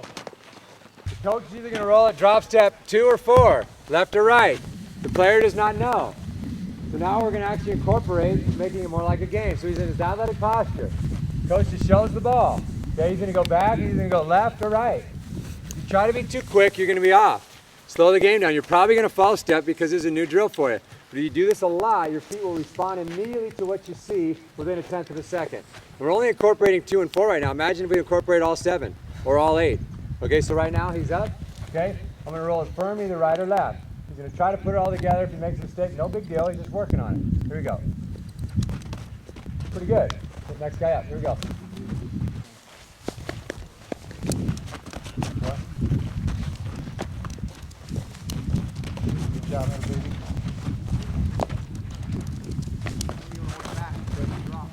I want to stress upon to you moving with the ball. See, these are easy plays. To make the great play easy, you need to move your feet with the ball because you're trying to lengthen the hop and you're also trying to receive the ball because when your feet are moving, your hands are soft. So if you just go like this on this drill, okay, it's not going to work when I hit laser beams at you or the ball's over here. And sometimes now, right now we're just doing the shuffle, but it could be a rocket where I got to crossover and shuffle and go. But my feet don't stop. They got to keep going with the ball. They have to move with the ball. Okay, not an easy play. Easy play, it's easy. If it's an easy hop, you won't need to. But we're trying to prepare you for the difficult hop. So this is just the shuffle we're doing. But the crossover is the same. It's just getting some distance and then getting your shuffle into it. So the next drill we're going to do, okay, Ian's up. Okay, I'll stick the same 3 guys, okay? It's a high hop, because all you're doing is picking your hop. It's a routine play. So you're feeling through the baseball, setting up to throw to first base. Pick your hop. So he's in his athletic posture, okay? Wherever he likes to start, okay? And what we're going to do is we're going to show the ball. And if you're a split guy, split. If you're a right-left hop guy, if you're a right-left guy, okay, do whatever you do. But right now, let's get everybody to spread out real quick and be on time real quick. face home plate. Face home plate. This is representing contact. This is right there. So say now when I get to contact. Now. Now. Now. So that means your feet have to both be on the ground, balanced in your launch position to fire right, left in any of the 7 zones, okay? And I'm not going to talk too much time on it right now. If Coach Martinez wants to bring up a point, I'll bring up a couple points, or any of the other coaches. Anything you'd like to say on your launch position or your start position? Exactly what he just said. Both feet got to be on the ground, ready to fire. Launch position is a great way to term it. Launch, ready to go, ready to launch. And again, think about the angles you're going to take to the baseball. That's what we're working on, right, Coach? That's what we're working on, okay? Anything, Joe? Okay, be on time. Anything, Jay? No. Okay, be on time, 50-50, okay? We're going to do a few more movements after. We're going to work a little bit on this, but right now we're not. For the sake of the drill, I want everybody right now, I'm going to go like this, and you're going to land on time. Whatever your footwork is, be on time, squared up to home plate. Feet are straight across, 50-50. I'm going to show you the ball. I'm going to drop, and you got to be on time, okay? Let's do it again. Ready? Here we go. You're late, Jake. Got to be on time. Stay relaxed, hands are loose, feet are light. Here we go. Let's do it again. Okay, now Keen's up, okay, for the drill. What I'm going to do is I'm going to throw a high hop. It's going to land somewhere in here. He's got to move his feet, get right, left, feel, and go through it with his slot. So he's going to move his feet wherever the ball is, right, left, go to his slot. You ready? Let's have some fun. So you're going to time me. Kicks his hop, comes through it, and he goes right to his slot, okay? Next guy pops it, do it again, Keen. Talk to you with the next guy. Here we go, okay? Ready? Stand tall, just relax, okay? Ready? Trying to get the ball out in front. Where'd your separation go? Up to your nose. Center chest, once you feel it, center chest in your slot. Ready? Here we go. Pick your hop. Oh boy. Now when he separates, he goes like this. And that's actually where he throws from. And he gets tons of sink on his throws. So where do we want you? Your separation. Feel it, center chest, and go. Center chest, like we were working on earlier, over and over. However you feel it, center chest, go right to your slot. Ready? Last represent. Last practice. Here we go. Boom. Pick his hop. Good. Oh boy. Okay. That's what we're working with our guys, and then we'll rotate into another drill after that. So guys, just line them up. Here we go. Swing. Be on time with your hop.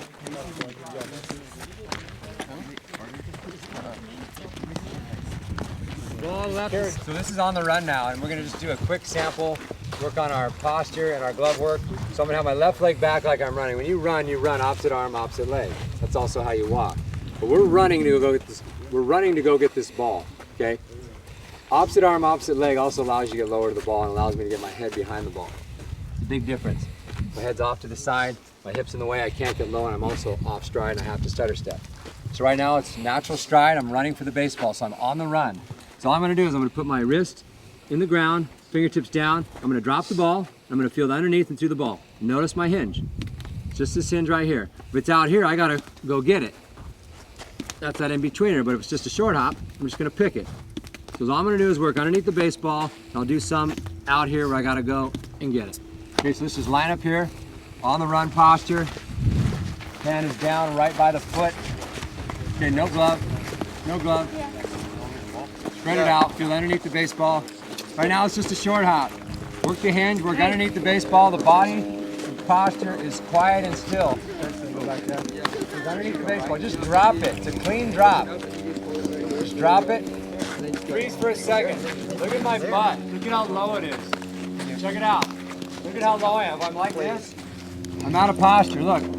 Okay, my arm is stiff and straight. I need to sit inside my hip flexors. Inside my hip flexors.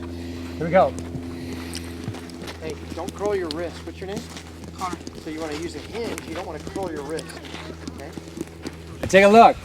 This is not a slow roller. I'm reading a hop. It's taking an in-between hop, or it's taking a, I call them the knee-high hop, where you got to go get it. So you're setting up. Whoa, I got to go get it. Then I'm going to shuffle, get my feet underneath me to throw to first. So what I'm going to do in this drill is I'm going to drop the ball, I'm going to pick it, come through it, get underneath the baseball and go to my slot. So I'm reaching out, one hand, reach, break through it, get to my slot, try to get my four-seam grid as well. So right now you're facing home plate, that's the angle, and we're going to throw towards first in my slot. Ready? Here we go. Break underneath the ball. Keep your feet and momentum and a strong shuffle to first base. Say it with me. Light and loose. Light and loose. Say it again. Light and loose. Light and loose. Say this. Light, loose, and locked in. Light, loose, and locked in. Light, loose, and locked in. You gotta be light, loose, but locked in. You ready? Here we go. Come on. Let's go. Make them full speed. So their athletic posture, eyes up, players. So I'm gonna go here, boom, you're gonna have to come get it. But you don't know it's that play though. So you're just setting up like it's regular, then you're gonna go. Try to pick it one-handed, get your feet under your shoulder to first base. Come on. Oh boy. You gotta reach. Reach! Those are a little too far probably. Wait for me, stand tall and relax. Ready? Here we go. Come get it. Oh boy. Last time through. Come on, reach. Very nice. Try to watch that swing. Remember the swing? Yeah. Swing it. Ready? Here we go. Come get it. Come get it! You gotta pick that short hop. You're making an in-between hop and short hop. Come get it. Key-ins up.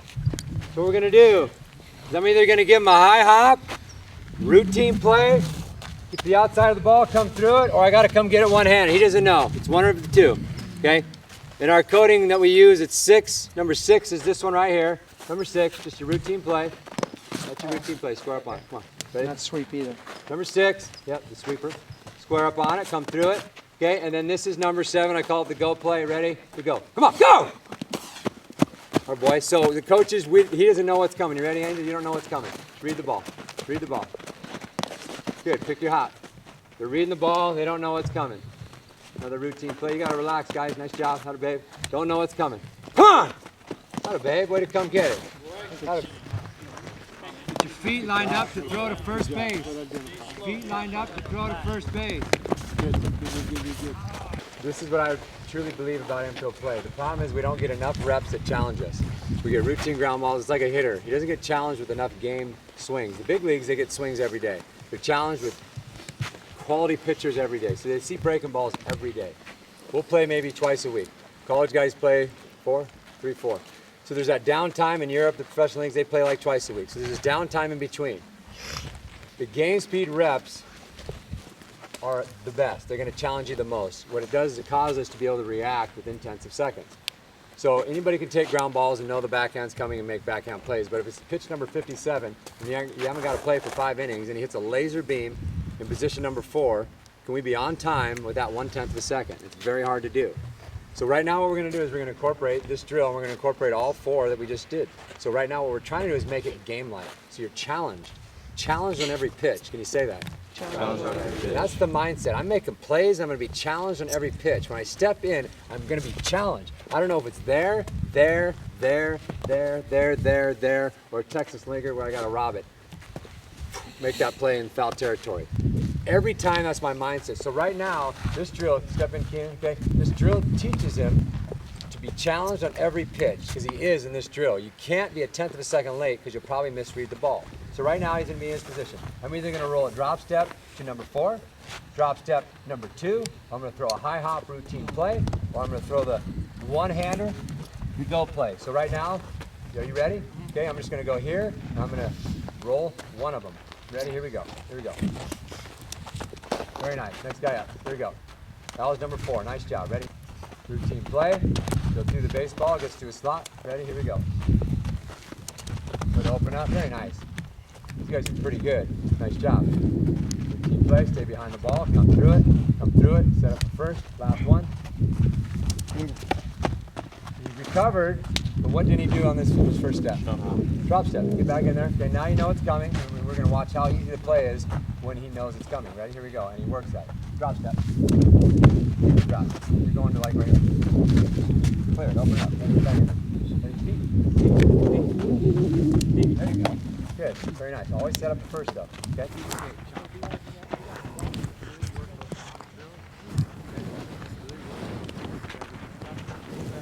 For the Cubs, he had the best fielding percentage in the whole organization.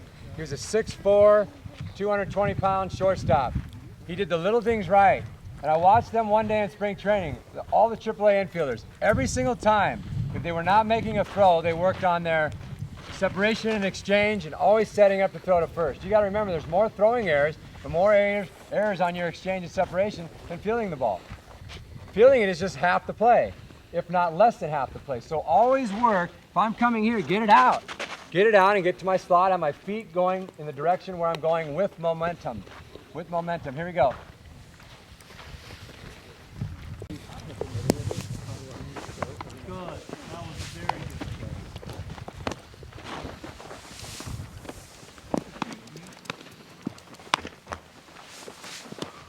Get it.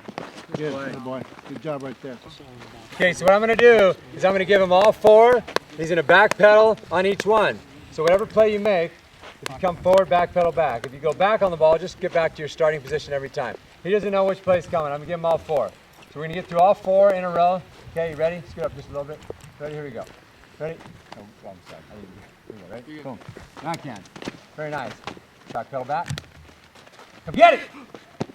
Oh boy, work on your exchange. Get it out. Back ready? Here you go. Back pedal back. Ready? Here we go. Open up. Oh boy. Ready? Last one. Good team play. Read the hop. Get behind the ball. Oh boy. We're going to mix them up, give them 4, and they're done. Then you're done. Take a breather, grab something. One reason why I think my job is fun is because we have an opportunity to work with players that are really motivated. You guys are inspired and motivated. A lot of times you go back to your high school fields and the coach was talking about it. He said, a month from now, what are you actually doing? What are you doing a week from now? It's easy to be inspired on a stage like this. Look at the park, look at the day. You're around good players, you have great coaches here. Very easy to be inspired. The question is what level of intensity do you have to your commitment when no one's even around? And so for me, it's a great joy. It's like, hey, this is awesome. You guys are fired up, you're excited. Well, if I saw you on day number 92 in the season, are you still excited about being out on the field? That's hard to do. One way to impress these coaches, so part of our job is to help you guys get to the journey, get to where you want to go, right? So we're excited because we're part of that process. When we're looking at players, I've always been looking, how do we create actions that actually are impressive to the coaches? Because we're looking for action. We're looking for the way the body moves, athleticism, looseness, lightness, flexibility. So when coach looks back, all the coaches here, when they look at you, and from the scouting side, we're actually looking for specific things, and you guys typically don't even know what it is. You think if I make a play and throw the guy out, I'm a prospect. That's not the case. It's not the case at all. I mean, good job, nice job. You got the out, and that's the most important concept. It doesn't mean you're the guy for the next level or for the high level. So we're looking for ways to get the body to move.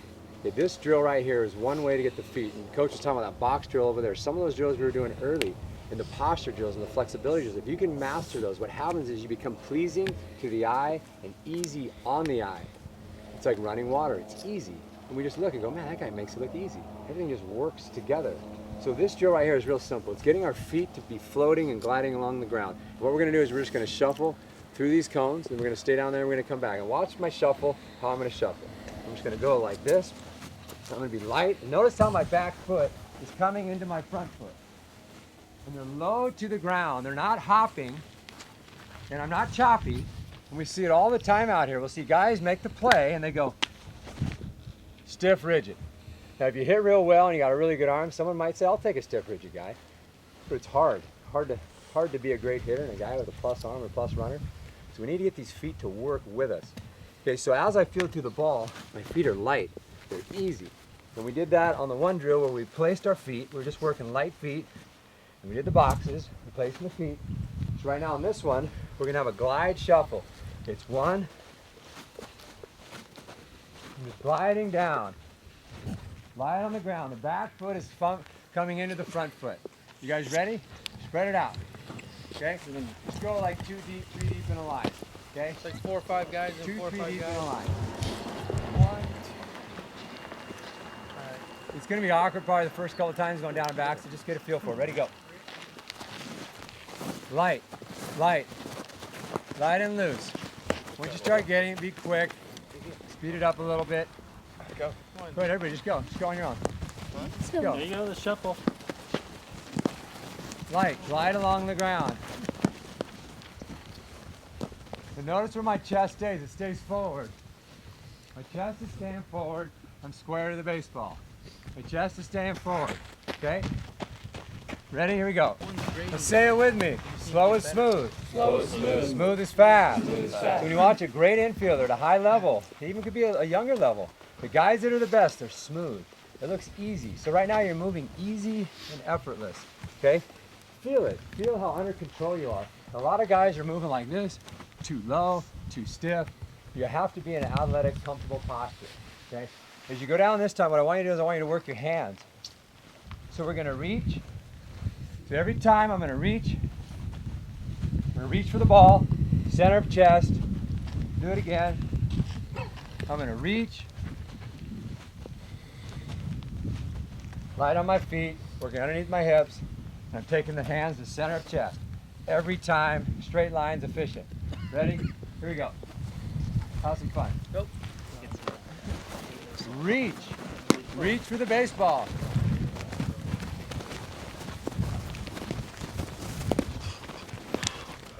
Angel, try to keep your chest forward. Okay. Jump forward. Jump forward. Okay.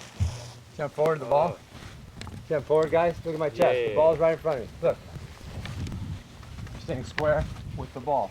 Ready? Do it again. Ready? Go. Reach out. Better. Pick the ball. Center chest. Slow, slow. Angel. Kyle. Go ahead, Kyle. Have some fun. But right now, his feet are working. Hands are loose. Now, when he does his drills, every time he fields a ground ball, you'll see in the video, he gets choppy and stiff. We have to incorporate that action into the game. And then can you incorporate that action into the ninth inning when it's the winning run on second base? Loose, free, easy. You have to practice being light, loose. You got to practice it. Practice being relaxed. You have to practice that because it's the most important key. When you go back, feel loose, feel relaxed. It's the ninth inning, winning run on second base, and you want the ground ball. Loose and easy. Ready, go? Great Okay, now stuff. take a look. It's been 6 years since I've been in the Dominican Republic, and I've never heard anybody talk about this ever. But I've seen it over and over, and it took me about 4 years to figure out what they were doing. And I've talked about it before in some of our camps. Their hips are high. Where are their hips? High. See, when your hips are high, you can actually run. But the problem is when your hips are high, because when you're at a full sprint, when you're running fast, your hips are up, okay? The problem is you feel the ball on the ground. So the question is, how can you move quick and fast wherever you gotta go with good posture, staying low to the ground? And what most guys do here in the States, they move with their chest up. Chest where? Up. So my eyes are where? Up. They're up. Okay, they're away from the ball. When my hips are back, I move slow. When my hips are up and back versus down in this posture. So what you're gonna see is this posture here. And my chest is forward. I watched for over 15 years. I watched the minor leaguers. After we take infield, I just sit there. I was an infield coach and I just sit and watch. And I go, it's interesting. All the Dominicans, hands, almost their knuckles look like they drag the ground. I'm like, how do they do it? Are their arms longer? So you go in the dugout and you go grab the Dominican shortstop. Give me your hand, Jack. And you go, no, it's not longer. How does he do it? I kept watching over and over, and I finally figured out. It's the butt posture. Because when your butt is up, I can move quick, but now look at how low my hands are to the ground. So as I move, look where my hands are. Where do you field the ball? On the ground and where? Out in front. Where do you field the ball? On the ground. That's where you field the ball with success. Hand speed comes when the hands are on the ground out in front. Then you can receive or you can pick. You can do either one. So we're going to work on this posture. And I want to press upon you, once you get real flexible, if you can learn to move, not with chest up, because look at how far away my hands are also from the ground. So that means, look where I have to move to field it. I have to move my torso. Every kid in the area code tryout last year, I watched everyone. Every single one went just like this. Now watch me field the ball. See how herky-jerky? See how hard it is on the eyes?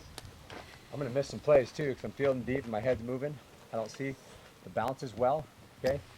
My hands are back. Now watch the difference simply with changing my torso tilt. Now watch it. Look where my hands are. Can I move low? Hands are moving on the ground, so look at how quick my hands are. But I'm not like feeling like this. A lot of guys start like this. They can't move because their hips. So can we get our hips up, chest forward? Freedom. Feeling out in front. So right now what we're going to do is we're going to walk down to that cone. And your butt's going to be up. You're going to walk. Okay? You're just going to creep. Okay? We're not here. Butt down. It's chest forward. Okay? Butt up. So right now, turn sideways, face home plate. Okay? Sideways, face home plate. Butt is up. Chest is forward. Okay? And you're just going to creep. Go ahead. Creep. Next group. Go. Okay? But most guys go, man, I can't do it, it's too stiff. Well, yeah, we got to get more flexible.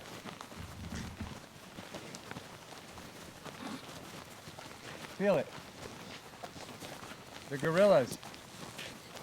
But take a look what we're going to do, okay? It is a challenge, but you're going to see your hand speed go through the roof because the torso does not have to move. So check it out right now. I'm playing infield right now, and I set in. Boom, the ball is hit. Now notice, I'm very low to the ground, look.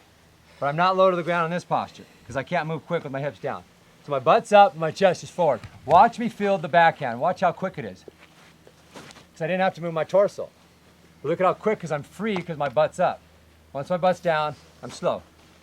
I'm stiff and slow because my weight's back of my feet. My hands also come back, my head comes up. Watch me do the crossover. Chest is forward. Hand speed, because I don't have to move my torso. My hands are always in position. So what we're going to do, we're going to shuffle down.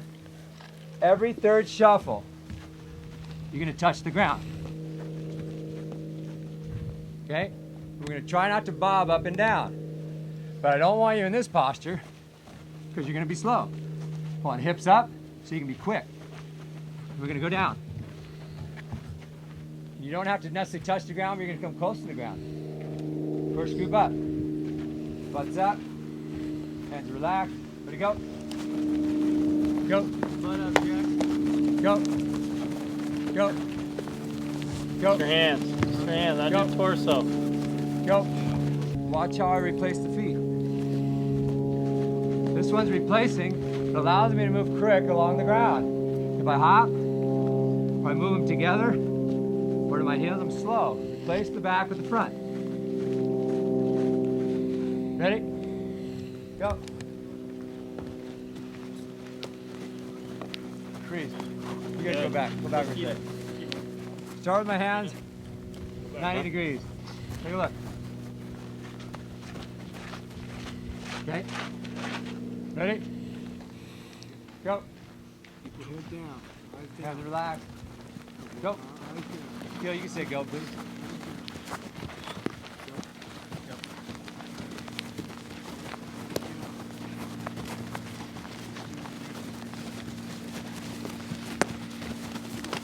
Okay, now the next challenge.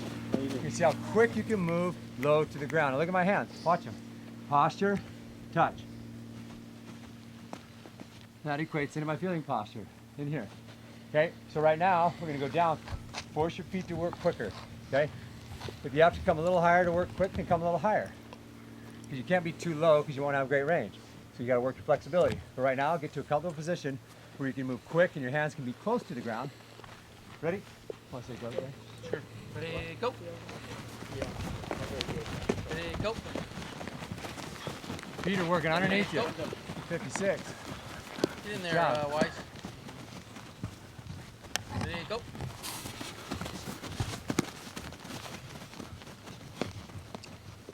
Same thing going back. Yeah, very nice. Coming back. On you, Gil. Go. Skip. Skip. Yeah, There it's a you skip. go. There you go. Kind of. I'm going forward and back. So I'm in athletic posture. I'm going to take a step. Hard crossover forward. Shuffle. Pick. Notice how my torso did not come up or down. I'm in the most explosive position I could be in right now. Hips up, chest forward. Then I'm going to step, back, hard crossover, shuffle, field. Step, hard crossover, shuffle, field. Now if I'm coming up and down, I'm going to be slow. Watch me come up and down.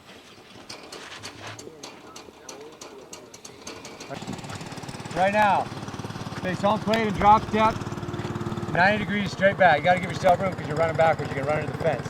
Okay, scoot up. First footwork is forward. I'm going to take a step, a pop, hard crossover, shuffle, field. Step, hard crossover, shuffle, field. We're going to go forward and back. Ready? Step, crossover, shuffle, go. Ready?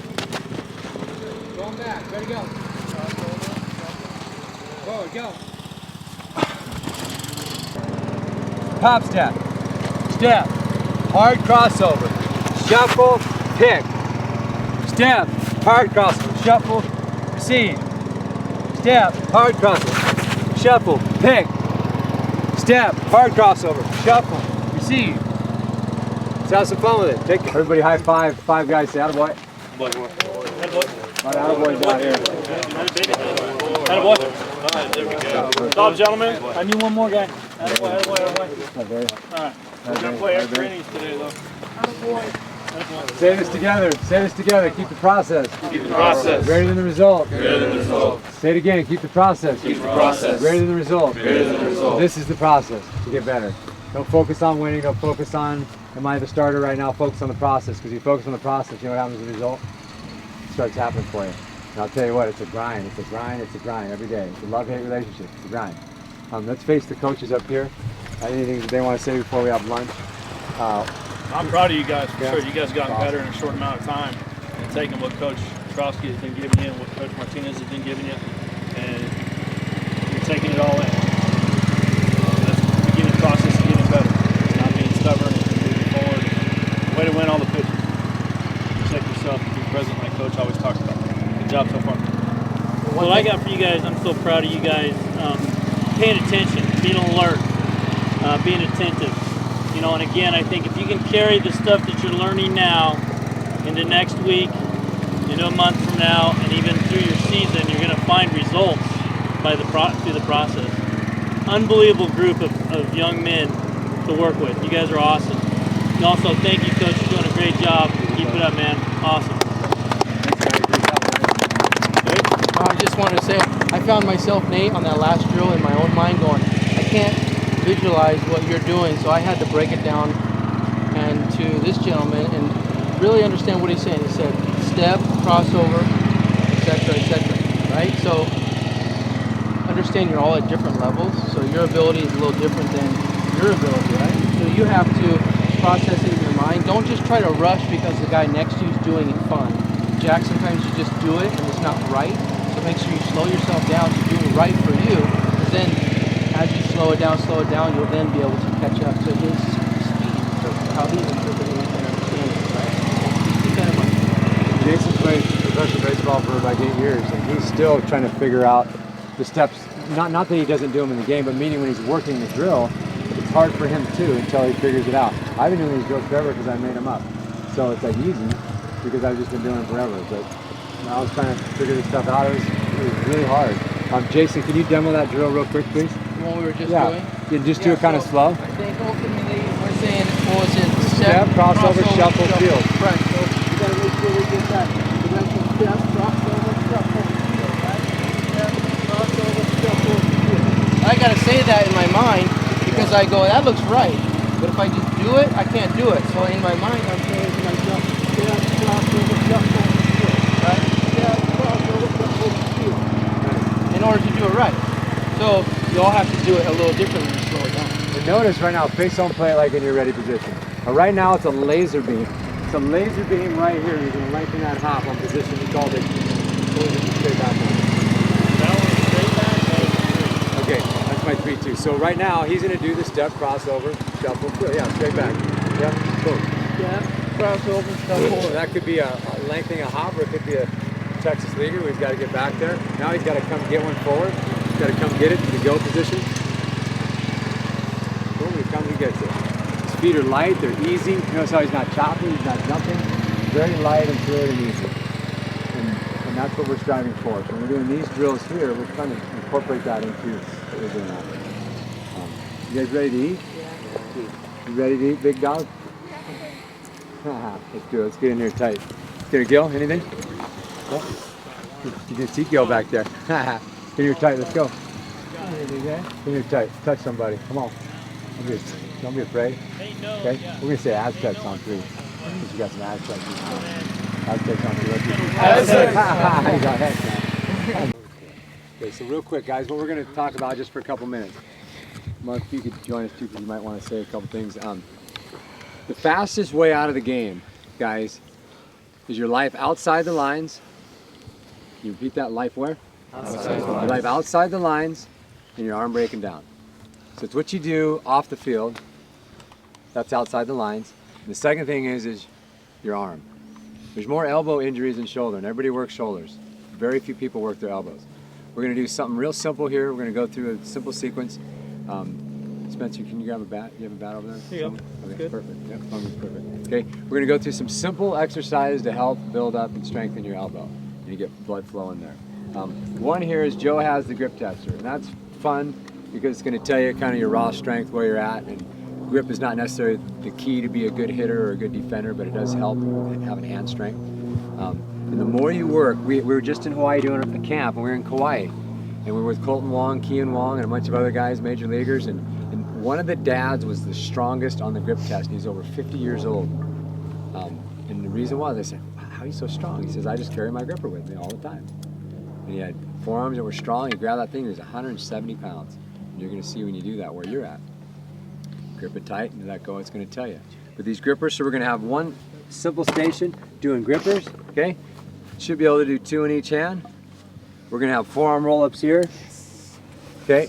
Going down slow and working up slow, okay? Just kind of go on your own pace. Once you get tired, just kind of set it down, rest, okay? And then the other group is going to be over here doing the gripper test. And then I'm going to show you a couple internal and external rotation exercises for your forearm and elbow. You could just be sitting when you're on the bench, just working your forearms, okay?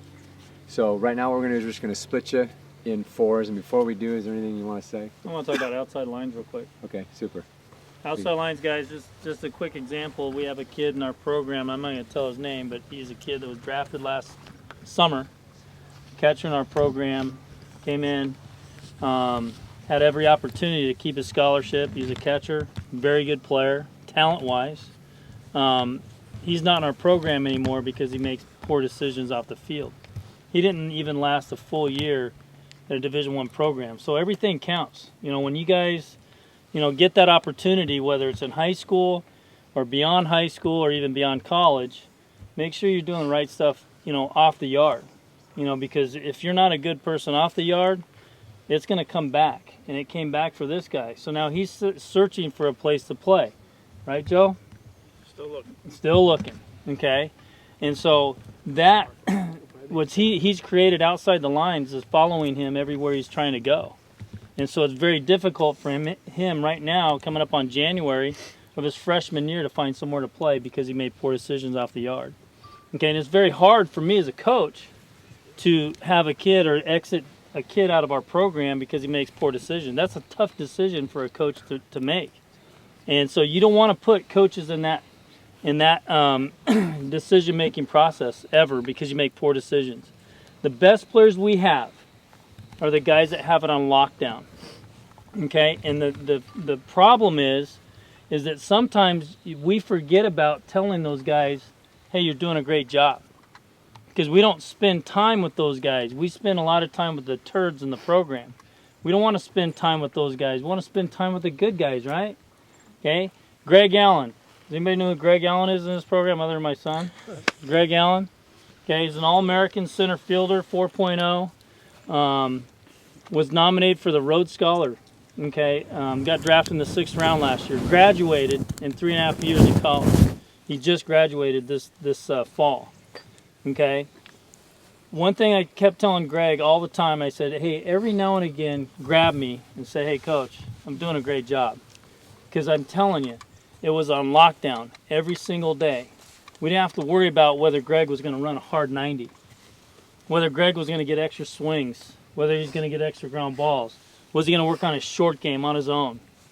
The footwork drills that you're talking about, he did those on his own. He wasn't a great player as a freshman.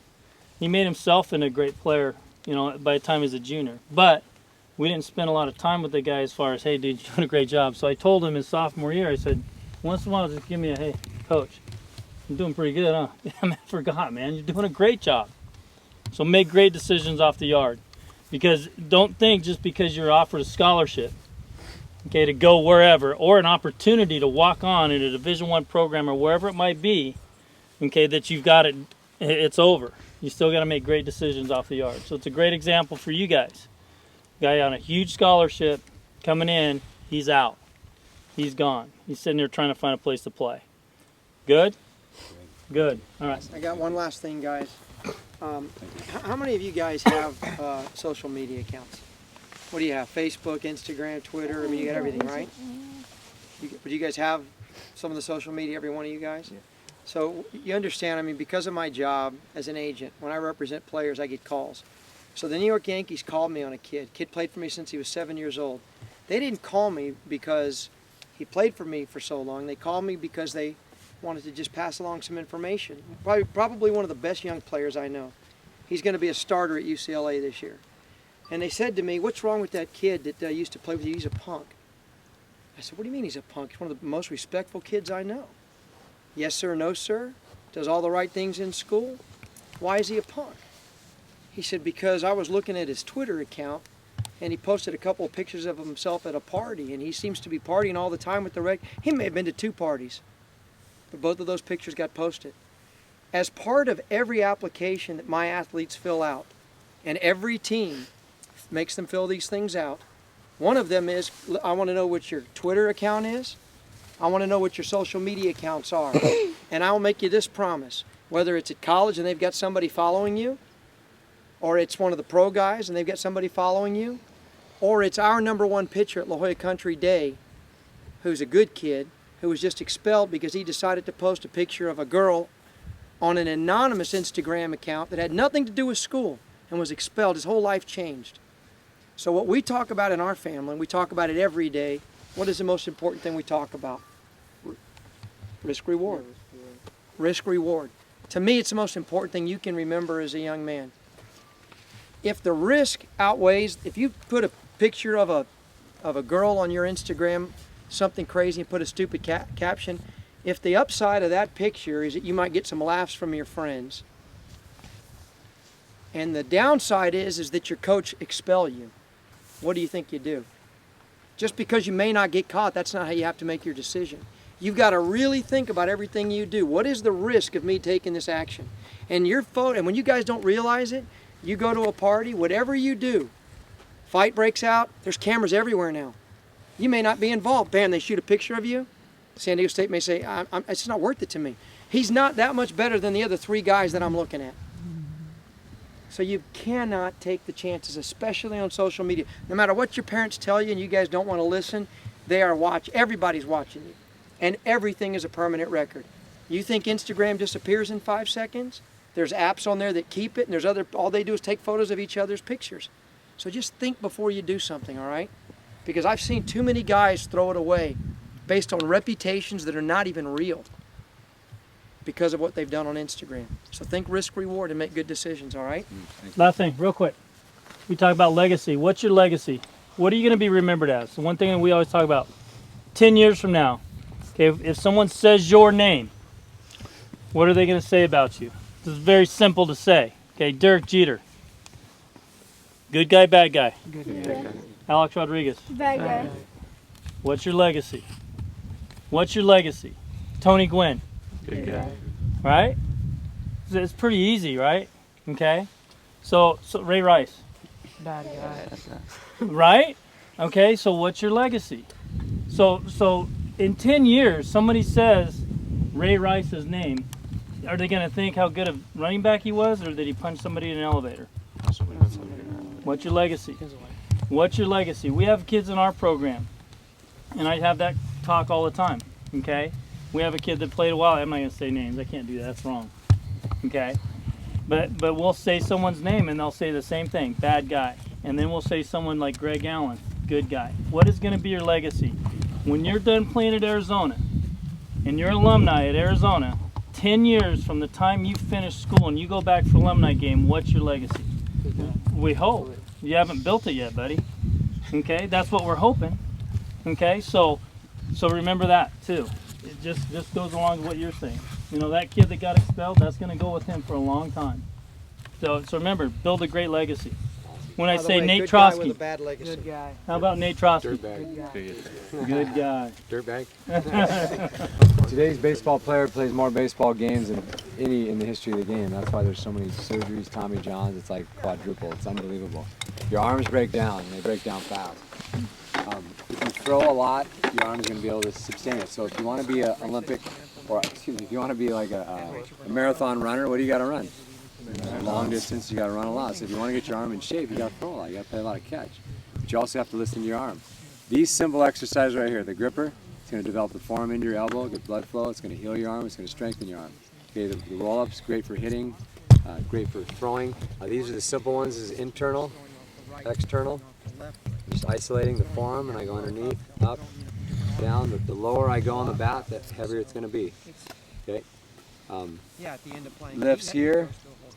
Arm is straight, lifting up, working my forearm, flipping it over, working this direction here. So when you're just hanging out, you just be working up, down, internals, externals, flip it over, working both ways, you're working your elbow. It's hard to work your elbow. Get that muscle developing into your elbow, strengthen that elbow up. Anything? Elbow? We have a, I know it's going to sound funny, but we have a bat, again, Ryan Muno guy, and he put a softball with a weight on the end of the bat. Nice. You know, and so same thing, and then he'll do this. He does those too, you know, and so and then he thinks he can do it with a sledgehammer too. So that might be why that's his problem. Okay, but he has, you know, he built it, so we have it in our dugout. So our guys do it on deck.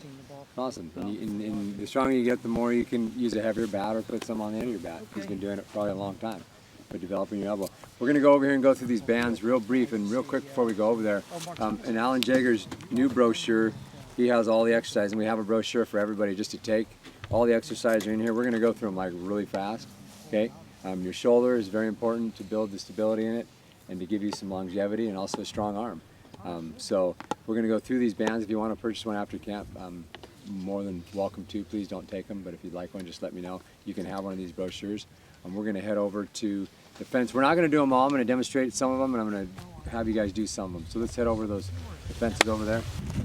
We're going to go back, pinch the scaps, keep the arms straight, pinch the scaps. We're going to do 5 here, then we back up a little bit, and I'm going to do 5. Let's pull the elbows in. I'm going to come in a little bit, let the arms straight down. I'm going to pull my arms straight back. Okay, so 5 here. 5 here, 5 here. Ready? We do reverse arm circle.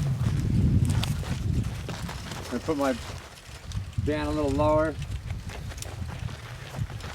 Reverse arm circle. I'm going to get in a good posture here. I'm going to go straight back. I'm going to do 5, both arms. Here we go.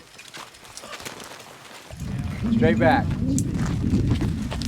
Straight back, pull the bow, pull it, draw it, draw the bow, draw it.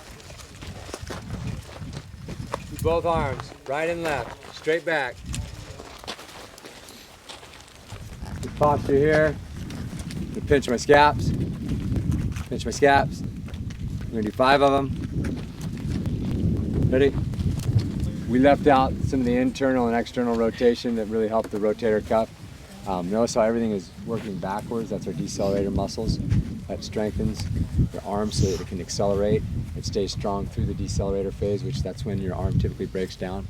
A lot more torque and forces on your arm when it decelerates forward through release.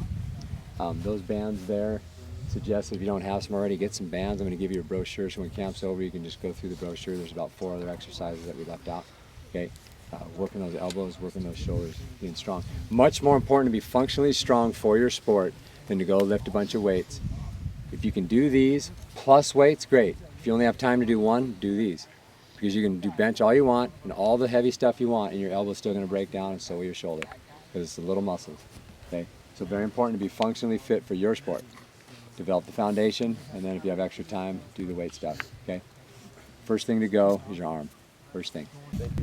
We've talked a lot through camp, so we're going to really progress. We're not going to talk too much about catch play. We're going to just kind of go through stuff. Some review, some continuous stuff. The first drill we want to work on. Upper body isolation. Everybody square up to your partner. Drop your hips a little bit, feet a little wider than shoulders. Okay? Act like right now you have the ball out in front. Hands together. Drop your hips. Okay?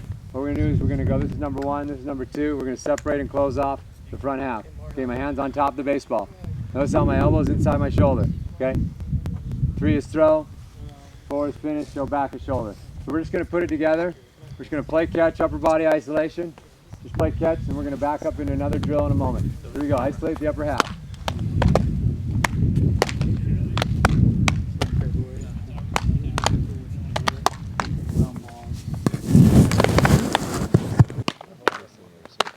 balls back to me. Back up. We start sideways, hands together. Okay. I'm going to take a step, take a look. I'm just going to take a little step here. I'm going to throw. I call it pivot extension drill. I'm going to take a step, throw, finish with my chest over my knee. Catch the ball, little step, just over my knee. Keep everything lined up. Just keep your arm long and loose. Okay, here we go. Keep your eyes on the target. Stay aligned. Direction, direction. See where your head is, Joyce? It's Do you want us off to the right. Your nose should be lined up with your front knee. Back up. Because all we're going to do is we're going to step and throw. Try to repeat your footwork and your finish.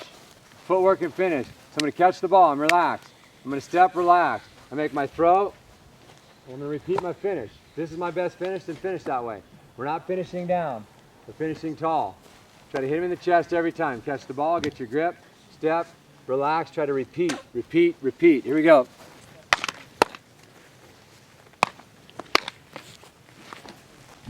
Step, throw, hold it. Ready?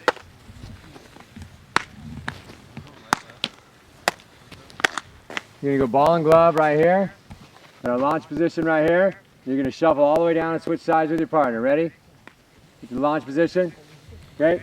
Front elbow is relaxed. Fat elbow, tight V. Arm is parallel to the ground. Ready to go. Quick feet. Stay in posture. Now what we're going to do is get to the launch position. Ready? Set it up. I'm going to say shuffle. Right when your left leg hits the ground, you're going to pinch the scaps. It's just an easy pinch, not a crazy pinch. It's not down. Just a little pinch. You step with the left to shuffle. Pinch. Ready? Just go about halfway, then go back. Ready to go? You're working the front foot timing. When the front foot hits the ground, you're going to separate. You're keeping the ball in your glove as long as you can for the sake of the drill, so you keep your stroke short. Get your elbow up, Connor. Just go ahead and jog down the rest. Just jog the rest out. Just jog, switch sides. Say now when my front foot hits the ground. Ready? On the second step, because the first one doesn't count. No. No. That's when we're going to take it out. Because all I want is the catapult. Short to long. Give me some finish out in front. Snap the wrist. Get to your slot. You're going to play catch out of your slot right now. Guys, back up just a little bit. Back up. Steve, on back up a little bit. Okay, right here. It's ball and glove drill. Ready? Here we go. Ready to go. Play catch. Go ahead. In the slot.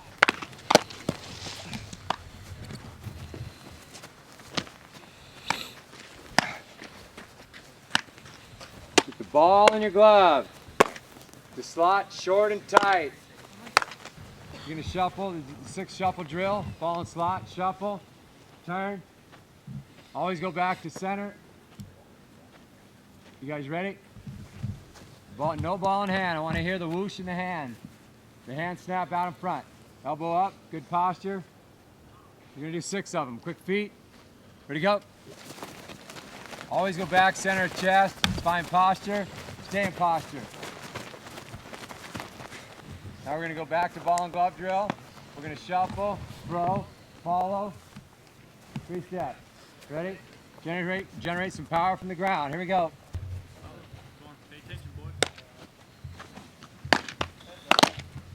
Look, when the hand exits out of the glove, does it go down? We don't want it to go down. We want it to come straight up and snap forward. You take it out early, it's going to go down. Here we go. A couple more.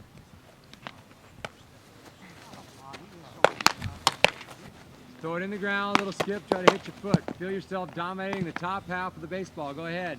Get on top. Pull straight down. It's good job, Connor. Good job, all you guys. Really good.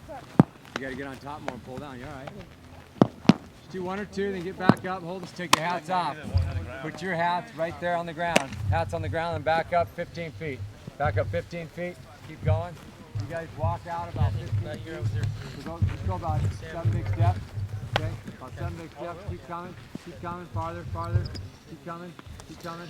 Right there. Put your hat on the ground and go back to the edge of the grass. So what we're going to do is we're going to work our feet our hands and our follow. We're going to work our feet what we did yesterday first. Remember, I'm going to be slightly staggered.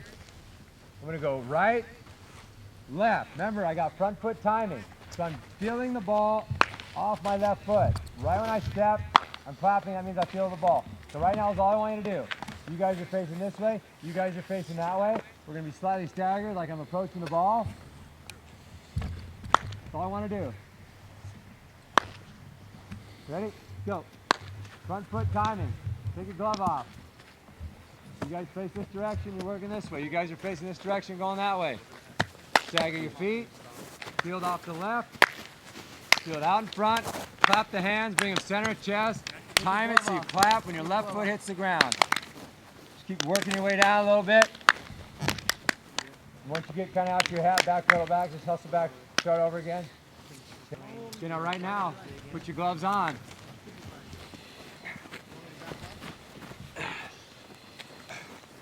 Mark, check out this hat. Oh, this is your son's. Nice hat. Okay, ball's on this side. This side. You got him? Ball's in your throwing hand. You're gonna work your feet. So if I'm up right now, see the ball? I'm facing this direction. The feet are staggered. Field off the left, center of chest, throw, follow, touch my hat. Back pedal back. I'm ready to make plays. You guys are trying to hit the hat on the down play and get on top of the baseball, work down. When you field the ball, when the ball hits the ground, put your glove on the ground and field up, going back, because the ball's going to be coming quick. It's to my right, I'm going to drop, and field going back. Field with the ball, the glove to the ground, work up. Work your right, left footwork, front foot timing, center of chest, slot, follow, touch. Put it all together. Have some fun. Wait, no. So are we trying to hit the hat? Trying to hit the hat. I was on their hats. You guys ready? Go time. Go ahead. You're on your own. Gil, if you can just watch the footwork, be great. Every day, if you work on getting to the slot over and over and over, straight lines to the slot. Pay attention to the little things. I'm telling you, you're going to get really good. If you did this drill every day in practice, watch Jay on his end. When the ball comes, he acts like it comes. He drop steps and he fields with the baseball. He's working on that 4 and 6 play. Okay, he's working on that. These guys should be throwing them firm so it actually takes you back. Talk about attention to detail. Almost half this whole side, they're catching it right in front of them. They're not getting into that V that we talk about for 2 days, guys. To be an advanced fielder, you got to be advanced going back, okay? Most guys can field the ball right at them. We're working on angles. Angles are tough. Take a look right now with me. I want everybody to go front foot timing with their step catch. Check me out. Step catch, boom. So I'm going to step with my left leg and I'm going to catch on time as I step. Everybody do it right now. Step catch. Boom, you're on time. On time. Okay, now what we're going to do from there, we're going to step through, shuffle, throw. This is when you have time. It gives you carry, arm strength, and consistency. There's the step through throw, there's the shuffle throw, and there's the step through shuffle throw. We're going to work right now on the step through shuffle throw for a few. If I have rhythm on a ball, it's hit hard and I field through it and I step through, I have time to get my shuffle also. My feet have to be moving through the ball with rhythm and the ball has to be hit where it's not lateral movement. That's about 50% of the plays. It's in front of me. I come through the baseball and I can get my feet under me. A lot of guys are trying to turn double plays on normal ground balls. Carry, accuracy, it's off. I'm getting a good grip. Most guys don't get a good grip. So right now it's going to look like this. Follow me. Catch, step through, shuffle, throw. Watch again. If I'm on time with my step and catch, this step through happens so fast, I don't even count it as a step. You watch the Dominican infielders. When they're done throwing the ball, they're usually on the grass. With so much momentum. I just got 20 feet. Now if the ball takes me away, get my feet under me and go. I gotta go. But right now we're not working on that play. We're working on you have some time. You fielded through the baseball, you had good front foot timing. So right now, step catch and stop right there. Go ahead, do it.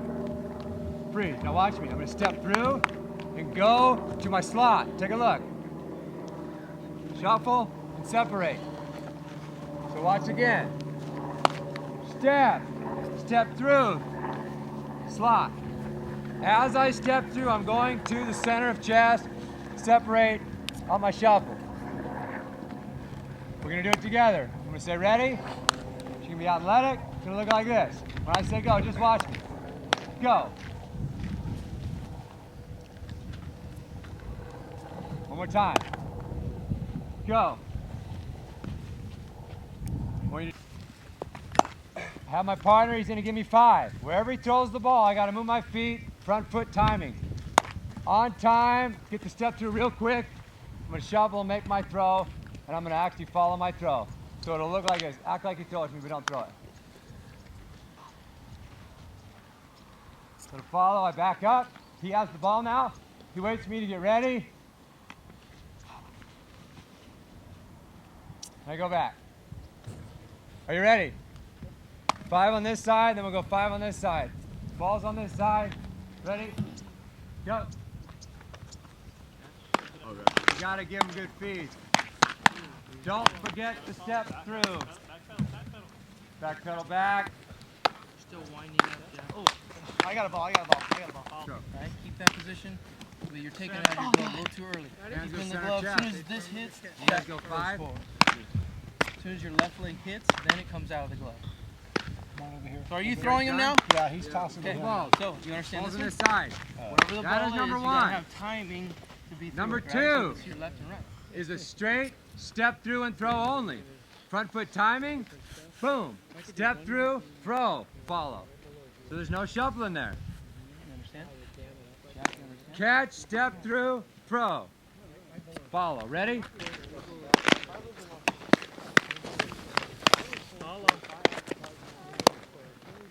Here, Jack. Okay, number 3. Actually, I'm going to switch my numbers. This is number 1 right here. Take a look. Front foot timing, shuffle, go, follow. So we're going to do it right now. Front foot timing, quick shuffle, throw, follow. Follow. Do it again. Back up. Follow. Now, right now, you're just hanging out. You got nothing going on. We said hustle while you wait. Hustle while you what? Wait. So work on some stuff. You don't even have to throw a ball. So I'm just hanging out. That's number 1. This is number 2. Step through, go, follow. Number 3, follow. Just working my feet. Right now we're going to go to number 1, just a shuffle. Ready? Give these guys 5. Shuffle, throw, follow. Give them good feed. This is a good runner. It's a ball that takes you away from where you're throwing. Follow. The ball might be hit a little slower in routine. Follow. You're going to try to incorporate all 3. We'll say throw. Well, I'm just going to say the number. Number 1 is the one we just did. Front foot timing, quick shuffle, follow. 1. Linebacker, you went all the way down. We're going to go number 2. On time, step through, follow. You guys ready, boxers? Get your feet going, hands are loose. Feet going. Hey, get them going. Side to side, loose and light, loose and light, loose and light. Say it with me, loose and light. Loose and light. Loose and light. Loose and light. Loose and light. Loose and light. 2.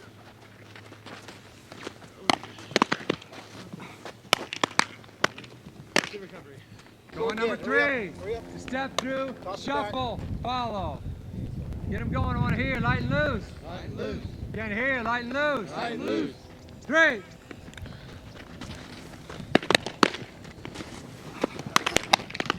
Look, you just caught the ball, draw the bow, and finish it. Go ahead. Off leg throw. Go ahead. Tap out front, elbow slot, pull the band, the bow back. Pull it back. Keep your feet tight and short. Throw it. Back it out. Now you're going to walk into it. Remember, You're going to come here. catch You're off gonna your come here, you're left, gonna come here. throw off your Throw right, it. follow. Ball's in your throwing end. You're going to do the actual catch. Up front. Then back up, catch the ball, then you start from scratch, put the ball in your throwing hand. Okay, so catch, right. Here we go. Catch off the left, throw off the right. What are you doing? Oh, you're working on something. Okay, fine. That big. Thought you were gonna point. I looked at two guys. The guy down there goes like this, and the guy down there goes like this. The reason why your slow rollers in our drill yesterday were all over the place when you had to do 5 in a row, the 5 plays, balls are going everywhere. Sink, high, low. It's because you lose your slot. You cannot lose your slot. Repeat, repeat. Tight V, straight lines to the slot. Remember, here we go. You're getting too long. You're coming here. Walk it off. Walk it off. So we worked stationary. We worked walk through. Now we're going to run full speed, remember? This is slow roller number 1. It's the high chopper, full speed, catch off your left, throw off your right. Follow your throw in a straight line, get to the tight V, dominate the top half of the ball. Perfect 12-6 arrows. You ready? You guys are running full speed. Throw the ball when you get to about me. Tap, boom. You guys back up just a couple feet. Full speed. Go on your own. Full speed. Your arms barking, just let your legs do all the work. Come this way. Back pedal back, let's go. Back pedal back. You gotta relax more. You gotta relax. Light and loose, but locked in. There you go, Blake. They don't want the There you cable. go. Not gonna have any timing. You have to do this at 100% full speed. It's a chopper that's gonna land there, and you have to be on time. You have 1/10 of a second to be on time. It's a full sprint. The question is, can you maintain balance on a full sprint and get to perfect posture right here, which is not hard to do, but you gotta work on it. One more each. It's a full sprint. Way back. This is the question. How well can you repeat at game speed? Not at practice speed. No one cares how good of a practice player you are, really. We care how you get it done in the game. So you got to practice right now. That was game speed. You guys bring it in. Bring it in. You guys stay there. Stay there. That was number 1, right? Guys, number 2? We're going to face our partner the whole time, back about 5 feet. Number 2 is glove leg back, ball and glove, the do or die, where we're running full speed with the glove, boom, make our throw. So right now, everybody put their glove leg back, glove on the ground. Right here, like we're running forward, okay? Now take a look at me. All I'm gonna do is I'm gonna field it in step, okay? And then I'm gonna step with my right leg and throw it, okay? And you're gonna throw it straight ahead. So we don't have angles and hitting guys, okay? Take one more look, field, throw, follow it. You guys ready? We're only gonna do about 3 of these. Full speed, get to your slot, follow your throw. We're done with number 2. Number 3, see the ball? Now my glove leg is forward. I'm gonna drop the short hop. I'm gonna drop it and throw. I'm gonna take off running though. Get rid of it on the next step, but try to accelerate into running speed. Drop the short hop, field underneath it. Ready? Here we go. Face your partner. Hey, You guys come in a little bit. Come in a little bit. left leg forward. Left leg forward. Bare hand play. Yep, here we go. Left leg forward. Hey, good. Start a little lower to the ground. It's easier. Ready? Here we go. Field through the ball. Throw it on the next step. We're not throwing underneath. We're throwing on top. Here we go. Get on top. Good job, Connor.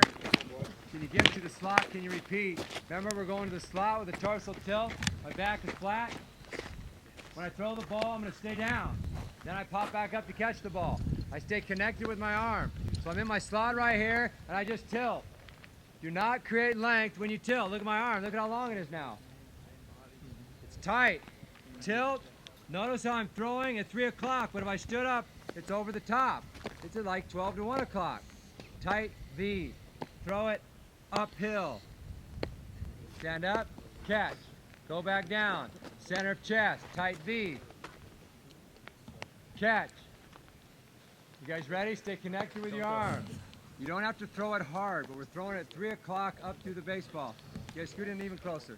Closer, closer, closer, closer. Ready? Here we go. Have some fun. Feel the finish through release.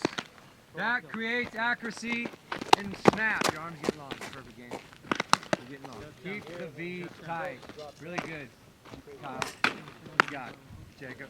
You got it, baby. Okay, hold the balls. Now we're going to progress it into slow roller number 5, the 200 slow roller. Left legs in front, hands are together. Not quietly between my legs, but out in front here. That's all I'm going to do. I'm going to make my throw uphill here. You got it? So be not square to your part, just a little bit off center. Together. We do not want to pop up when we throw. We do not want to try to get on top of the baseball. Stay at 3 o'clock. Throw uphill. Ready? Here we go. Hands together between your legs, left foot in front. I want you guys spread out a little bit. Spread out. Go down all the way to the front. Hey. Not to fade that way. 45 degree. Now it's my sweeping backhand coming through. It's the ball to my right. A little bit slower than routine. It's our last play, number 5. I'm going to drop it, rake through it, go to my slot and make my throw. I'm going to follow my throw. 45 degree. Notice I'm just dropping. I'm raking through the baseball. Rake through with my feet and my hands. Make my throw. Little follow. I'm going to backpedal back. Don't rush through the field stage because you'll miss the ball. Field underneath the baseball, below the baseball. Here we go. Ground up. Here we go. Feeder to 45 degree. Rake through the ball. Rake through it. Rake through it. Positive move through the ball.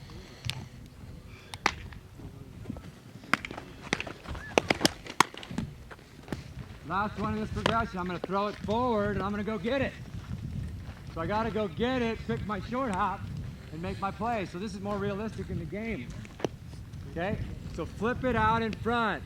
Go get your short hop. Okay? Here we go. Start at a 45. Flip it forward to your right. Put some height on it so you can rake through it. It's hard. You go, wow, it's hard to get rid of it. It's hard to even pick it. The biggest thing is your throw. You gotta do just like that. Give it a little height so you Ready?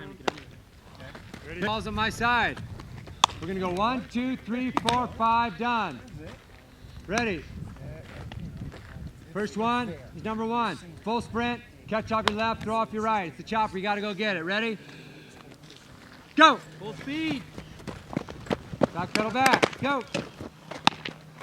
The other guy back.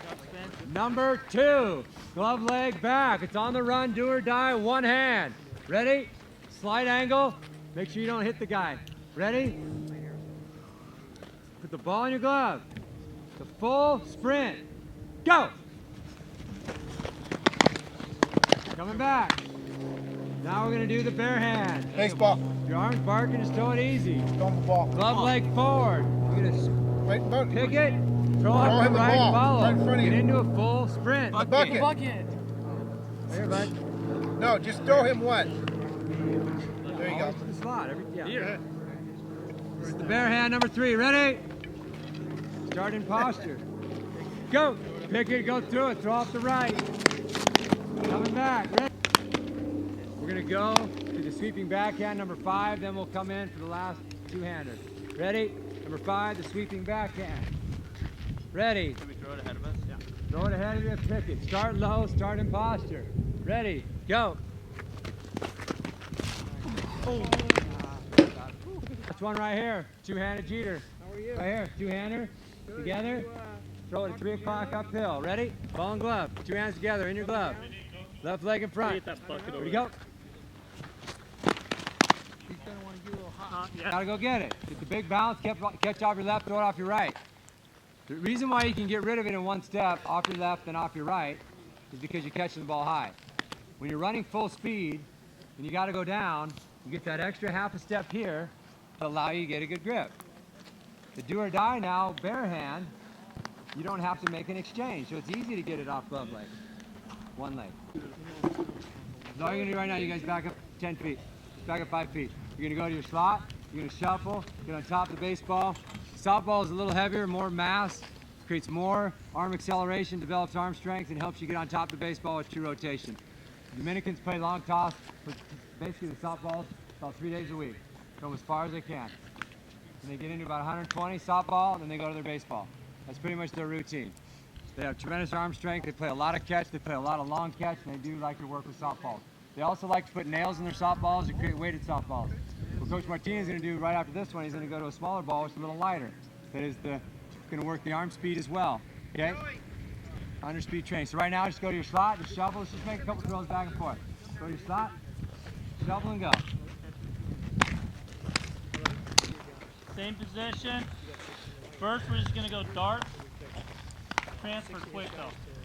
Transfer, dart. So it's catch, throw, dart. Okay, about 5 each. Back up. Okay, now, athletic quick. Okay, shuffle, throw.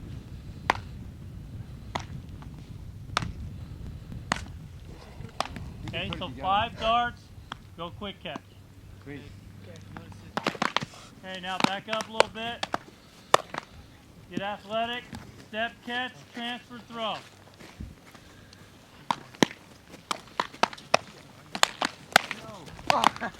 Did you just throw that in a canyon? Throw me $10.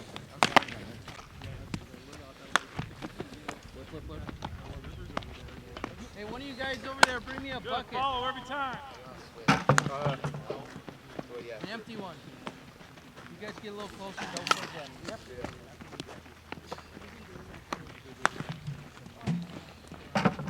Go around. Got it, baby.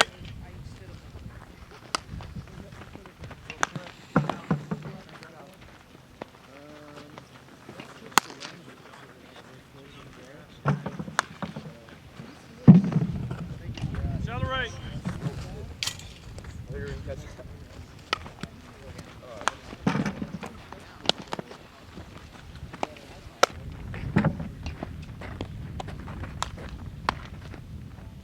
Try to catch the ball opened already. Open up, open up. You can get a little more open. Drop the right leg a little farther back. Better. Just for fun, right? So we don't just have these guys getting worn out. Joe, you can stick with this the whole time if you want. Okay.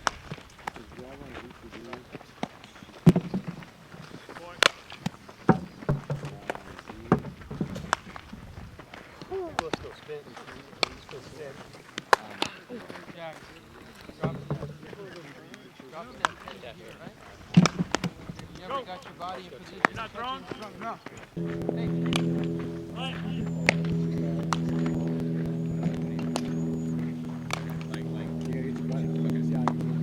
Yeah, you're flipping everywhere. You don't always have it. We're getting some balls here. You're gonna have to turn. Let me get it. Come on. Bang, bang. Right idea. Good job. Mr. Wise as well. John, this is for you, Big John. Thank you, John. It's awesome to have you.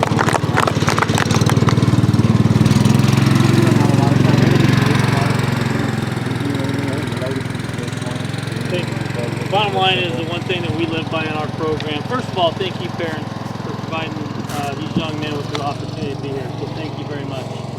You guys make sure you thank your parents. Okay? Yeah, give it up. Last thing I'm going to leave you with is, we talked about legacy. Tony Gwynn, the one thing that I can tell you that he told our kids every single day was do things right. And that's what we live our lives by at San Diego State. And it encompasses everything, whether it's baseball, school, your life, do it right. And I can tell you that, growing, my coaching career around Coach Gwynn, that's one thing I learned from him is daily do things right.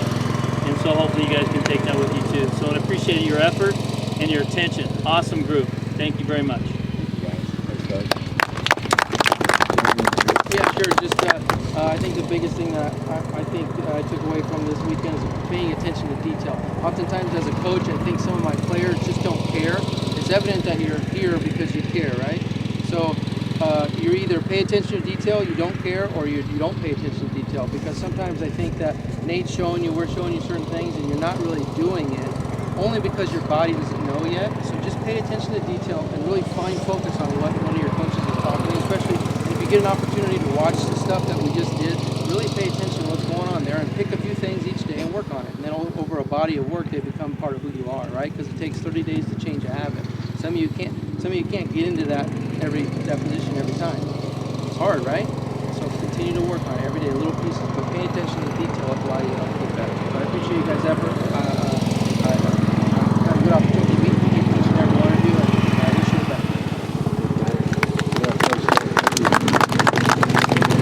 gotta thank this guy too. That's all I got. He ran a great program for you guys and helped you enjoy. Give it up for Nate. Yeah. Go away with a lot of confidence, okay? What you've learned this weekend. Again, like I said earlier when we're out there, other guys aren't doing this.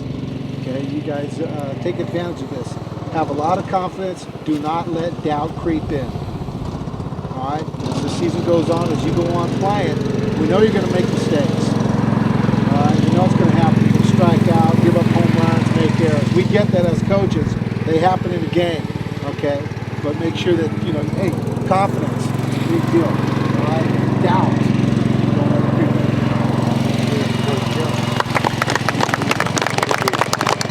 I'd like to thank Richard too for providing lunch with us and being here with us. Thank you, Richard. Thank you. Awesome. Just a couple closing things.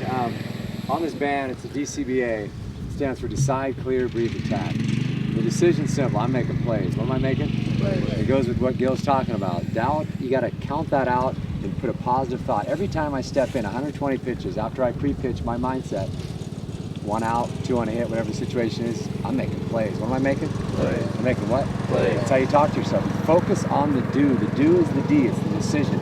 Making plays. C is clear. B is breathe. You talked about the breath. Clear is clear your mind. Everything other than making what? Making what? Plays. Everything else is a reaction. It's a reaction. Clear your mind. Take a breath and relax. A is what? Attack. What is it? It's attack on every pitch. It's not on every other pitch and when I'm hitting well and when we're winning. It's attack on every pitch. Your ability to attack and be present on every pitch is the greatest challenge. It's DCBA. Jason's showing your band. He's been wearing those since June. I work in corporate America and I wear a suit, almost not a suit, but I dress up nice, but I still have these on my freaking roof. They get made fun of daily, but... I think there's 2 of them. He's got camo DCBA. Awesome. So wear your wristband. Remember, it's simple. This card is just some tips on there.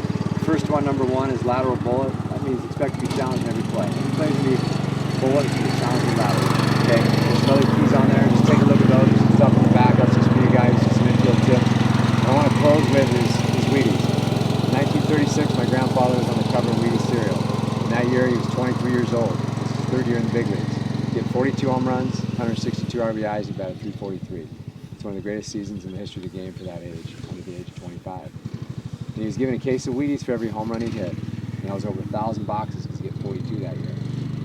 He took all the boxes during the Great Depression and went out and fed the hungry. When you go back today to Iowa, the coach was talking about it. You're looking for great teammates. For who? Great teammates. For who? You're looking for great teammates outside the line. Grandfather was a great teammate, not only for his teammates, but to the community. When you go back, they say your grandfather was one of the most giving human beings, and that's today. He's been gone for a long time. He was a giver. To be a great player, a great husband someday, a great boss someday, a great worker someday, a great baseball player, you got to be a giver.